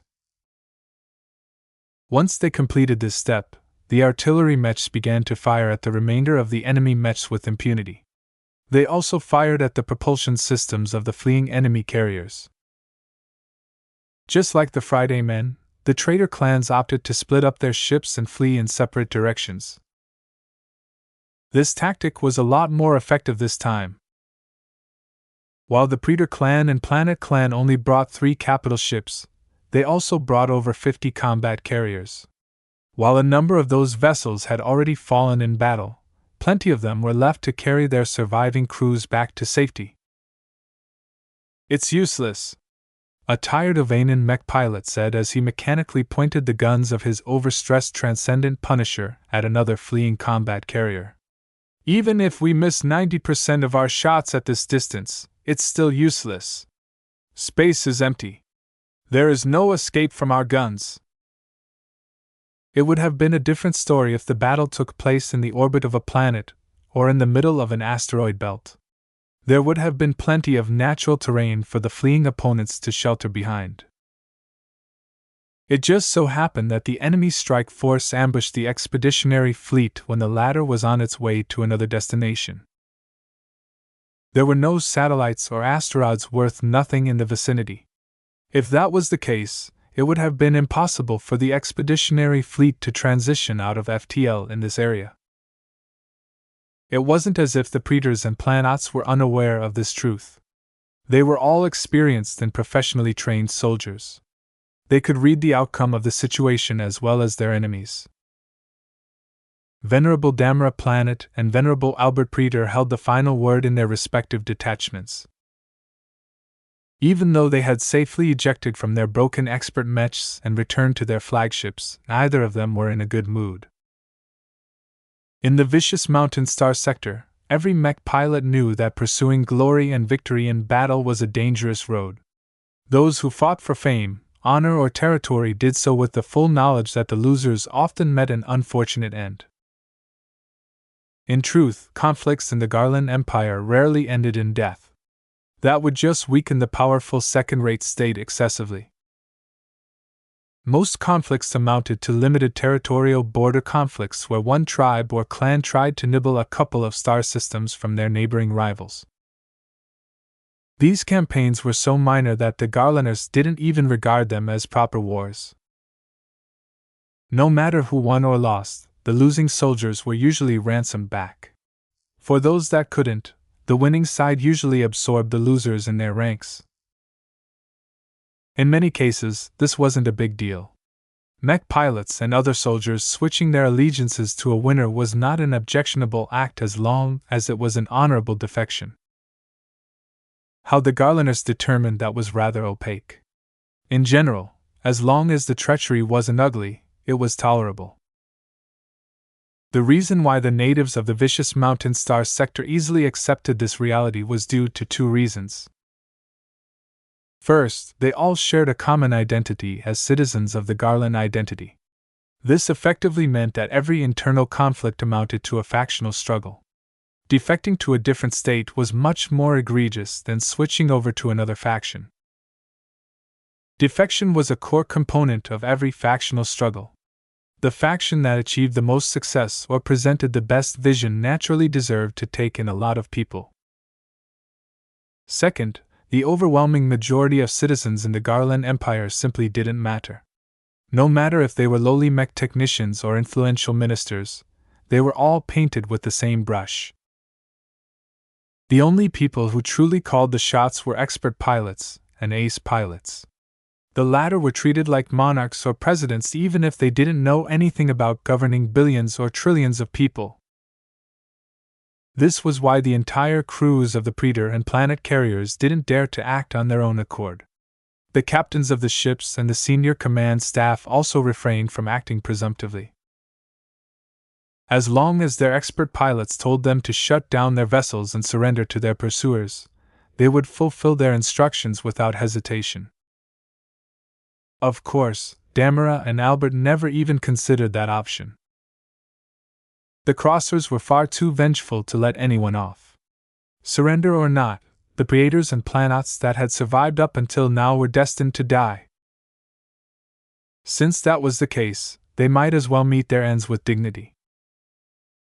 Both expert pilots had retreated to their respective staterooms in order to talk in private over the comm. They faced their projections with a heavy sense of failure. Our gamble failed. Albert stated the obvious. It's regrettable that we can't bring any of our forces back to our clans. The clansmen back home will probably resent us for decades for depriving them of so many assets and mech pilots. Venerable Damara Planet was even more miserable. As a high-tier expert pilot, her fall represented a major loss to her clan. Yet despite this awful outcome, she did not show any remorse. Expert pilots did not doubt their decisions. Whether the outcome was good or bad, they acted according to their judgment. While it was difficult to understand why they had taken such a considerable risk to attack a clan that was already exiled from the Becker tribe, it made complete sense to Damara and the other ringleaders. Their animosity towards the Cross clan ran deep. Many of the participants in this failed attack had personally lost a lot of comrades and relatives. Damara had personally vowed to take revenge on the Crossers whenever possible. There was no way for her to shy away from this opportunity when the odds looked so good. It turned out that she had been far too dismissive of the combat strength of the allies of the Cross clan. She rubbed her hand over her shaven head. It is not a shame to lose to the likes of the Larkinson clan. Their fighting spirit and unique methods already proves they are bound for greatness. The two of us will probably occupy an important place in their annals. We'll be remembered for the strength and valor we have shown in battle. Venerable Albert eased up after hearing that. You're right. The Crossers might spit on our names, but the Larkinsons are different. We should have befriended them rather than turning our guns at them. The Cross clan is so lucky to get to them first. The two fell silent for a time. While they knew what they had to do, it was still difficult for them to pull the trigger. Venerable Damara sighed. I was sure that succeeding here would serve as a catalyst for me to advance to ace pilot. Truly? The former pilot of the Imperial Verdict reacted with surprise. Is the vow of revenge you've taken that important to you? I am always sure about these matters. Do you know what separates ace pilots from expert pilots? We must find our calling. It is not enough to abide by a principle or conviction. We must dedicate ourselves to a cause that is greater than what our current strength can handle. The reason why most expert pilots stall in their growth is that they are subconsciously content with their current strength. Expert pilots never advanced if they felt that they were already capable of resolving every issue. Only those who truly yearned and needed the strength of an ace pilot were able to push themselves beyond their limits. That's true, but it's not the complete picture according to my understanding, Damara quietly replied. It was never that simple. If this was the sole requirement, then a lot of expert pilots would have broken through a long time ago. Only those who were close to the threshold like Venerable Damara and Patriarch Reginald understood the greater requirements. Is it related to the Saint Kingdom? Albert guessed. I don't know. All I can tell you is that it's not enough to talk the talk. You must walk the walk. If you go against your convictions even once, you can forget about becoming more than an expert pilot. This was an incredibly onerous demand, but hardly any expert pilot objected to it. Their dedication was legendary. They wouldn't be who they were if they betrayed their principles as often as they changed their clothes. An ace pilot was overwhelmingly superior to an expert pilot in all aspects. It was a given that they should be even more unflinching towards their chosen conviction. What separates a saint from a venerable is not just putting all of your thoughts and words into auction, Damara continued. We also need to earn recognition from enough people. Gods are worshipped by mortals, are they not? Since we all walk the path to God pilot, we must separate ourselves from our humble origins and assume the mantle of greatness in our society. If we manage to succeed in killing off the remnants of the Cross clan, then the entire Planet clan would have recognized my accomplishment. Albert looked astonished. He never heard this theory in the Praetor clan. Is this true? I don't know. This is what my predecessors in the Planet clan thought. They themselves learned it from another clan, so I can't determine whether this hearsay is correct. Still, it makes too much sense to me. This is the truth of the Garland Empire. It explains everything about our great state. The pursuit of glory is not just about becoming immortalized. It's also a path of ascension to ambitious mech pilots like us. Expert pilots are never able to advance in isolation. Each of us needs the help of norms to lift us higher. I see. Venerable Albert Praetor looked fascinated, but only for a moment. It's unfortunate that this knowledge doesn't help us in any way. I won't live long enough to earn any further glory. Both of them lowered their heads. Eventually, Venerable Damara lifted herself up. She was ready. Let's do it. Don't leave anything behind for the crossers. Very well. All of the ships of the Praetor clan and the Planet clan in the star system blew up at the same time. Chapter 2692, Solid Protection. Vincent slowly woke up from his slumber. His mind was foggy, and he could barely feel anything.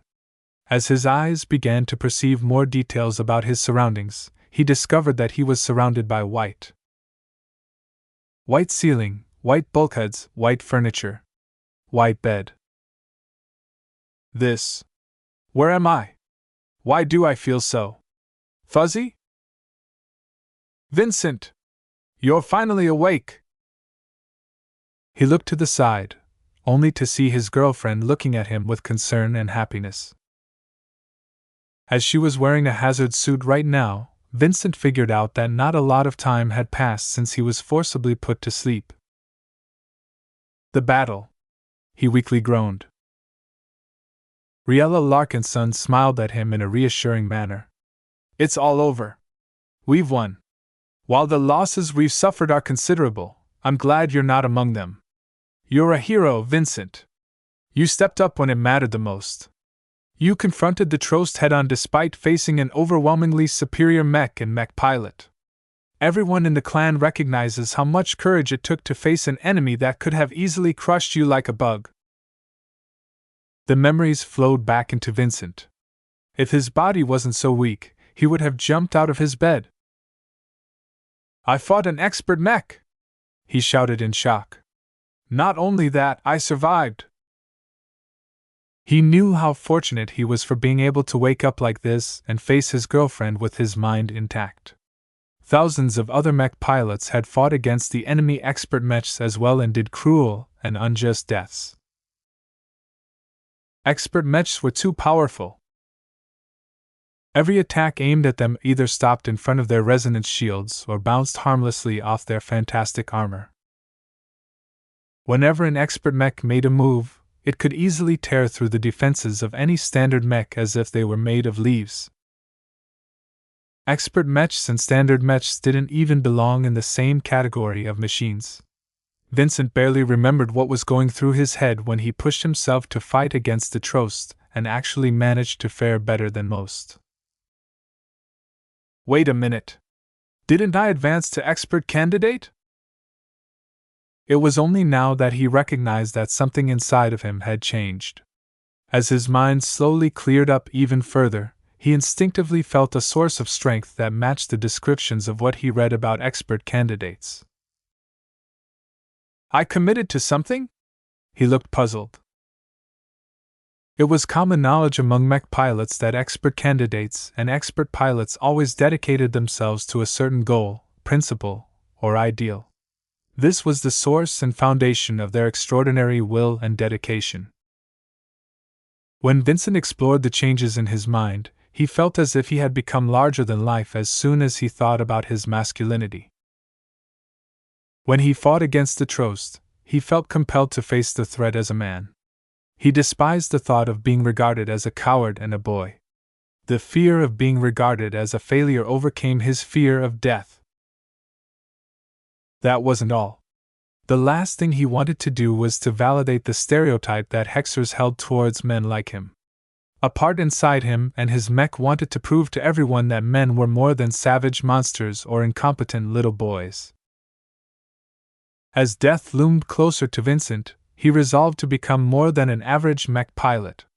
He wanted to become stronger and achieve fame as the manliest mech pilot in human space. Perhaps a normal mech pilot would feel ashamed at this aspiration, but Vincent only felt pride as he imagined becoming known throughout the galaxy. This was what a real mech pilot should pursue. He held no doubts about himself anymore. He knew who he was as a person. All of the doubts and confusion in his mind had faded away. No matter what uncertainties he might have, he knew that he would never get lost as long as he stayed true to his heart. I am a man, he declared with steel in his voice. He felt greater and stronger than ever before. It was as if he had previously been muddling around without knowing what he wanted to do in his life. He didn't need to drift around any longer. After spending his life as a descendant of a rich family, a rebel cadre, a hero of the Sand War and a member of the Larkinson clan, he finally settled the matter of his identity once and for all. A smile settled on his face as he embraced his new truth. He was a man. What are you smiling about? Riella sharply poked his arm. Huh! Can't I enjoy a moment to myself? I'm an expert candidate now. I'm a hero. You idiot. Don't you know what this means? You can't take part in our competitive circuit anymore. You're too strong now.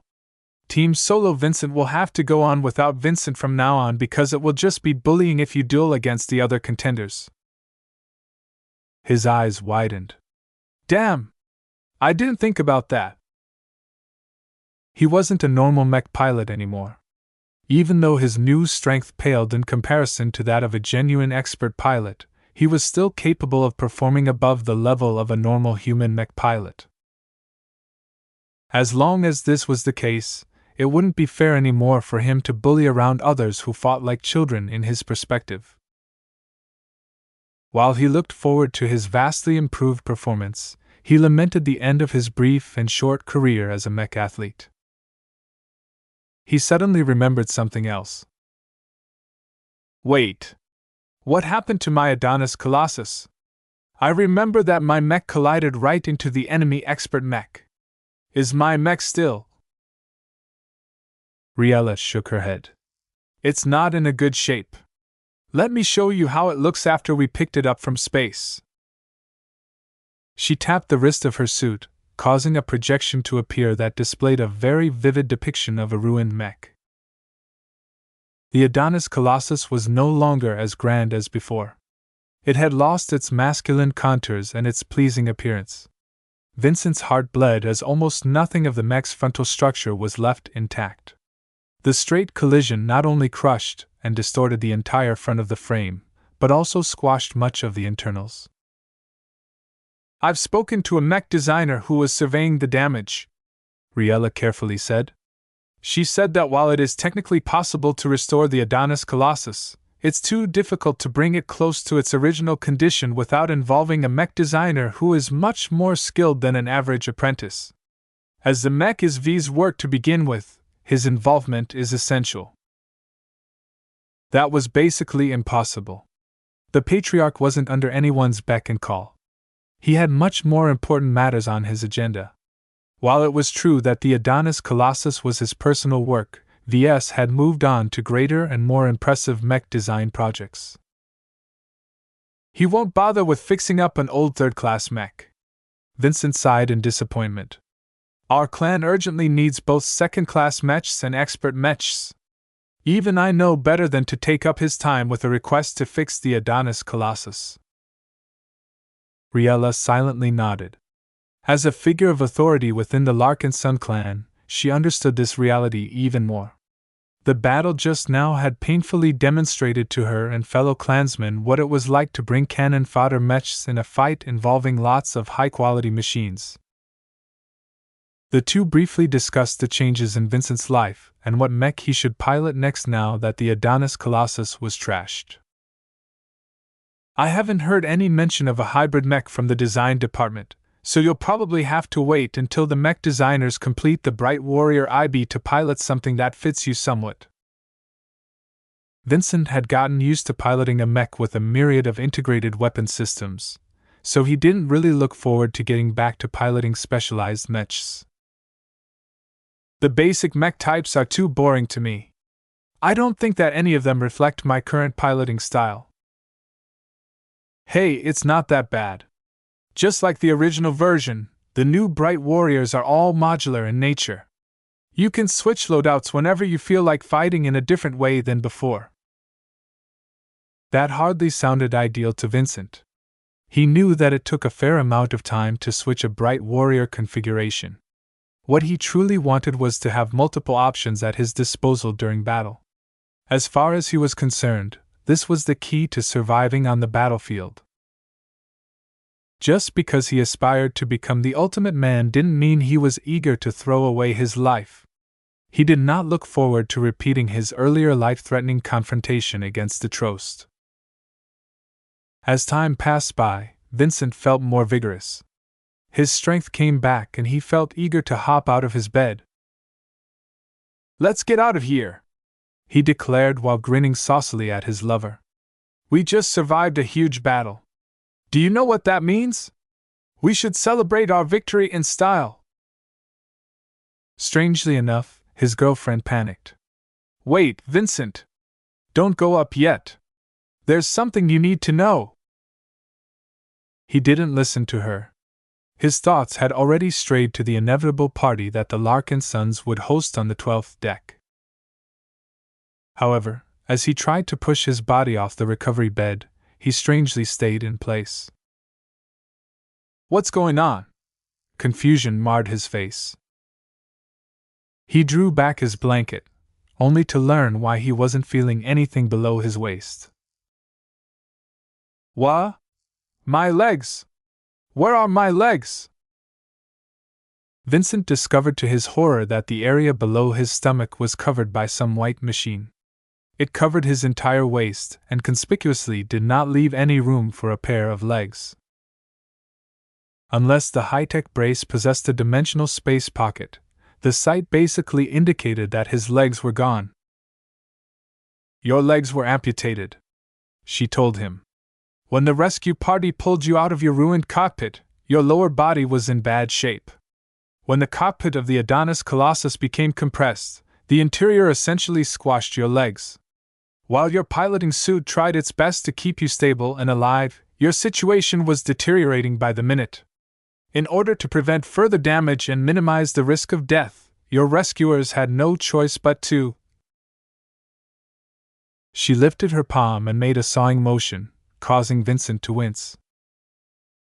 He suddenly recalled an even more important matter. "Wait. When they separated my lower body from my upper body, did they cut my third leg as well?" His girlfriend fell silent. Vincent's heart sunk all the way to the bottom.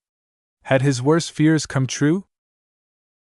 Just the thought of it alone almost caused his will to shatter. How could he regard himself as the ultimate man if he no longer possessed the organ that served as the core of self-image? Vincent felt as if he had already descended into hell. Losing his manhood was a fate that was worse than death in his eyes. Ha! Riella suddenly laughed. You should see the look on your face. What's going on? Did I lose it or not? It's still there, Vincent. It didn't get crushed when the front of the cockpit pressed up against your lower body. Your third leg is too small for that, ha ha. Riella wheezed. Vincent coughed. While he was happy with this news, he didn't like how Riella left him in the dark for so long. He truly worried about his future as a man for a moment. Don't be such a baby, you big hero. An injury like this will only inconvenience you for a couple of weeks. The docs are already regrowing a new pair of legs for you. They can grow an additional organ while they are at it. Still, I do have to say you've lucked out this time. Once he heard how close he came to losing his most sensitive organ, Vincent immediately made a vow to himself. I'll wear a solid codpiece next time. I'm not going to go out anymore without wearing sufficient protection. Chapter 2693 Value of a Mech Designer. Lady Aisling Curver almost couldn't believe her last-minute plan had worked. Task Force Umbra initially set out to kill Ves Larkinson. The Friday men arrived with the force of thunder and made it clear that they did not intend to show any leniency towards their target. It would have been great if they won, but the reality was crueler. By now, almost every member of Task Force Umbra was dead. In fact, discounting the scattered Friday man mech pilots who were stuck in derelict mechs, she might be the sole survivor left. That frightened her on a profound level. How many servicemen had taken part in Operation Head Crusher? The Orleans alone was home to at least 20,000 crew members, and the other fleet carriers definitely brought at least 15,000 people each, depending on their size. Now that all of those valuable fleet carriers blew up in order to prevent their enemies from deriving any value out of them, there was no way that any of those people made it out alive. Surrender wasn't an option. The hatred went deep on both sides. Aisling lowered her head as she sat on a comfortable chair in some kind of ready room. She brushed her hand over her tangled hair. As soon as the Larkinsons brought back the spare cockpit ejected from the eager condemnation back to the Spirit of Bentheim, a team of security officers roughly pulled her out and stripped her of her hazard suit as well as all of her gear.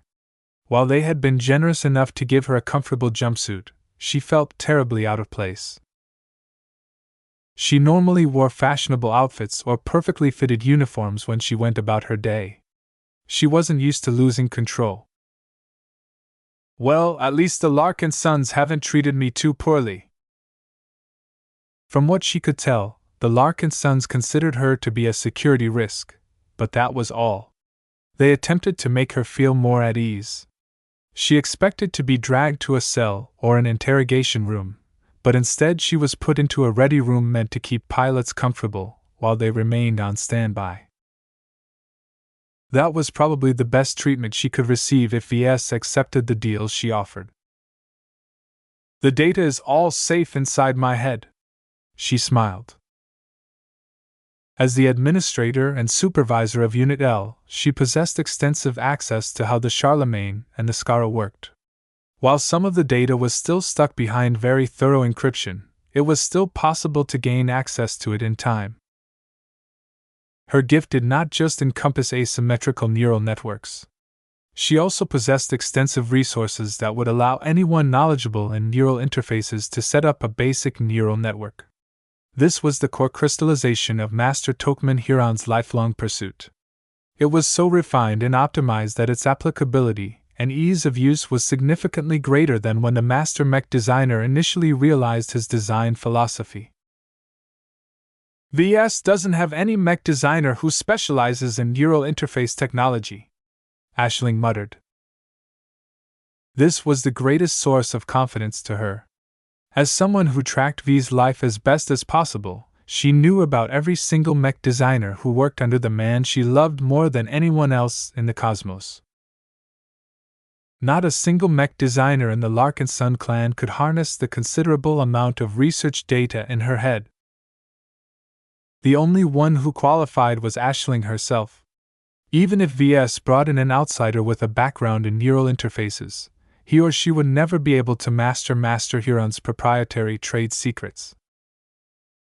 Only someone who specialized and dedicated her design philosophy to neural networks were best able to work in this specific field. Considering what she heard about VS, Aisling knew that she possessed a good chance to preserve her life and gain the acceptance of her crush if she showed her value.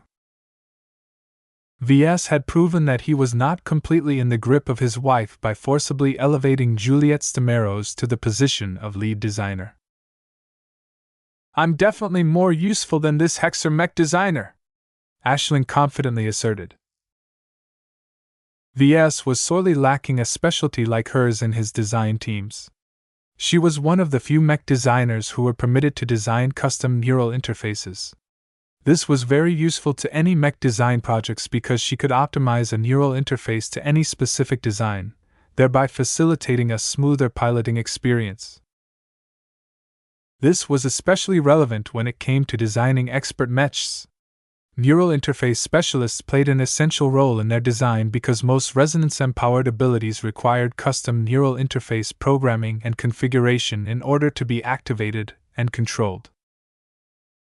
While it was possible to design an expert mech without a custom neural interface, the efficiency of such a machine would definitely be impaired. Expert pilots are too different from normal humans. If the neural interface isn't expanded to accommodate their distinct properties, then they will always be held back from displaying their full might. Aside from this, Aisling was also a great mech designer in other aspects. She was fairly well-rounded and possessed a very broad and solid foundation. She was able to design mechs independently or lead mech design projects on her own. Her addition would definitely alleviate the manpower shortages at the LMC's design department. The entrance slid open without warning, startling Aisling out of her considerations. She quickly straightened her back and adopted a slightly soft and vulnerable demeanor. This was not a situation where she could afford to throw her weight around. If she wanted to get past this hurdle, she needed to gain V's sympathy. A pair of powerful suited forms entered the ready room. VS, still clad in his sealed unending regalia, strode forward while his dashing cape fluttered in the air. His tall and heavily armored bodyguard followed closely behind. No one else entered the room, which quietly made Aisling feel relieved. She was afraid that VS would bring Gloriana. If she wasn't here, this meant that VS clearly wanted to deal with the situation himself. That meant she had a chance. "Hello, VS." She started simply and plainly. She made sure to restrain herself from saying anything more. She had to be very careful with how she presented herself. She carefully controlled her posture, her demeanor, her pitch and her phrasing according to the training she received. "Hello, Aisling," VS eventually replied. Aisling couldn't read too much from his response. His damned armor prevented her from gleaning too many details from his body language, and his expression remained frustratingly expressionless. "Have you considered my offer?" she gently asked. "I have," he said haltingly. "I'm not entirely convinced. I don't like you at all, though I can't deny your talents are useful. The problem is that you haven't managed to offer enough arguments to make me forgive your very serious transgressions. Tell me why I should look past the crap you've put me through and bring you into the fold. I'm sure you already know what I can bring to the table as a journeyman and a neural interface specialist, so I won't bother to elaborate on that. Let me explain what it means to gain access to the data in my mind." She began to outline some of the benefits of neural networks. She tried to use as few words as possible to describe all of the advantages of the unique knowledge she held in her head. The Bloody Herons showcased a relatively high-level application of neural networks. The selection of mech pilots is rather strict because it's not easy to find people who meet all of the requirements. However, the results are very much worth it, as the previous battle has shown. As long as the mech pilots are sufficiently trained, they can fight as one with the help of an active neural network for an extended period of time. It is applicable in nearly any situation and battlefield. Ves crossed his arms. He looked intrigued. Compared to his battle networks, the classical neural network could be sustained over a much longer period of time. This was a huge benefit for battles where the use of trump cards was excessive. I can't say that I'm not tempted, he casually replied. However, why must I keep you around? If I want to, I can extract that valuable data straight from your implant. That won't work. I've employed enough safeguards to rule out any method of accessing the data stored in my implant unless I am fully on board with it. If my implant is accessed by a third party, it will immediately erase all of the data. If any of its programming or parameters are altered, it will immediately erase all of the data. If I don't feed a specific code in intervals of less than a minute, it will immediately erase all of the data. In the long journey to this ship, I have set up hundreds of different safeguards like these to account for every conceivable contingency. Ves frowned. He had hoped that she would be careless, but she was too technically literate to leave herself open to all of these vulnerabilities. Only by making him give up any attempt to steal her valuable research data in a dishonest manner would she be eligible to negotiate with him. Aisling was not naive enough to believe her charm was enough to make Ves treat her in such a cordial fashion. As she was about to proceed with the negotiation she set up, Ves began to turn around without warning. The hatch soon slid open to allow a woman to enter the ready room. The new entrant wore a stylish purple protective suit patterned with hexagons. Aisling's composure quickly broke down when she realized who Ves invited into the room. Of all of the people I expected to see in the flesh, I never imagined I would come face to face with you, Gloriana said with a deceptively calm voice. Panic had swept through Aisling. The appearance of V's wife signaled a very dangerous turn of events. Ves! Aisling ignored Gloriana's looming presence. Please consider what I can offer to you. I promise that I will forget about all of my former loyalties and completely dedicate my expertise to you and your clan. I can help you design better mechs in a way that no other neural interface specialist can compare. I've noticed that you develop some mechs that work really well together. You must have become inspired by Master Huron's work, right? You can probably push their cooperation to the next level with the help of myself and the knowledge I carry. Ves did not immediately respond to her pleas. Instead, he kept looking at his wife. How do you want to deal with her, honey? She's not worth my time, Gloriana arrogantly huffed. Ever since I married you, other women don't stand a chance anymore. Don't you want to teach her a lesson or something? I'm not a savage, Ves. I'm a dignified woman. There is no need for me to stoop to Aisling's level.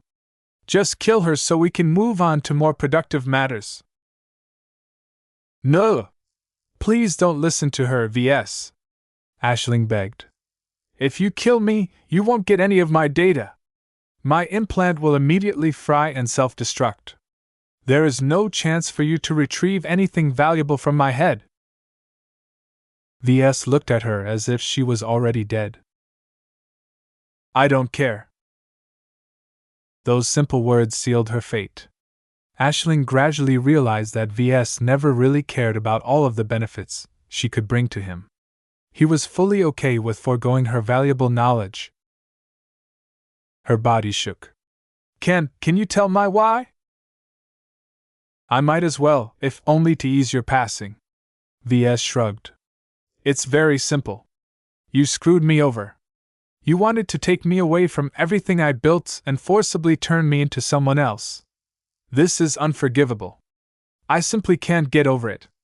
While I don't deny my interest in the research data that you hold, I'm already a successful mech designer in my own right. As an innovator, I am already accustomed to making my own inventions. I don't need to rely on anyone's research to progress. The most it can do is serve as a source of inspiration. That's not enough to offset your transgressions, but even if you offered 100 times more value, I still would have rejected you out of hand. It turned out that Aisling didn't understand Ves sufficiently at all. His grievances took precedence over his greed. Don't forget about me. Gloriana smirked in an incredibly smug fashion as she leaned her suit against V's solid form. Ves knows better than to entertain you when he's married to me. He's mine, Aisling. I will never give you a chance to worm your way into his heart. That was that. Neither Ves nor Gloriana had any reason to keep their valuable captive alive. She lowered her head. Tears began to leak from her eyes. When she looked up again, her vision became filled by the barrel of a very ornate laser pistol. The weapon was aimed straight at her unprotected heart. Any last words? I will always love you, in life and in death. A bright red flash blinded her eyes. Chapter 2694, Most Valuable Salvage. Gloriana looked sick. She couldn't help but turn around in order to block her view of what remained of her former rival. I thought I could handle it, but it's too much for me. It's too disgusting. Corpses are never pretty, Ves remarked as he dematerialized his amastendera. He looked down at the body, which had gained a very large and conspicuous burn hole through the chest. Unlike Ves, Aisling did not possess a Jutland organ or the like. Her augmentations and genetic treatments purely focused on upgrading her cognitive functions. Ves was pretty sure her head was tougher than it looked, though he doubted it could resist the firepower of his favorite laser pistol. Gloriana tried to cheer herself up. I'm glad that she got what she deserved. Aisling Curver is a horrible woman. She doesn't respect or love you like I do. You would have become a puppet of the awful Friday Coalition if she managed to sink her claws into you. Aren't you happy that I got to you first? Ves knew without a doubt that he would definitely suffer if he didn't answer to her satisfaction. I am, haha. You're a wonderful woman, Gloriana. I couldn't ask for a better wife to spend the rest of my life with. The mechs that we will design together will be just as perfect as our love. Oh, Ves. Gloriana softened up and released a loving sigh. If not for the awful lump of burning flesh next to us, I would have given you a reward by now. As it is, it's a long day, honey. I still have a lot of duties to attend to. I'll probably be busy for several days straight in order to handle the aftermath of the Battle of Reckoning. He had never taken part in a battle of scale, and neither did most of the Larkinsons. A lot of work had to be done to wrap everything up and allow the expeditionary fleet to resume its journey in the best condition possible. Ves hadn't even spoken with Colonel Ariadne Woden and Patriarch Reginald Cross yet about how to distribute the rich spoils they managed to secure. He was already salivating to get his hands on as many expert mech remains as possible. Gloriana eventually moved to leave. I really can't stand being in the same room as a dead body. Please make sure to clean up the mess. I don't want any piece of her to remain intact and whole. Don't worry. I'll just look and see if I can salvage anything from her brain and implant before I dispose of the bodily remains. His wife snorted as she walked away. Don't bother. The typical security arrangements of a high-quality implant rules out any way to retrieve any data. Even though he knew that, he still held a treasure hunter's mindset. He didn't want to rule out any option until he received solid proof. When Gloriana exited the room, Ves turned to his bodyguard. Give me another box. Nita passed over a familiar-looking metal box. When Ves opened it, he inspected the pea stone resting within. Once he saw that it was completely empty, he turned his attention to Ashling's body.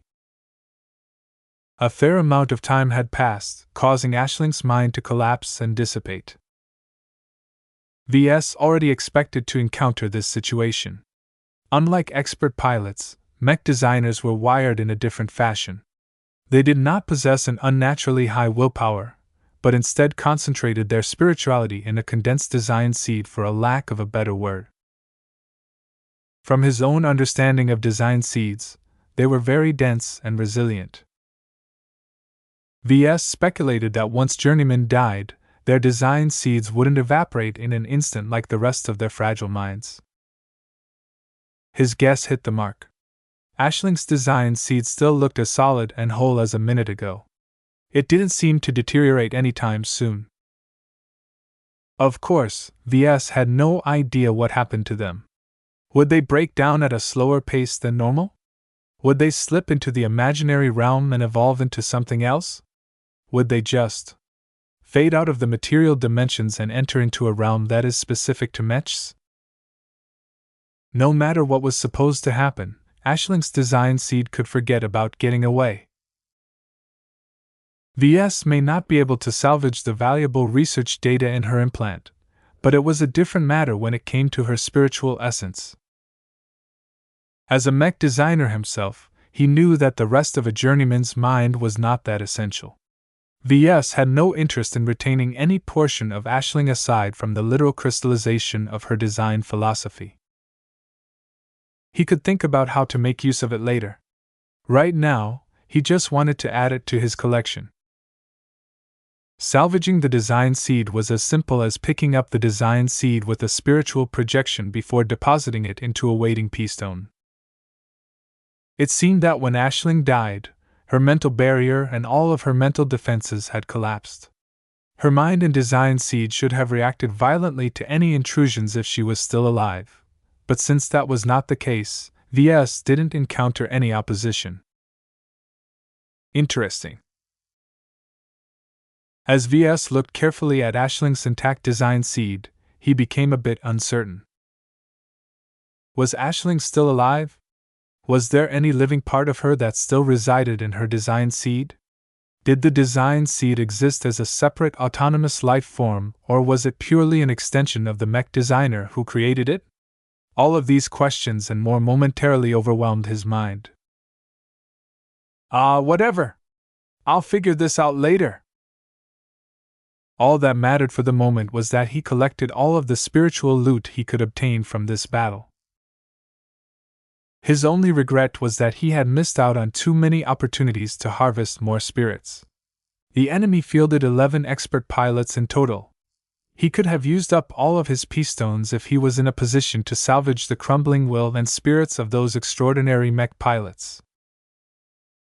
Sadly, it wasn't as if he could hop on board a shuttle and fly next to an expert mech that just got wrecked while the battle was still raging hot. The risks were far too great. If his shuttle was attacked by a couple of mechs, then Ves didn't think his unending regalia would be able to protect him against the excess shock or heat that would sweep over his entire body. By this time, the spiritualities of all of those dead expert pilots had already faded away. It was no use even if the Larkinsons brought back the bodies before his feet. He had already tried to do so for Venerable Culvin Preeter when the Trost got demolished right next to the Spirit of Bentheim, but too much time had passed. These failures taught him that the only way he could realistically harvest an expert pilot's spirituality was to be right next to them with a pea stone within reach when they died. What an onerous restriction! It was too difficult to ensure that Ves would have more opportunities to expand his collection.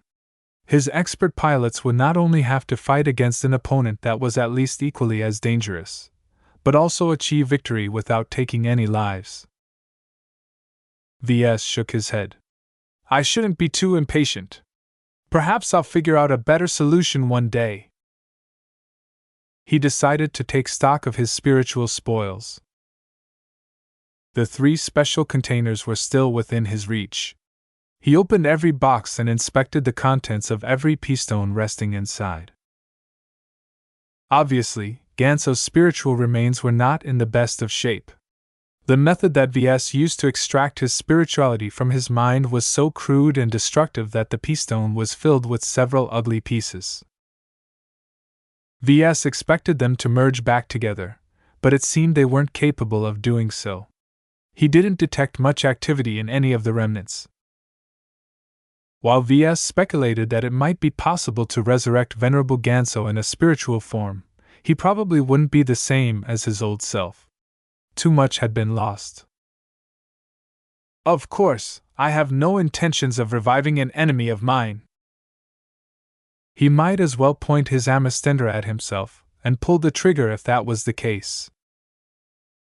Instead of seeking to bring an aspect of Ganso back to life, Ves would rather use his powerful spiritual remains as an ingredient for a greater project.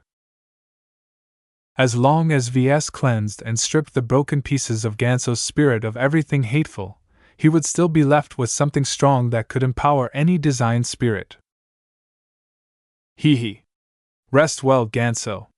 He grinned. I know you don't want to, but you'll be working for the Larkinson clan one way or another. Death is not an escape when I'm involved. He inspected the P-stone holding Venerable Relia Foster's spirituality next. Different from Ganso, Foster's spirituality was relatively whole and intact. Even though she died in a very bloody and aggrieved fashion, her will and spirit had remained strong no matter how much pain that dice and keddies inflicted on her body. Ves admired her perseverance. She truly exhibited the qualities of an expert pilot at that time. Due to being ready to receive her the moment her broken body finally succumbed to death, he managed to harvest her entire spirituality with remarkably few problems. Not only that, but Ves still sensed a powerful will from within. The P-stone actually radiated a weak force of will for that reason. This is much greater than with Ganso. While Ganso's spiritual remnant was also contaminated by his extraordinary will, it was much weaker and less active. Whereas Ganso's remains gave Ves the impression of a pile of body parts, Foster's remains seemed like a whole but comatose body. Her spirituality didn't appear to be conscious, but it still had some qualities that were definitely alive.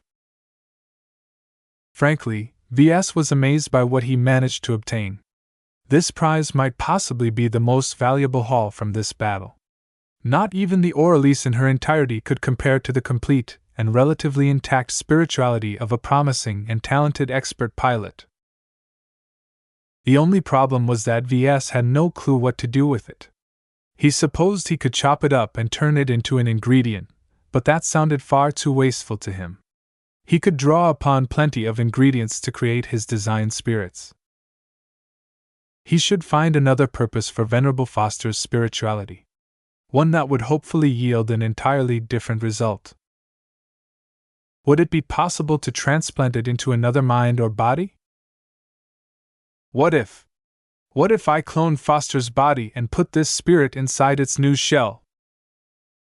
It was theoretically possible. While there were bound to be a lot of problems, Ves guessed that he might technically be able to revive Venerable Foster. What a crazy and audacious plan! Something like this was definitely unheard of. If he succeeded, the implications were enormous. Yet if he failed, he would have probably wasted a very strong and valuable spirit. I can't take this risk. There was no point to reviving Venerable Foster anyway. He wasn't short of expert pilots these days, and the last thing he wanted to do was to revive one of his enemies. At the very least, I should cut some parts out while adding some other stuff inside. Was it possible for him to turn Venerable Foster's spirit into a deeply loyal member of the Larkinson clan by cutting out the parts that were hostile and implanting a spiritual fragment from the Golden Cat? Even if it was possible, Ves instinctively repelled these measures. This was playing with life on a much deeper level than before. Human life was sacred. Toying with it in this fashion was far too close to playing God. I'm not a god, he insisted. He needed to forget about these macabre experiments and focus on how he could use his spoils to empower his mech designs. That was the right way to apply his spiritual abilities. As soon as his thoughts strayed in this direction, he came up with an interesting idea. What if I design a self-resonating expert mech? He wondered. Would a normal pilot be able to gain the power of an expert pilot without actually being one? This was an interesting idea. Chapter 2695 Spoils, Spoils, Spoils. The distribution of spoils was always a contentious issue. After every battle, the side that controlled the battlefield received the opportunity to pick up a lot of valuable loot. What was interesting was that the party that asserted control of a wreckage-filled battlefield was not always the winner. For example, in the case of deep raids, the attackers could only stay in a hostile star system for a limited amount of time before they needed to leave. If they lingered too long in order to pick up all of the valuable scrap, enemy reinforcements might drop in and corner the greedy raiders. Third parties might also be the final beneficiaries of a battle. If two pirate outfits smashed each other apart, the authorities might arrive at the end and defeat the exhausted victors with ease. All in all, the issue of controlling the battlefield and dividing the spoils was of great importance to any combatant. Entire wars were won or lost due to arguments and mishaps surrounding the recognition of claims on salvage and other matters with profound financial implications. This was especially the case when multiple organizations had to decide how to distribute the salvage. Much of the wealth lying on the ground or drifting off in space came in the form of broken wrecks and debris. It took a lot of effort to convert them into valuable assets, either in the form of restored machines or recycled materials. Most outfits generally didn't possess the industrial capabilities to process complex salvage, so they were accustomed to selling it to a dedicated salvage processing company at a discount. This became a lot more relevant as the amount of salvage far surpassed what any organization could reasonably process. Suffice to say, this was exactly the case after the Battle of Reckoning. Not even the Larkinson clan could process thousands of mech wrecks. The spirit of Bentheim excelled at transforming refined materials into mechs and other industrial equipment. She did not possess extensive or efficient recycling and reprocessing capabilities. Even so, no one wished to discard any of the salvage. No matter how difficult it was to extract value out of any broken piece, it could still be sold for a lucrative amount of money. Nothing on the battlefield was truly worthless. The negotiations between the partners of the Golden Skull Alliance had already commenced as soon as the outcome of the battle was decided. The Larkinsons, glory seekers and crossers sent out various salvage shuttles and other vehicles to survey the debris fields and pick up the most valuable salvage before it could drift off any further. The most valuable and controversial salvage of all was definitely the broken expert mechs. Of course, every wreck that belonged to one of the members of the Alliance automatically returned to them. The Glory Seekers retrieved the remains of the Star Dancer, and the Cross clan quickly gathered the pieces of the Balvo's Rage, the Connavis Mare, and the Leskin without contention. That left the expert mechs that belonged to the enemy. There were 11 expert mech wrecks in total. How to determine who deserved to obtain one was a difficult matter. The Larkinsons, Glory Seekers, and Crossers mostly fought alongside each other.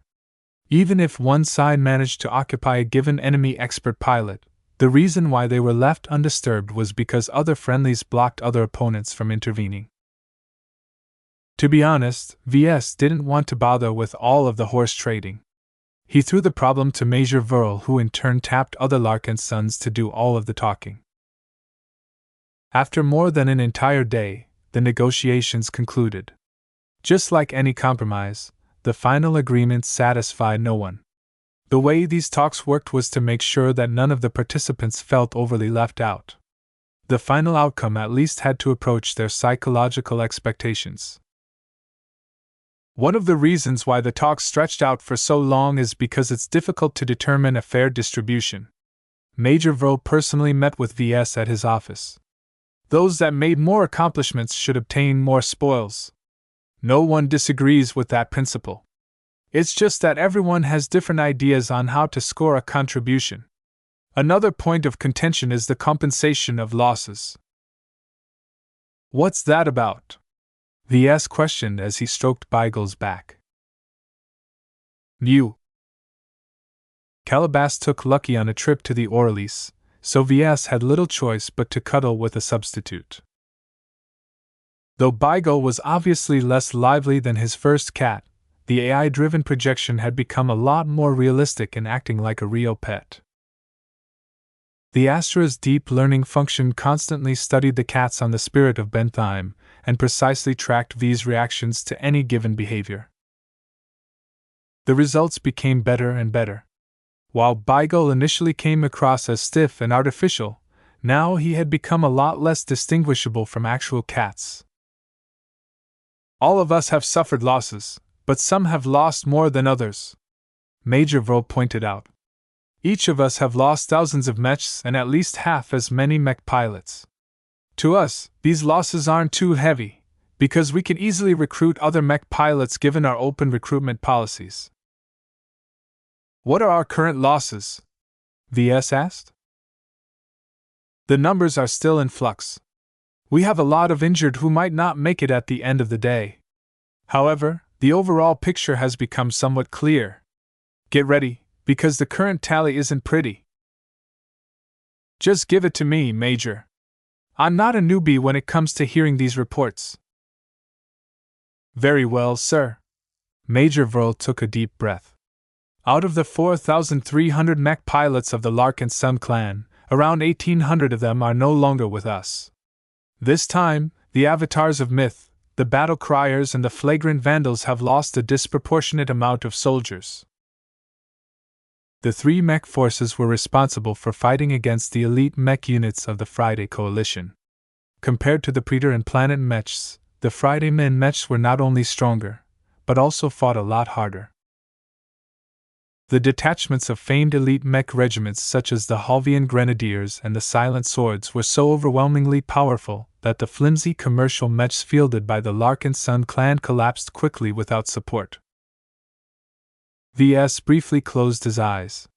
His decision to cheap out on mechs had led to the loss of almost half of the Larkinson clan's main combatants. This was a grievous loss and would surely generate a lot of hard feelings among the other Larkinsons. Of course, the Larkinson clan was actually a lot weaker than these numbers suggested. The casualty figures specifically mentioned mech pilots. When it came to intact, combat-effective mechs, Ves loosely guessed that the Larkinson clan only retained around 20% of what it had before. This left the Larkinson clan remarkably vulnerable against any opportunistic enemies that might show up in the near future. What about our allies? They haven't shared the full picture with us, but they still supplied us with a couple of estimates. The Glory Seekers lost around 1,200 out of 2,600 mech pilots. The Cross clan lost around 1,500 out of 3,200 mech pilots. In both cases, the majority of deaths occurred during the attempt to contain the 8 destructive Friday Man expert mechs. Ves had tracked that desperate fight with great attention. The Golden Skull Alliance simply didn't have enough expert mechs, so it had no choice but to field an overwhelming amount of cannon fodder in the hopes of drowning the vastly superior opponents. Damn. Our allies have lost a lot of mech pilots, all of whom are trained to military standards. That represents a great drop in strength.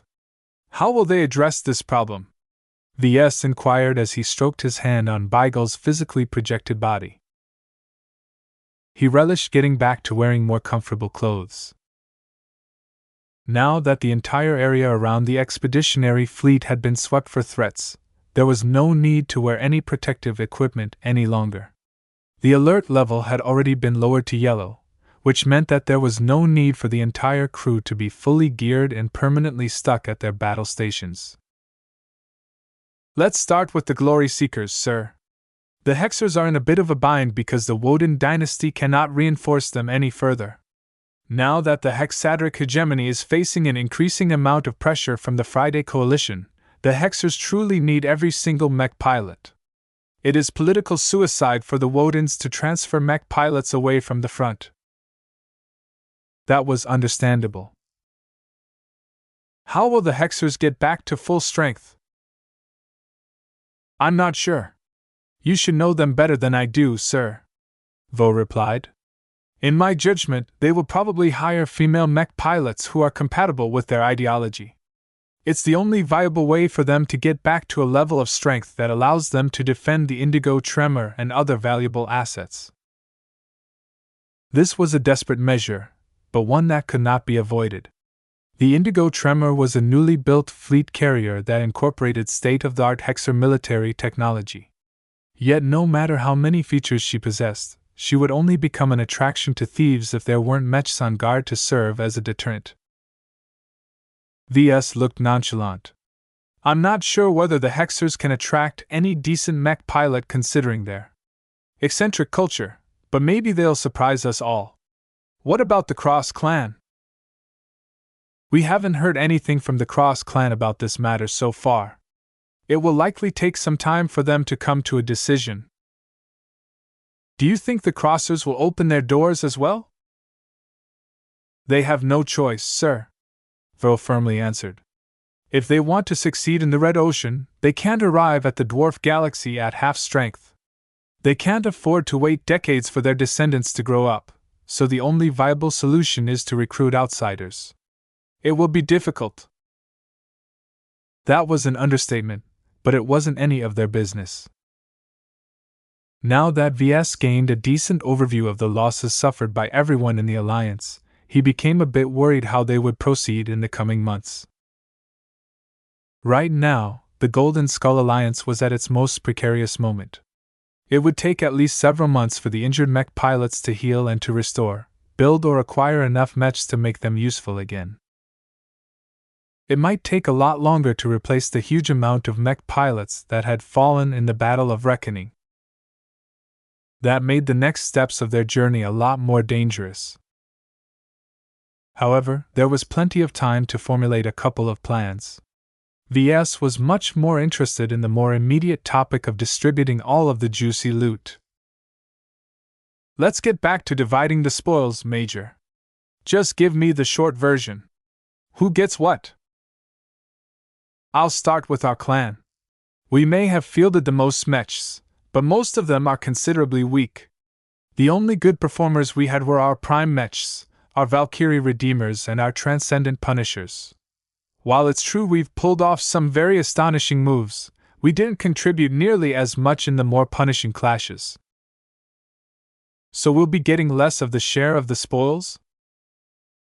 It's complicated. We obviously can't demand too much, but the fact that we have overturned the battle by wiping out the Bloody Herons and the entire crew of the Oralise at once cannot be ignored.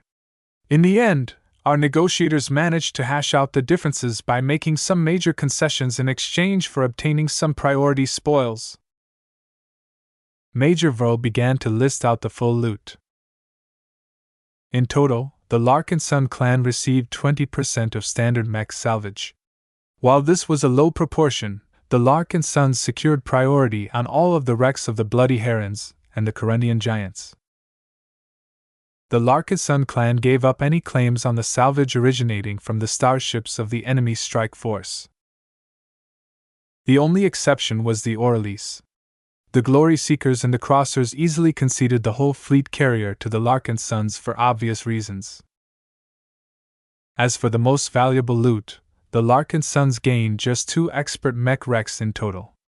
Ves became very disappointed when he heard he could only get his hands on the Charlemagne and the Jeanne d'Arc. It's not that bad. Major Vril tried to console his upset patriarch. We got all of the Skara mech wrecks as a package deal as well. That was hardly a consolation. Chapter 2696 Payment for Services Rendered. Obviously, the Larkinson clan's major coup was the Oralise. No matter whether the Larkinsons attempted to bring her into service or sell her off, the ship was packed with value. What was especially important here was that the Larkinsons gained sole custody of the Deep Strike Fleet carrier. They did not have to share the ship with anyone else, which saved everyone a lot of trouble. The problem was that the Orleans accounted for a huge proportion of spoils that the Larkinson clan had to skimp out on other spoils. The Larkinson negotiators filled up the rest of the quota of spoils by securing a relatively small amount of mech salvage and just 2 expert mechs. Certainly, Ves was very interested in getting his hands on the Charlemagne and the Jeanne d'Arc. Despite their fall, the mechs were actually in decent shape. Aside from some missing limbs and some broken components, they could still be restored as long as Ves put in enough effort. The Charlemagne was a special mech. It served as the focal point of Master Huron's asymmetrical neural network, so it should definitely be packed with all kinds of advanced systems. The fact that the Larkinsons obtained a lot of Skara mechs was doubtlessly helpful in any attempt to study or reverse engineer the asymmetrical neural network. "It's a shame I didn't manage to gain any of the valuable research data in Ashling's implant," Ves sighed. When Ves handed her corpse over to the Black Cats, their hackers quickly discovered that the implant was completely fried. All of its data storage facilities were firmly destroyed beyond any means of recovery. There was no realistic way for the Larkinson clan to field neural network mechs on its own, even if it secured the Charlemagne and as many Skara mechs as possible. It would have been much more useful to retain the services of the Ashling Curver and gain access to all of the proprietary research data in her head. It was too bad that Ves had made a different choice. While he did not regret killing someone he loathed, he also had to accept the implications. The Jeanne d'Arc wasn't as complicated. Its design was quite simple for an expert mech because its strength lay in its fundamentals. It hit hard, it flew fast, and it could take an enormous beating. The latter was the key feature of this swordsman expert mech. The Jeanne d'Arc needed no shield because its frame was clad with tough, regenerating armor. When Ves discovered that Venerable Foster's former expert mech was augmented by Rorica's bone, he immediately put it on his wish list. He wanted it. Rorica's bone had a special place in his heart, and it was also very useful to boot. The only uncertainty he held was whether it was possible to extract the Rorica's bone from the Jeanne d'Arc without losing too much of its capabilities. Losses always occurred in any recycling process, particularly when it came to recovering volatile or energetic exotics. Ves also had plenty of other uses for an expert mech like the Jeanne d'Arc. By studying it, he would be able to gather a lot of clues and insights about the operation of an expert mech. The Jeanne d'Arc was the best choice to do so because it possessed the least complicated internal architecture out of the 11 broken enemy expert mechs. On the flip side, the Jeanne d'Arc also had very little to offer in terms of proprietary tech and applications. This was the extent of the spoils that the Larkinson clan received. While Ves felt quite regretful that he didn't get to obtain more broken expert mechs, he was content with obtaining a complete capital ship. As for his allies, the Glory Seekers enriched themselves with plenty of other salvage. The Hexers secured 30% of enemy mech wreck salvage, 35% of enemy starships salvage, and 4 expert mechs. The expert mechs they obtained were half of the Fridayman expert mechs. While these were less advanced machines compared to the mid and high-tier expert mechs of the trader clans, the Hexers were quite familiar with how the Fridaymen built their expert mechs. This meant that the Glory Seekers should be able to make much better use of this salvage than others. As for the Cross clan, they arguably obtained the highest share of spoils. Their powerful mechs and veteran mech pilots contributed a lot of battle strength to the Alliance's lineup. Their powerful expert mechs also stopped the equally powerful Praetor and Planet expert mechs in their tracks. The Errantir, the Imperial Verdict, and the Trost were so powerful that they could easily slaughter thousands of mechs or entire starships if left alone. What was even more crucial was that Venerable Banner Cross sacrificed his life in an attempt to help with containing the Friday Man expert mechs. This was a very painful sacrifice for an organization that looked up to high-ranking mech pilots to an insane degree.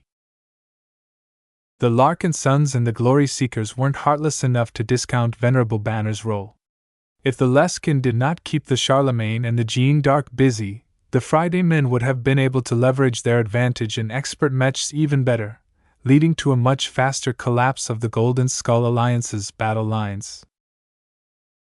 From an objective point of view, the Cross clan definitely earned the most merits in battle. Of course, it was also due to their presence in the expeditionary fleet that the Friday men managed to invite the traitor clans to take part in the ambush in the first place. The Alliance members didn't quibble over this detail. It was not as if the Crossers were obligated to help the Larkinsons and Glory Seekers fight the Friday men. The moment they signed the Alliance Treaty, they formed a mutual defense pact that encouraged them to form a united front against external enemies. In consideration of the Cross clan's huge contributions, it gained the lion's share of spoils.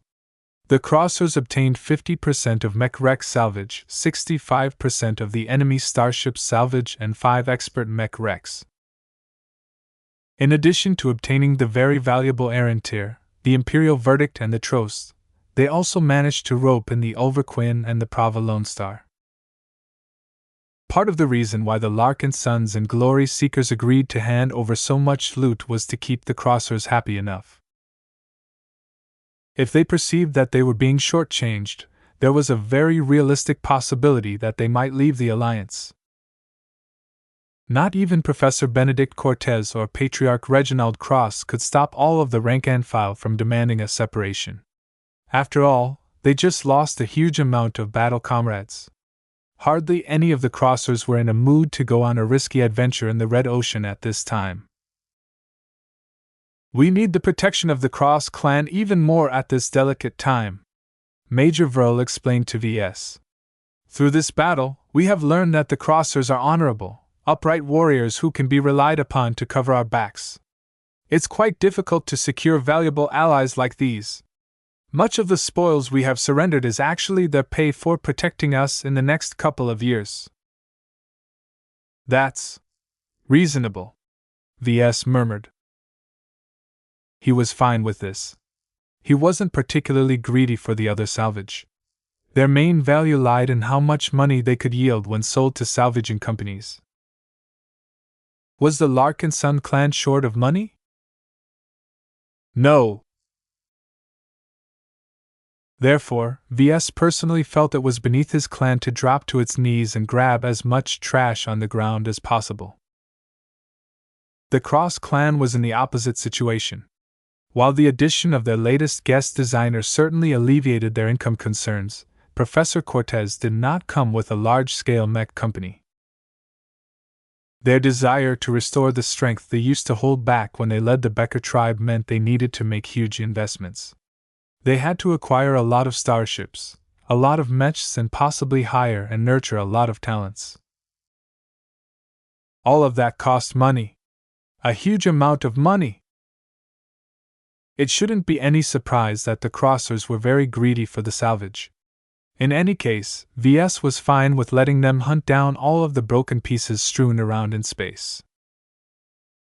There was no way that any of them could sweep the entire battlefield of valuable debris in a short amount of time. VS wasn't sure whether any of their starships had enough cargo capacity to store it all. Eventually, the expeditionary fleet had to resume its journey. The debris field definitely attracted a lot of vultures. While individual outfits didn't pose a threat to the expeditionary forces, it would be a different matter if other Garliner clans and tribes dropped by. Aside from that, staying in this border system also exposed the weakened fleet to attacks from other powerful state actors.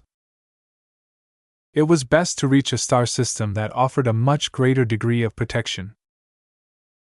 Major Vol laid out their awful situation in very clear terms. "We are effectively down to 15 to 20% of our original battle strength, sir. We not only lost a lot of standard mechs, but effectively lost all but one of our expert mechs.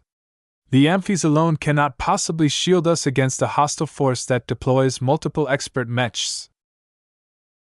We still have our prime mechs. Those mechs are subject to many limitations, and you know it. The fact of the matter is that we are simply not in shape to fight another battle. That's not a critical concern if we are near the hexadric hegemony or other friendly territory, but that is not the case right now. The only chance we have is to enter a neutral, trade-oriented star system where the local rulers guarantee the safety of visitors. We need to reach the Life Research Association as soon as possible, Ves concluded. Correct, sir. There's more. In my talks with Colonel Ariadne Woden and Patriarch Reginald Cross, we came to the conclusion that our ratios of mechs to starships is so low that we cannot adequately ensure our safety for the next couple of months. Something was afoot here. What are you getting at, Major? We are thinking about contracting mercenaries. Ves immediately froze. Mercenaries? Yes. Mercenaries. Vo confirmed. They're not as bad as you think. That hasn't been my experience with soldiers for hire. They're cowards and can't be relied upon to fight against serious opposition. Mercenary corps come in all shapes and sizes, Ves. You can't paint them all with a single brush. While it is true that the lowest grade of mercenaries are unreliable, it's a different story as long as we pay serious money. Also, don't forget that second-class mercenary corps are much more trustworthy and professional than any third-class mercenary corps. They're also vastly stronger as well. The largest mercenary organizations can supply enough protection to guard us against any enemies for a reasonable amount of time. These were reasonable arguments. Ves acknowledged that much of his views on mercenaries were colored by his mixed experiences with the Udis Mudriders years ago. Then again, he should have known better to employ a mercenary corps with a black mark on their record. Ves had another reason to be reluctant about hiring mercenaries.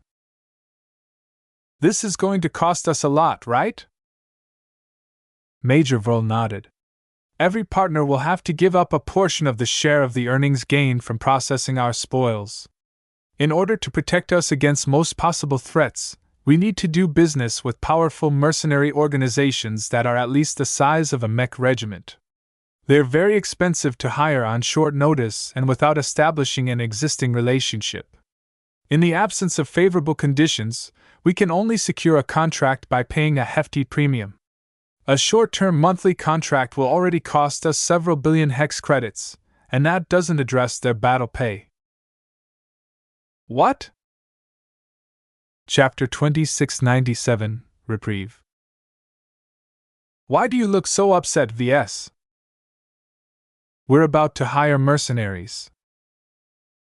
There was no way that Ves could remain calm when he learned of this plan.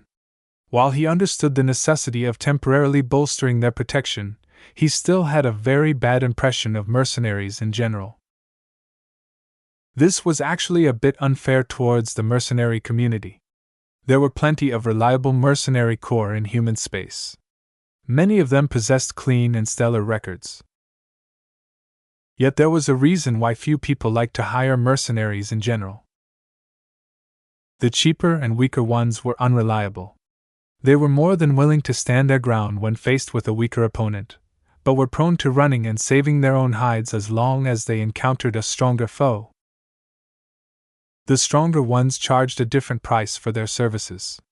Their reputation was much more important to them, so they always abided by their contracts. As long as a battle fell within the scope of the terms set in the contract, the mercenaries could be trusted to fight on behalf of a client.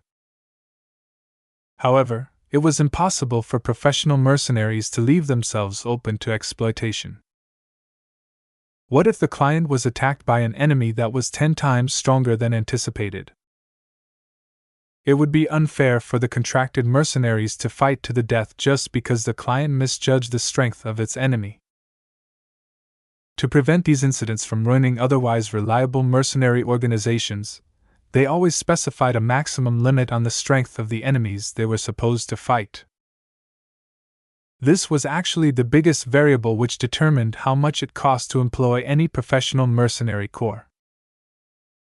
If VS happened to be short of money, he could lower this strength limit.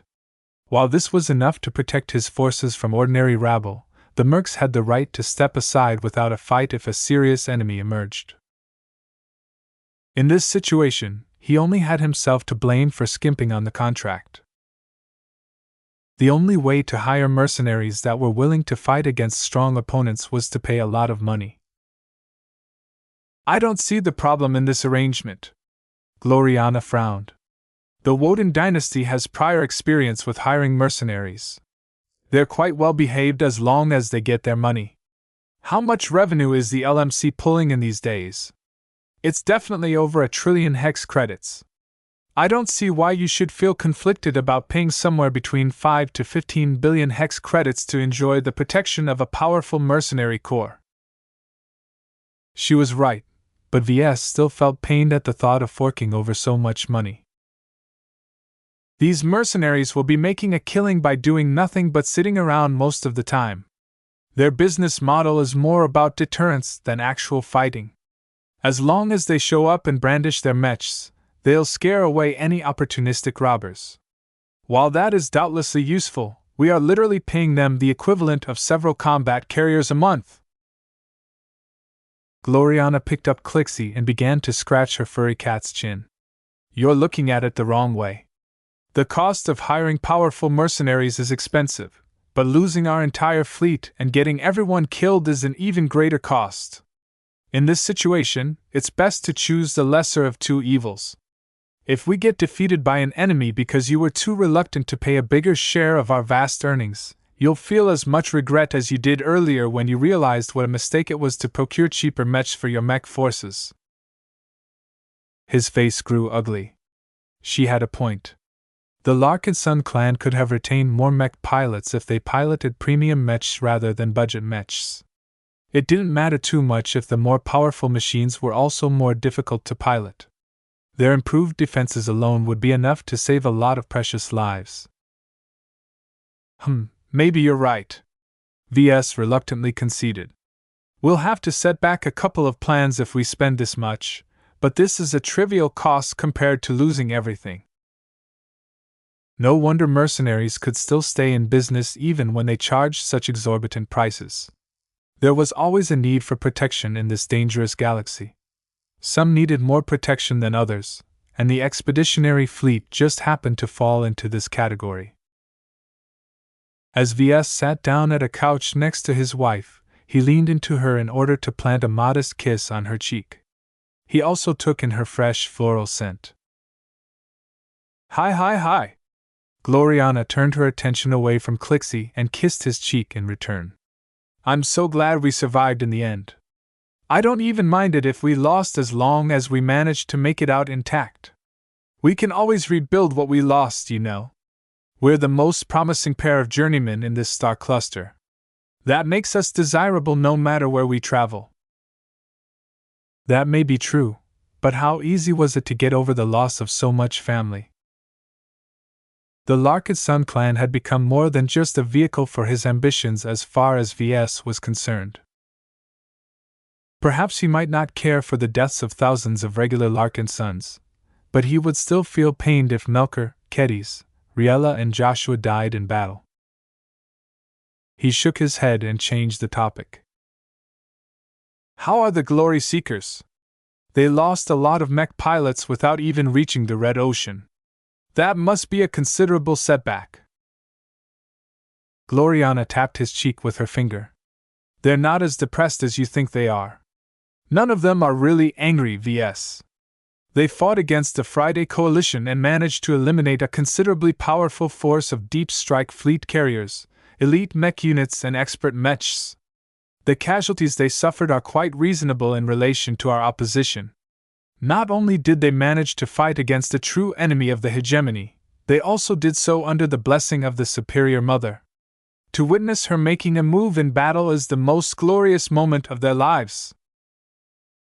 That is nice to hear. I'm not worried at all as long as your mother is there to protect us all.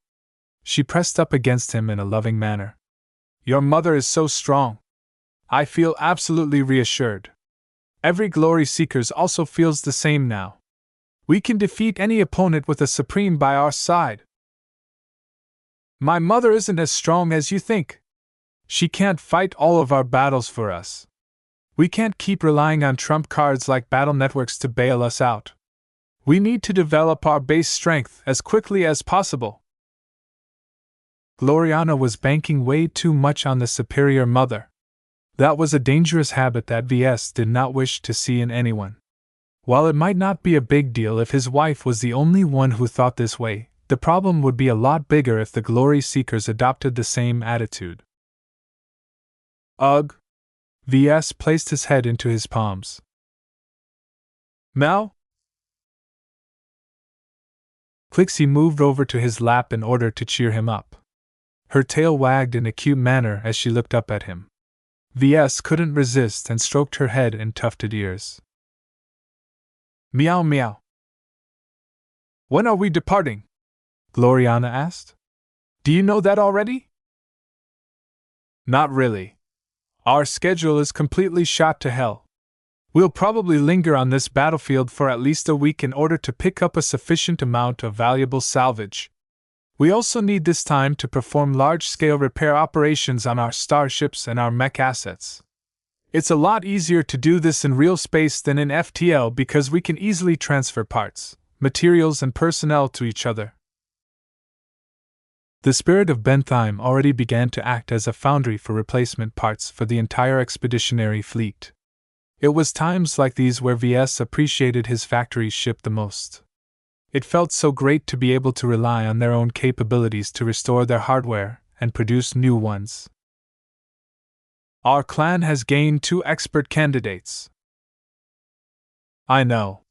To be honest, I pretty much knew that Ton Melon would reach this point sooner or later. He's the golden boy of the living prophet. As for the other guy, I'm not inclined to pay attention to him. We've got too many expert candidates. I was actually hoping that a couple of them would die in this battle. Ves wouldn't have to develop as many expert mechs in the medium term if that was the case. He hadn't even started with designing expert mechs for his first batch of expert pilots yet.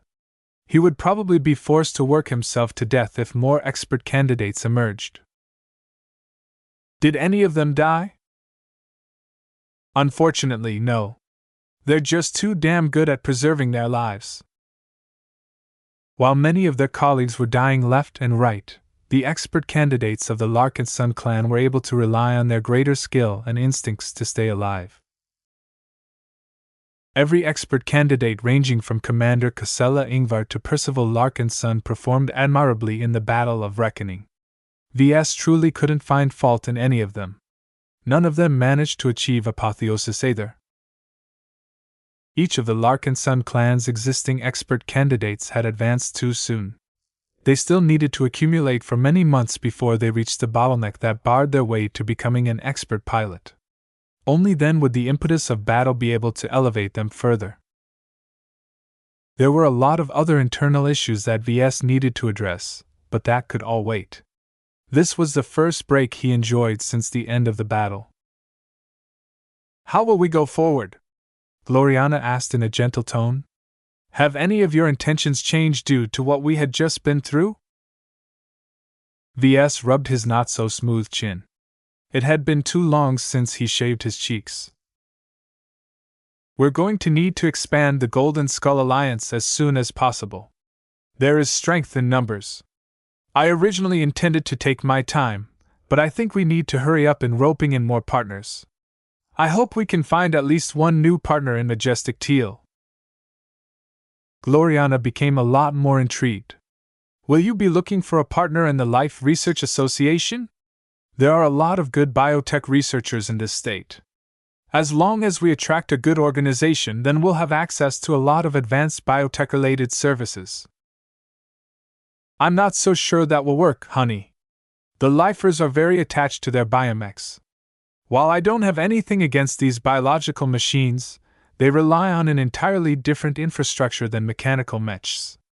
It's not efficient to mix them both in the same force. Are you sure about that? Biomechs have their own advantages, Vs. I think it is worthwhile to field at least some of them in case we're faced in a situation where regular mechs fail. PFFF. As if that will ever happen. Ordinary mechs are dominant in human space for a reason. They can handle any situation as long as their design allows it. Vs declared. Personally, I don't specifically object to them, but I don't think there are sufficient benefits to adding them to our fleet. What about you? I never took you for someone who has taken a liking for these odd mechs. Gloriana smiled. Some of them are quite gruesome, but the better ones are quite charming in their own way. They're natural and fluid in a way that no mechanical mech can compare. I think orthodox mech designers like us can learn a lot of useful lessons from studying biomechs. They're grown rather than assembled. There are many implications to their design methodology because of that. The only flaw that I can't stomach is the high variance between copies. Every biomech was unique. Even mass-produced copies from the same batch were distinguishable from each other with the naked eye. Vs found that to be the most interesting part about biomechs. If it wasn't so difficult to get started on designing these organic machines, he would have tried it out by now. Chapter 2698 Convenient Belief. A lot of salvaging work commenced in the coming days. Valuable goods flew aimlessly in space, just waiting to be plucked. There were also a lot of restorable wrecks and parts floating around that could easily be put back into working order after expending a bit of effort.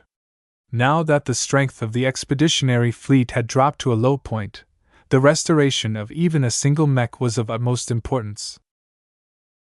Turning broken mechs into functional mechs was difficult work. It took too much time to restore them back to peak condition or as close to them as possible. We'll have to do some judicious jury rigging, Vs decided. It doesn't matter if a mech is only half as effective as before if it only takes a few hours to slap some random parts onto an incomplete frame. I would rather have half a mech at my disposal than nothing at all during another crisis.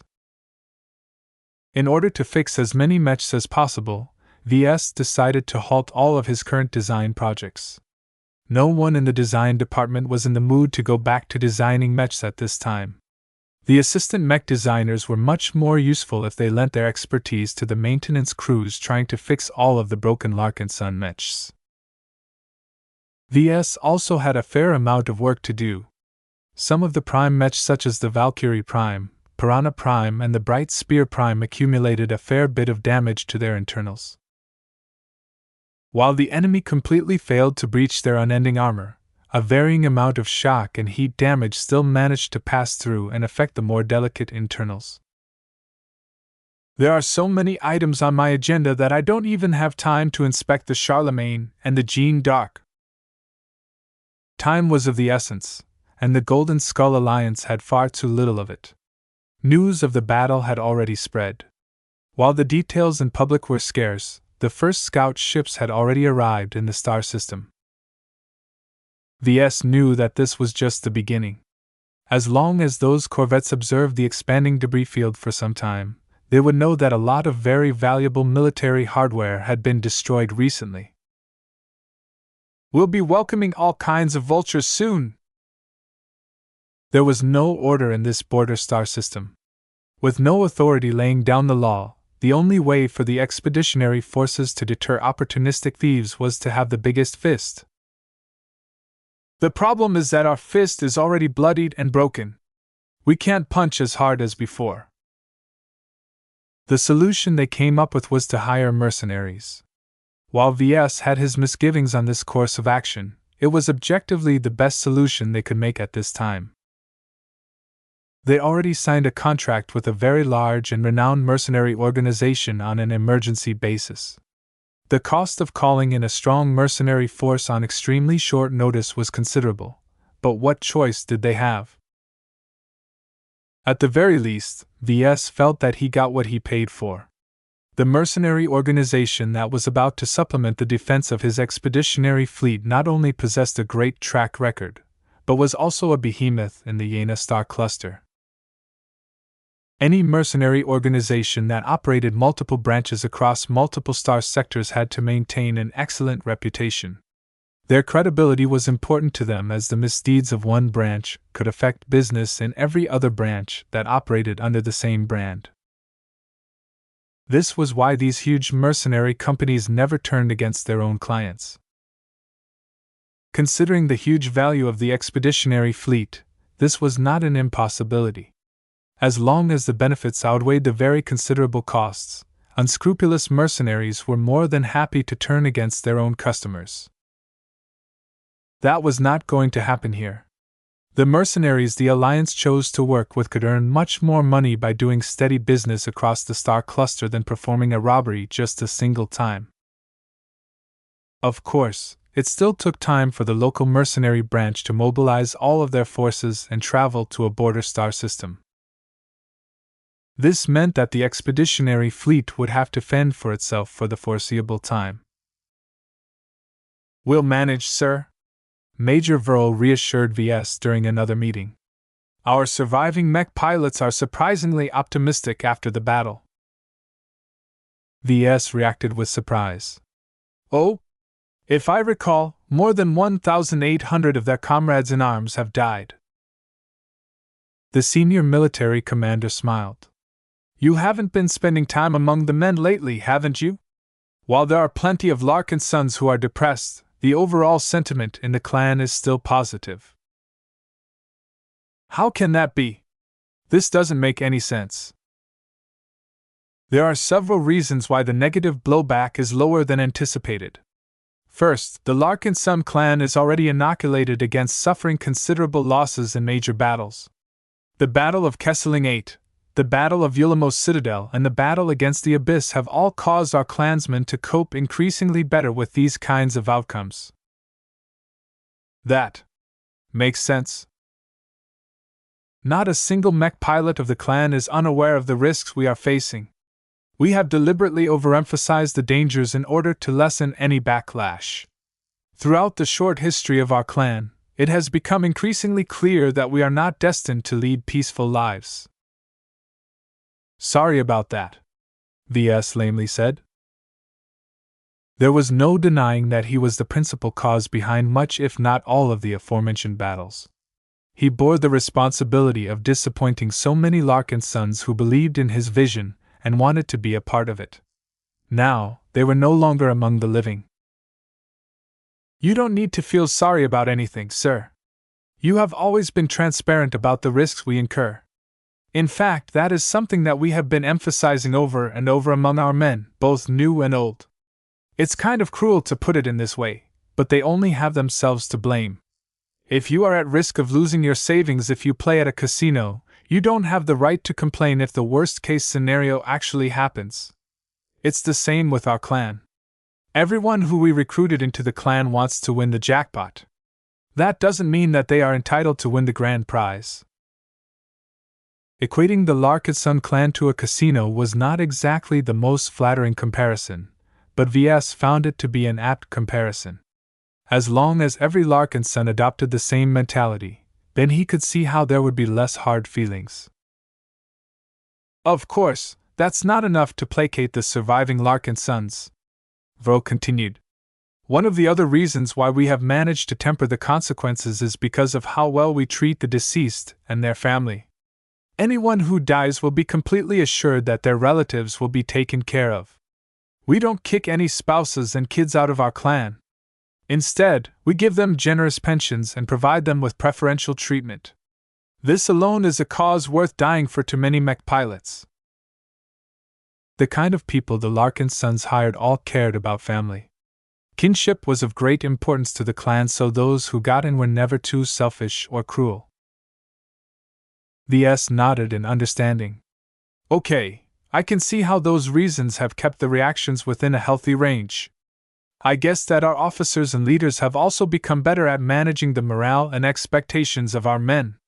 Are there any other reasons, or is that everything?" "There is One more factor that may be playing a role, Major Vole reluctantly said. I'm not sure I should even mention it because of how silly it sounds. That makes me even more curious. Just tell me, Major. If you say so. The truth is that there are an increasing amount of Larkinsons who believe that the dead are still sticking around. Ves resisted the urge to clean his ears. Did he hear that right? What the heck are you talking about? I'm unsure how to explain it, sir. The best way I can describe it is that an increasing number of Larkinsons, particularly the more religious-minded ones, have developed the impression that the honorable deceased of our clan is still among us and watching over us. One interpretation even posits that the ancestors of the original Larkinson family have been protecting us from the shadows all this time. It's a way to rationalize the invisible bond they formed to the clan ever since they joined. Ves didn't even know where to begin. This was pure superstition.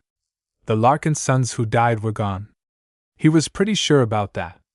He didn't know what happened to people once they perished, but they definitely weren't hanging around. He would have been able to spot any ghosts with his spiritual vision if that was the case. The Larkinson network may be remarkable in many ways, but it did not have any functions related to preserving any aspect of people's lives. It was not designed to substitute the afterlife. Still, now that he thought about it, was it possible to turn it into a new home for the dead? What if it was possible to program the Larkinson network in a way to capture and preserve the spiritualities of dead Larkinsons? Would it work on anyone, or would it only work for those with spiritual potential? What about the expert pilots of the clan? If Ves was able to preserve as much of their wills and spiritualities as possible, would it be possible for him to recycle them in the same way the expeditionary fleet intended to recycle the salvage they collected? This was an incredibly audacious idea. It was also an insanely difficult one to realize. Ves quickly dampened his excitement when he thought of all of the steps he needed to make in order to upgrade the Larkinson network to this extent. His current theoretical framework on spirituality was too rudimentary to develop such a crazy application. He shook his head and threw the idea to the back of his mind where all of his other ideas were collecting dust. I shouldn't need to tell you that those beliefs have no ground. The dead are dead. They are not sticking around or protecting us from above. The only ones who can defend us against our enemies are ourselves. You should tell that to the penitent sisters and the Ilvanans. The incidents where they activated their battle networks seem to have connected them to greater entities that have adopted some very difficult outlooks on life and death. Ugh. It figures. He should have realized that exposing the minds of his mech pilots to Prophet Ilvain and the Superior Mother would lead to this outcome. The penitent sisters and the Ilvanans just so happened to be the most religious and superstitious members of his clan. Ves was too annoyed to deal with this problem. Make sure that our officers don't encourage any of these baseless theories. That has been our stance from the start, but there are limits to this approach. You can't control what people believe, sir. You can encourage and discourage the propagation of certain dangerous beliefs, but we can't be too heavy-handed. It's useless anyway. The believers would just go underground if that was the case. If Ves really wanted to, he could probably root them out as well, but that would just make the clan become a lot less pleasant. Well, whatever. As long as no one imposes any beliefs on anyone, it's fine as long as our mech pilots keep doing their jobs. Speaking of our religious-minded Larkinsons, there is something that you should know. Something has happened to a very influential leader of ours. I think you should pay a visit to him before it's too late. Who are you referring to? Ves grew curious. It's James Ilvain. Chapter 2699, Step Up. Ves didn't have a habit of meeting with the living prophet. He detested religion and had no patience to listen to the gospel of any believer.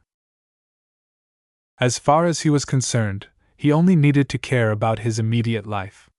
There were way too many unknowns in current science that he would need trillions of years to figure out all of the answers.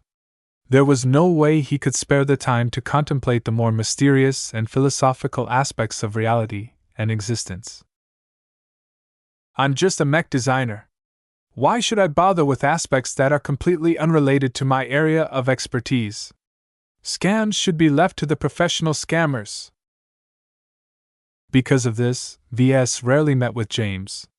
For his part, the living prophet was content with spending time with his adherents and trying to fool more unsuspecting Larkinson into his faith. If there was one good thing that Ves had to say about the religious leader, it was that he looked the part. Even though James was fairly young for a prophet, he was quite handsome. Of course, that wasn't special enough in itself. In an age where cosmetic treatments were highly developed and commonplace among those with enough money, anyone could put on a pretty face. What the living prophet had was a lot more special. He was persuasive and charismatic in a way that would probably make any politician and statesman green with envy. Whether James trained hard to become such a good speaker or whether it was his natural talent, his charm was so compelling that even enlightened writers fell under his sway. Ves expected to meet a handsome and charming man who was about his age when he paid a visit to the so-called Ilvanian quarter of the Spirit of Bentheim. Instead, he encountered an aged figure whose appearance almost matched the classical depiction of Prophet Ilvain. When Ves entered the shrine where a disturbingly accurate statue of himself was spreading out his hands in a welcoming gesture, a single figure knelt before the altar. When that robed figure rose to his feet and turned around, Ves felt as if the original prophet had traveled forward in time. The wrinkles, the loss of vitality, the decrease in energy, and above all the graying hair all matched the original prophet back when he was alive during the time where his faith was at its peak. This older version possessed a more subdued presence. A profound sense of wisdom and sagacity exuded from his thinner and friar-looking body. The current James had taken on an appearance that many men would want to look like when they grew older. Even Ves wanted to foster a similar kind of air when his body eventually aged to this level. He quickly suppressed his yearning and focused on the more important matter. "What happened to you?" he asked bluntly. "If I remember correctly, you didn't have as many wrinkles when we last met, and that was just before the Battle of Reckoning." The older-looking James smiled in that annoyingly familiar fashion. It was the kind of smile that someone adopted when they knew something that the other person was ignorant of. It was the kind of expression that one took when they wanted to be smug about their information superiority. "The battle that we have fought is indeed a reckoning, but not just to our enemies. They have all received the judgment they deserve, have no doubt about that, but we are not exempt either. There is a price for everything. In order to ensure a better outcome, I have decided to make a sacrifice that is well worth it considering the alternatives." "This doesn't answer my question. What exactly did you do? Is it because of a lack of energy?" James shrugged. "You might as well see it that way. I no longer have as many worshippers as before. While my influence in the Larkinson clan is slowly expanding, it is incomparable to the flock that I used to have before." Ah! Ves had already suspected as much. With the Ilvain Protectorate doing everything possible to warp its interpretation of the Ilvanian faith in a different direction, even the diehards had difficulty maintaining their grasp on their original beliefs. With the loss of so many believers, the amount of people who supplied actual spiritual feedback to the Ilvain the Design Spirit had dropped to a paltry level. Aside from scattered believers living elsewhere in the Komodo Star sector, the only core that the great prophet had left amounted to thousands of sincere believers. While this was still a large sum in some respects, apparently it was not enough to fuel Ilvain's demanding powers. Ves couldn't hold his curiosity any longer. Are you dying? James nonchalantly shrugged. Everyone is dying, bright martyr. Some die sooner than most. I suppose that I have fallen into this category as well. I can't say when I will finally succumb. It could be weeks. It could be years. All I can say for certain is that my current end has been shoved forward by a wide margin. It's a shame to skip over so many decades, but it is a worthwhile sacrifice considering how many lives I have saved through my actions. I would gladly exhaust my entire life if that is what it takes to grant salvation to every Larkinson. The living prophet sounded as if his great sacrifice was just a trivial matter to him. Ves felt incredibly disturbed at this situation. He didn't like it. He hated to be put into situations where he or the ones who were on his side had to sacrifice their lives or freedom to pull others out of a fatal situation.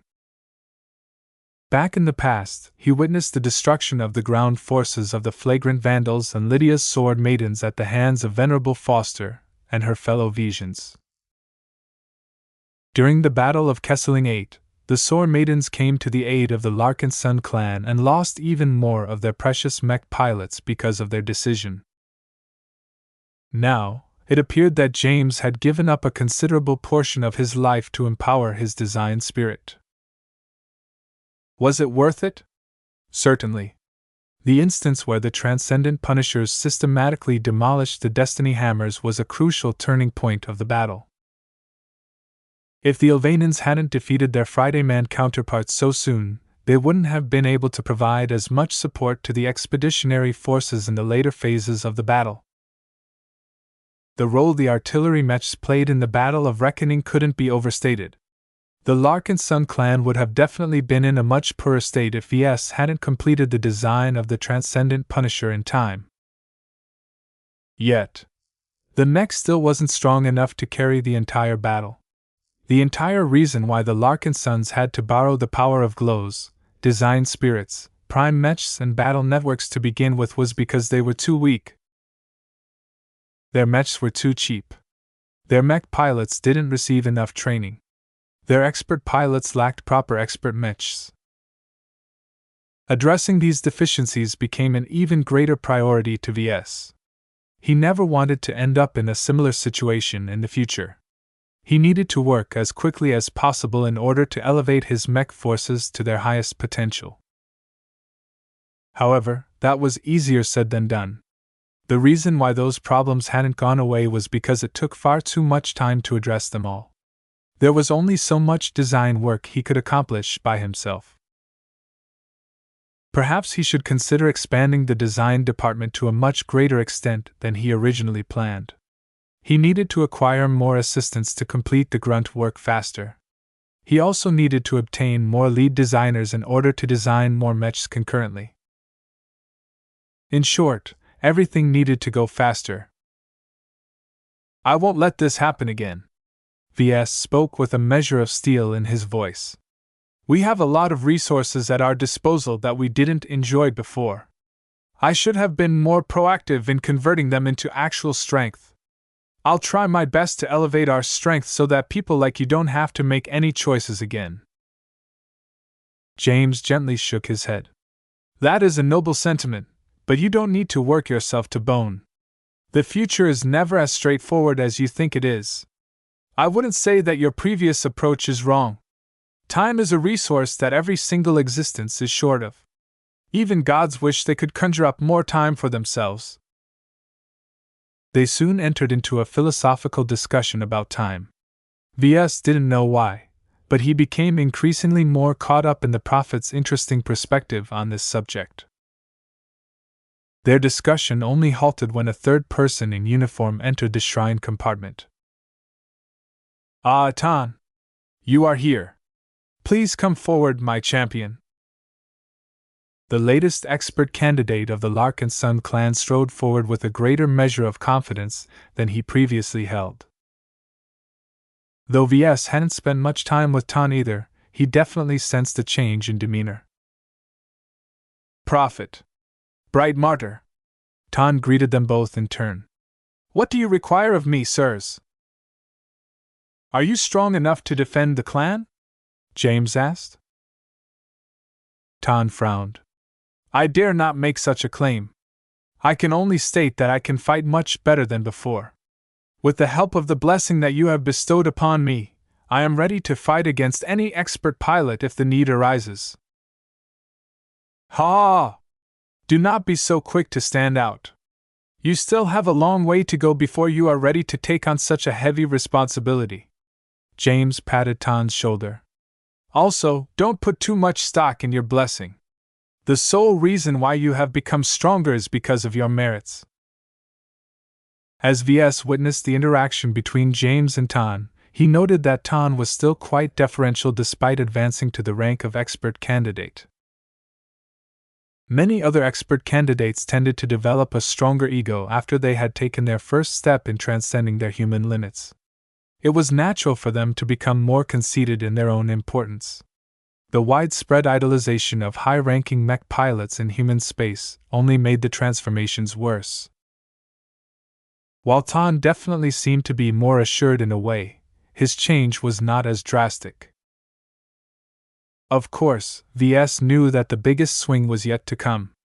When Tan eventually underwent apotheosis, he would literally be born anew. Never forget who you are, Tan. Just because you are a Larkinson as well as a man of faith doesn't mean you have to stick to those categories. Think for yourself and fight for yourself before you devote yourself to others. The future is becoming increasingly turbulent. Escaping to the Red Ocean only delays the inevitable. Tan immediately adopted an expectant posture. Please share your wisdom. James smiled sardonically. It made him seem like an indulgent old grandfather. Tan, it is no longer enough for you to be a follower. The capable must step up and lead the flock. When you grow in strength, more and more faithful will look up to you. Every choice you make will have great implications to those who share the same beliefs. I understand. The expert candidate responded. I have already taken charge of the mech pilots under our watch. The prophet looked reassured and turned to Ves. As for you, I have little advice to tell you. To be frank, even if I tell you something, you are too stubborn, biased, and contradictory to pay any mind to my words. That sounds about right. Ves shrugged. Hee. James shook his head before turning around before looking at the marble statue of Ves. You are different from others. It is reasonable to make certain allowances for you. No one is perfect, not even gods. That doesn't mean you should give up. As long as you keep caring about the lives of your growing flock, they will help you become an existence that they can look up to. It is not nice to be alone. What was James talking about? Before Ves could reply with his usual dismissal of gods, the robed figure standing next to him collapsed. It happened so suddenly and without warning that both Ves and Tan were slow to respond. James! The panicking expert candidate quickly lowered himself to his knees in order to feel the aged body's pulse. He has ascended ahead of time. It was as if an invisible shockwave had swept throughout the Ovanan shrine. The living prophet has passed. Chapter 2700, Unusable. The passing of James Ovane came as a shock to the Larkinson clan. Not a single clansman dismissed this piece of news. While the Ovanans had long been relegated to a minority within the clan, they still possessed a considerable amount of influence. This was especially so after their stellar performance during the Battle of Reckoning. The transcendent punishers that only the Ovanans could utilize at their full potential had performed so well that even the most strident secularists were grateful to the faith and its leader. No matter what the clansmen thought about the unique existence known as James, the so-called living prophet possessed a sense of modesty and friendliness that few leading figures were able to match. He was able to befriend and disarm the suspicions of many different Larkinsons. No matter if they were young, old, men, women, brighter or Reinaldan, they always gained a good impression of James after just a short talk. Of course, it was not that easy to convert random clansmen into believers. Perhaps James might be able to convert tens of thousands more believers if he adopted a more forceful approach, but that was obviously not allowed. Ves had always been afraid that James would turn the Larkinson clan into a cult, but the man knew his limits. There were just enough Ilvanans in the clan to bolster it, but not enough to affect its overall direction. James was very tactful, Ves had to give him that. The living prophet was a good man and deserved to live longer. Unfortunately, it was not to be. The body expired after running out vitality, or whatever other energy the prophet expended in order to empower his flock.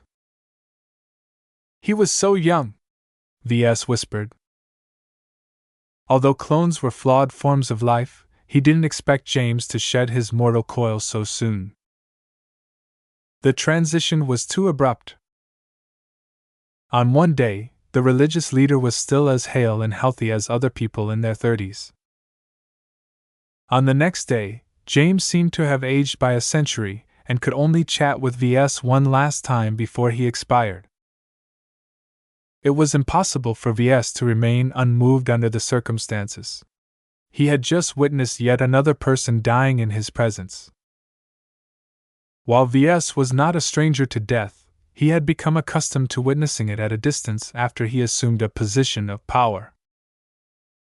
Most of the loss of life took place much further away from his presence. The Battle of Reckoning killed thousands of Larkinsons and many more enemies. The amount of blood that had been shed could probably fill an entire starship. Yet because all of this slaughter took place tens, hundreds, or even thousands of kilometers away from his physical position, it was easy for Ves to dismiss the tragedy since it was presented to him in such an abstract fashion. This was not possible this time. James not only died right next to him, but also spoke to him as if he knew that his time was already up. The words that the prematurely aged clone had passed to his ears still lingered inside his head. This was incredibly frustrating to Ves. "This goddamn bastard! Couldn't you have died after my visit? I wouldn't feel so upset if you just croaked when I'm on the other side of the ship." As Ves tried to process his mixed thoughts and emotions, the rest of the Larkinson clan offered their sympathies to the Ilvanans. Strangely enough, once the faithful processed the news, they quickly tempered their grief. They were sad about the living prophet's passing. That was not in doubt. However, they did not react as severely as Ves expected of fanatics. None of the Ilvanans cried until they had no tears left to shed. They did not fall onto their knees in a fit of despair. It was as if they had already accounted for the passing of the great prophet. "Death is another word for the beyond," Tan explained to Ves with a smile. "This is only the great prophet's second death that we know of. Besides, he's not really gone. He is with me whenever I pray to him. Our mechs still radiate his sacred aura when we go near them. A grand figure such as him is not bound by the same concerns as regular people." Ves found this to be an odd sentiment, but he understood some of what the expert candidate said. Ilvain the design spirit was still alive and well. In fact, it even appeared to have grown a little stronger. As a consequence, the transcendent punishers also retained their pure and sacred glows. It was very hard for the devout Ilvanan mech pilots to accept that the prophet was really dead when their own mech suggested that he was alive. Ves just grew more confused at the situation. He really didn't know whether he should grieve a lot for James' passing or not. No matter what he claimed to be, Ves considered him to be a unique individual rather than an extension of a greater existence. The disappearance of James represented the end of a unique personality. As far as Ves was concerned, this was a true death. The Larkinson network was not set up to catch any passing spirits, so it was impossible for the living prophet to still be around somewhere. Ves was pretty sure he would notice a stalking prophet. "You do not need to be concerned about us, bright martyr. James Ilvain does not require any special arrangements. Please afford him the same burial treatment as the other Larkin sons who fell in battle. He deserves to be among our fellow heroes. I can do that. This was an easy request. The funeral ceremony was scheduled a few weeks later. Although the Larkin sons preferred to hold this ceremony sooner, the current star system had become far too busy. If the expeditionary fleet launched the bodies into space, the heartless scavengers would probably pick them all up in order to loot the materials used to make the coffins. No. Special arrangements had to be made in order to hold a proper funeral. The subdued reaction to James Ilvain's passing meant that Ves ultimately didn't have to bother with the situation.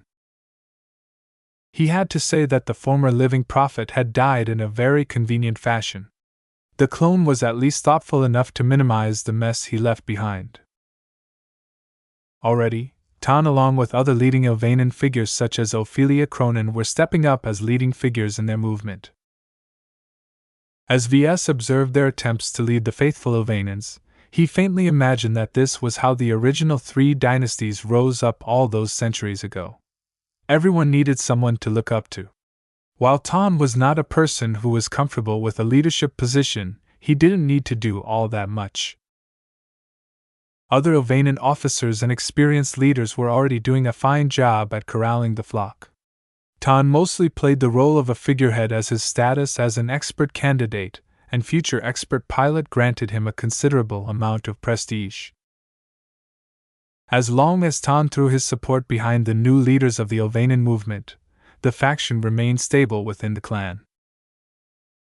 Ves still felt uneasy for some inexplicable reason. He never quite knew what to expect when it came to the Ilvanians. I think it's good that James is gone, Gloriana told him after another day of work. He's a threat to your authority and has constantly sought to steer our clan in a different direction. He's not that bad. James always had a sense of propriety. That's because he is smart enough to know that you would crack down hard if he ever overstepped his boundaries. This is our clan, Ves. Don't forget that. Actually, it was his clan, not theirs, but Ves didn't think it was wise to correct her phrasing. Once the small disturbance surrounding James' death had passed, Ves tried to get back to addressing his regular duties. One of the questions that hovered over his head all of this time was what to do with their biggest spoils from the Battle of Reckoning. While it sounded incredibly convenient for a huge and valuable capital ship like the Orleans to fall into the Larkinson clan's lap, in practice this was just the start of a troublesome process. When Calabash called Ves, her suited projection appeared in his office. Lucky was with her as well. His misfortune harness still protected his body as the Orleans was still a hostile ship.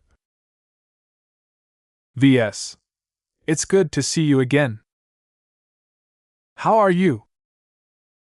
It's not every day you can capture a Friday-man capital ship in such a pristine condition. She grinned. I've enjoyed trawling through her vast archives. While the Gage dynasty has already scrubbed it of any information that isn't relevant to the mission, that still leaves us with plenty of intelligence nuggets that Diva would love to obtain. With your permission, I would like to pass on what I have learned to my former employers. Ves briefly frowned. What kind of intelligence are you talking about?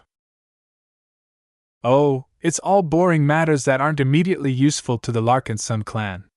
Think about encryption methods, technical specifications, internal discussions and references to the Friday Coalition's current war strategy. The crew of the Orleans died so quickly that they didn't even have the time to wipe out their databanks. Ves wasn't really interested in keeping this information to himself. You have permission to pass all of that on. I trust you not to transmit anything that compromises the safety of our clan. Please keep in mind where your current loyalties lie. I'd never make such an amateur mistake. I know what to do. You can trust me. Isn't that right, Lucky? Meow. In the projection, Lucky flew up to Calabash's shoulder and nestled on it. The cat's armored form rubbed lovingly against the spymaster's neck. Ahem. Ves coughed. Let's move on to the main reason why I've called. Please tell me your judgment on the viability to integrate the Aurelice into our fleet. Is it safe to do so, and how much effort do we need to expend to make that happen? It's not easy at all. Calebasse shook her head. In short, the Aurelice is a Friday man ship through and through. She's a powerful and richly featured vessel. That means that she also has the security of one. The Gage dynasty did not cut any corners when it came to securing her. In fact, if not for the fact that the ship has existed long enough for the hegemony to develop solutions for some of the tech that she carries, we would have never been able to gain initial control of her so easily. The Aurelice recognizes you as her captain, correct? You're not wrong, but the captain of a capital ship cannot unilaterally decide over everything. In addition, we don't know how traps and hidden surprises the Aurelice are hiding. Just because none of them have triggered yet doesn't mean we're still safe here. In my professional judgment, it is simply too dangerous to add the Aurelice to our fleet. We haven't even swept the spirit of Bentham of all of her bugs. It will take far too long to do the same for the Aurelice. Ves was afraid of hearing this answer, though he already expected it in his heart. I guess we have no choice but to sell this prize. He sighed. It's too irresponsible to make use of her ourselves. You don't have to sell her. I can still figure out opportunities to clear the Aurelice. For example, you can ask for help from the MTA or the Rim Guardians. No. The price is too great, and I don't want to annoy them with such a trivial request. Calebasse crossed her arms. Then another alternative is to swap the Aurelice with an equally valuable capital ship. She's a top military asset of the Friday Coalition. I'm sure that plenty of shipyards are interested in getting their hands on her. They can study the shipbuilding methods of the Friday men while reverse engineering any unknown innovations that are not widely spread. That sounded more practical to Ves. Do we have to swap the Aurelice with a pre-built capital ship, or can we just use her as payment for a new construction? Both are possible. She grinned. In essence, as long as you are willing to wait a year or so, you can swap out the Aurelice for a brand new capital ship that is built exactly to your specifications. Alternatively, if you feel the need to acquire a capital ship right away, you can trade our prize for a pre-built or second-hand vessel. Both options sounded attractive to Ves. Ordinarily, he preferred to choose the option that was more favorable in the long term, but recent events had changed his mentality. Perhaps he might be able to add another workable capital ship to his fleet in the near future.